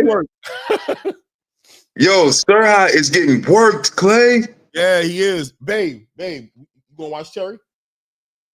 You not? This is nasty work, bro. I ain't gonna hold you, Clay. I want Sirha to win. I wanted him to win too, but I'll be honest with you. I don't mind Brandon Adams winning because I want to see him fight other dudes now. Now I'm ready to see Brandon Adams fight some dudes now. So it's like, I want him to win, but I like the fact that he's losing this way if he's going to lose because this guy's earning it. Yo, Brandon Adams is feeling himself right now, man. He's well ahead on the cards, bro. He's comfortable. Sergey Bochuk needs a knockout, right, to win this fight at this point, right? Yeah. Brandon is comfortable. It's over. Yeah. All right, Clay. I'll catch you over there. Be there in a minute. Send me that link to my email. Already sent. All right. I'm on my way. I'm on my way. Yes, sir. We live. Get it.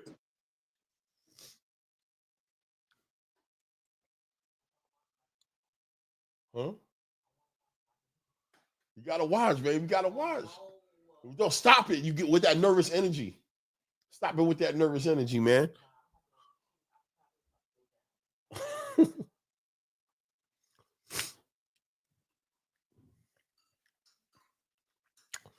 Let's get it, guys. Yo, I think Canelo going to be faster than Crawford. Huh? Mm-mm. Man, let me get on my Netflix. Y'all confusing me.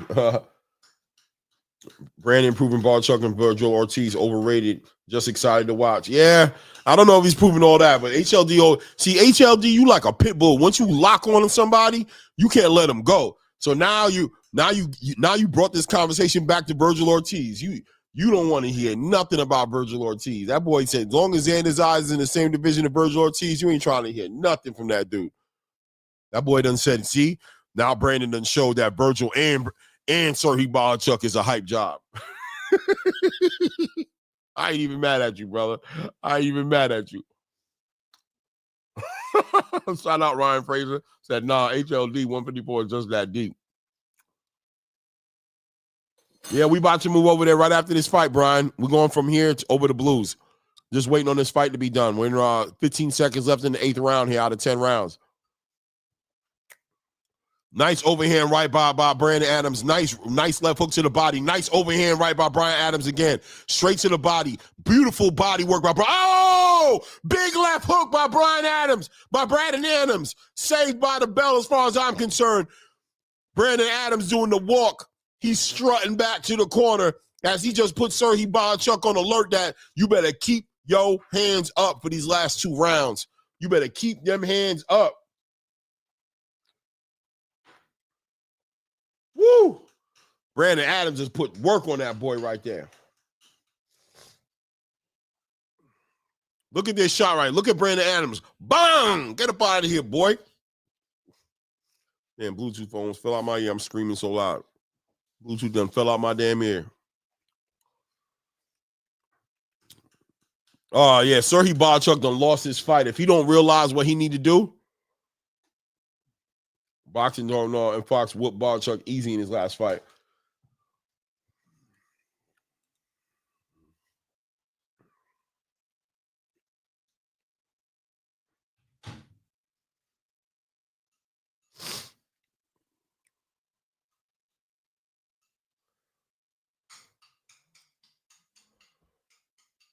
Let's go. Let's go.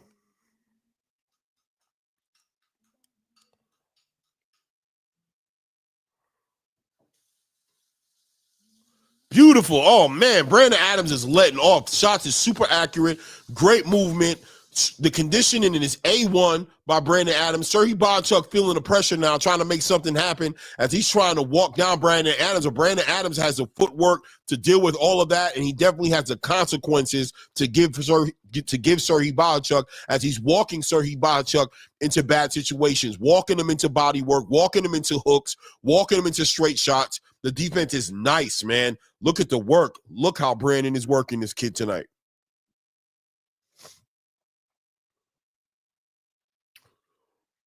Let's go. Let's go. Bochuk lets off a little bit of a combination there, but once again, he is not. Brandon Adams is a well-rounded fighter. He's just an all-around good fighter. Like, his record lies to you a little bit, but he's really just fundamentally sound. Good defense, good footwork. He understands how to work inside that mid-range, close range spot. He commits to the body well, which I think discourages the living daylights out of his fighters. He's great at pulling the trigger. When he pulls that trigger, it's right on the right time. And look how he moved out the way. He just moved right out the way of that tight left hook that Bochuk threw, but didn't get out of punching range, right? I love the way he works in there. Just pull back real quick and then responds back, rips to the body with a left hook, comes right over the top. Look how he's just beautiful hooks. Look at how he's just lighting Bochuk up. We're at a minute left right here, the 9th round. Brandon Adams putting on a clinic right now at this point.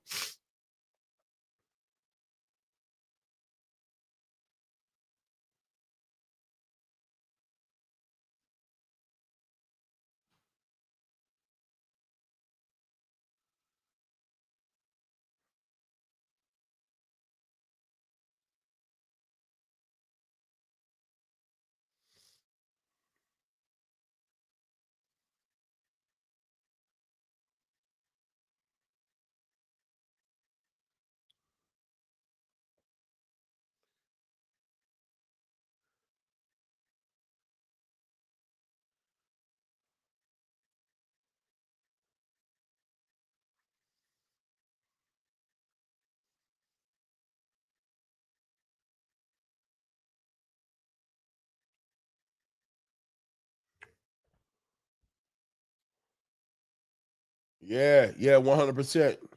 Oh, there he goes. We are down to the championship rounds right now. 10th round right now. Brandon Adams is in great shape, great conditioning.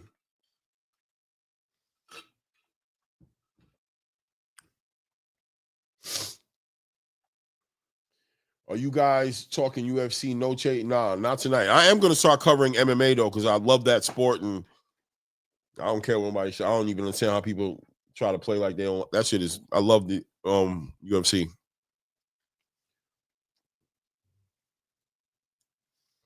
Gary Russell Jr. They are both the boogeyman. Yeah, Brian.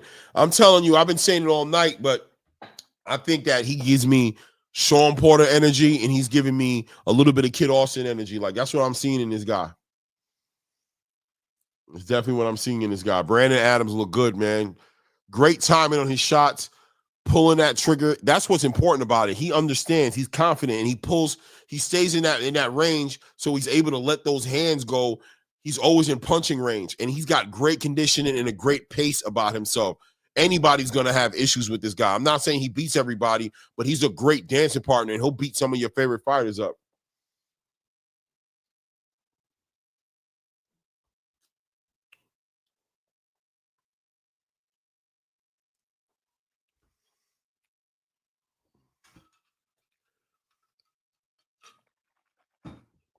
Beautiful, beautiful, beautiful. Look at the work from Brandon Adams. Look how the timing is beautiful.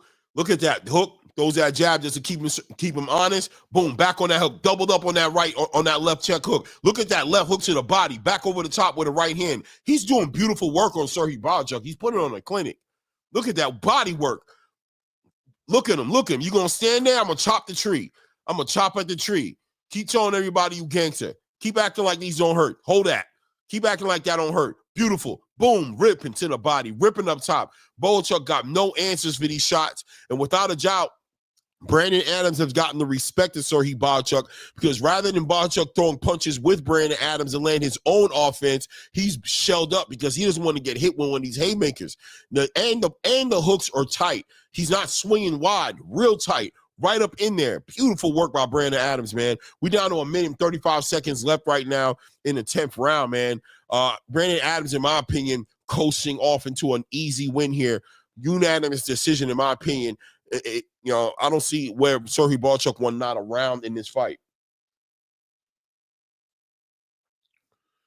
I think they get Brandon Adams. If this is truly the eliminator, then clearly the next fight for Brandon Adams is probably going to be the winner of Virgil Ortiz and Jaron Boots Ennis. If not, the next fight for Virgil Ortiz.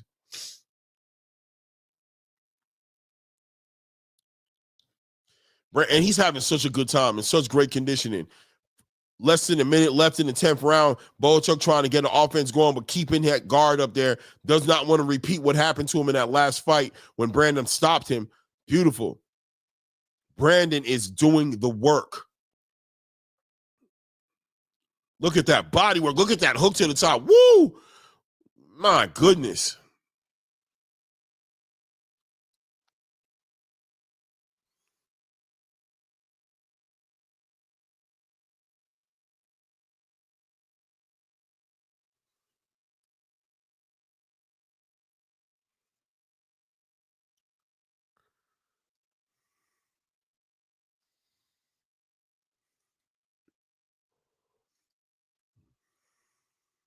Look at them hooks. My bad. It's a good up. Brandon Adams screams for the crowd to jump. He says everybody need to show some love.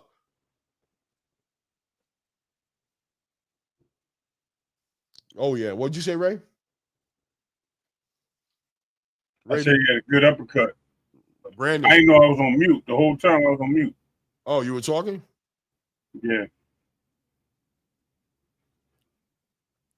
Big fight for Brandon Adams next. If it's not against Virgil Ortiz, then I don't know, man. Virgil don't want to fight him, man. No, I think Virgil would want to fight him. Virgil don't want to fight people like Xander. I'm gonna tell you what I see with this guy.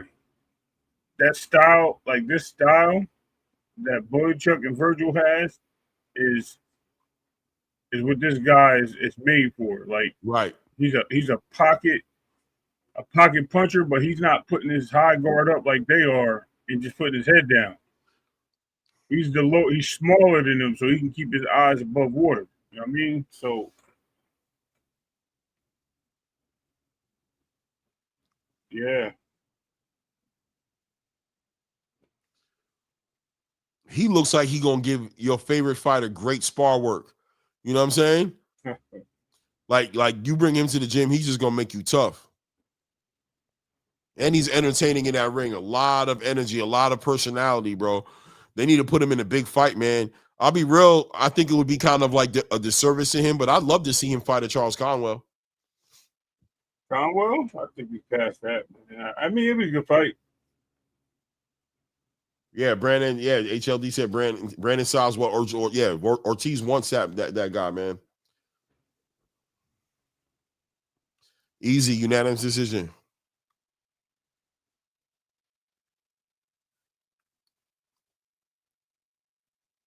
You got his number, Clay. Oh yeah, bro.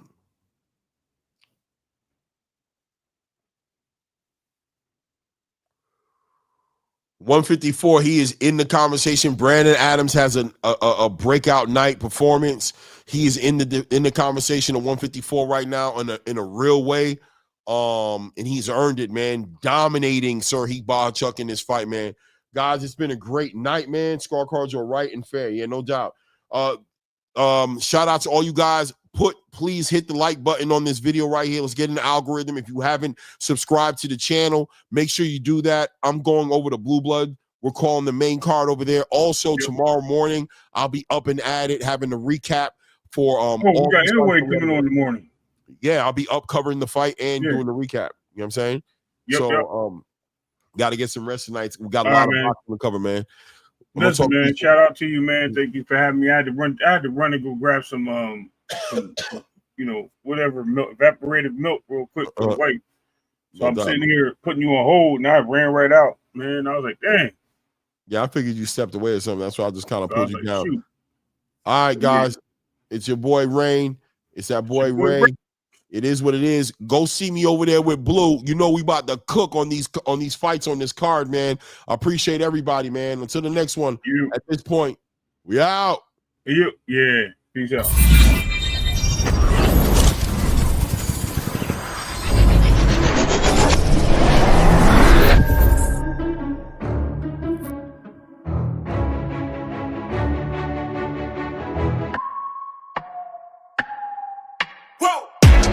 I would make it this far. They hated, they never believe me. Yeah, I would never drop the ball. I know I make it look easy. Yeah, Mayweather with the defense. I don't care what a critic got to say. I got them picking up the pieces.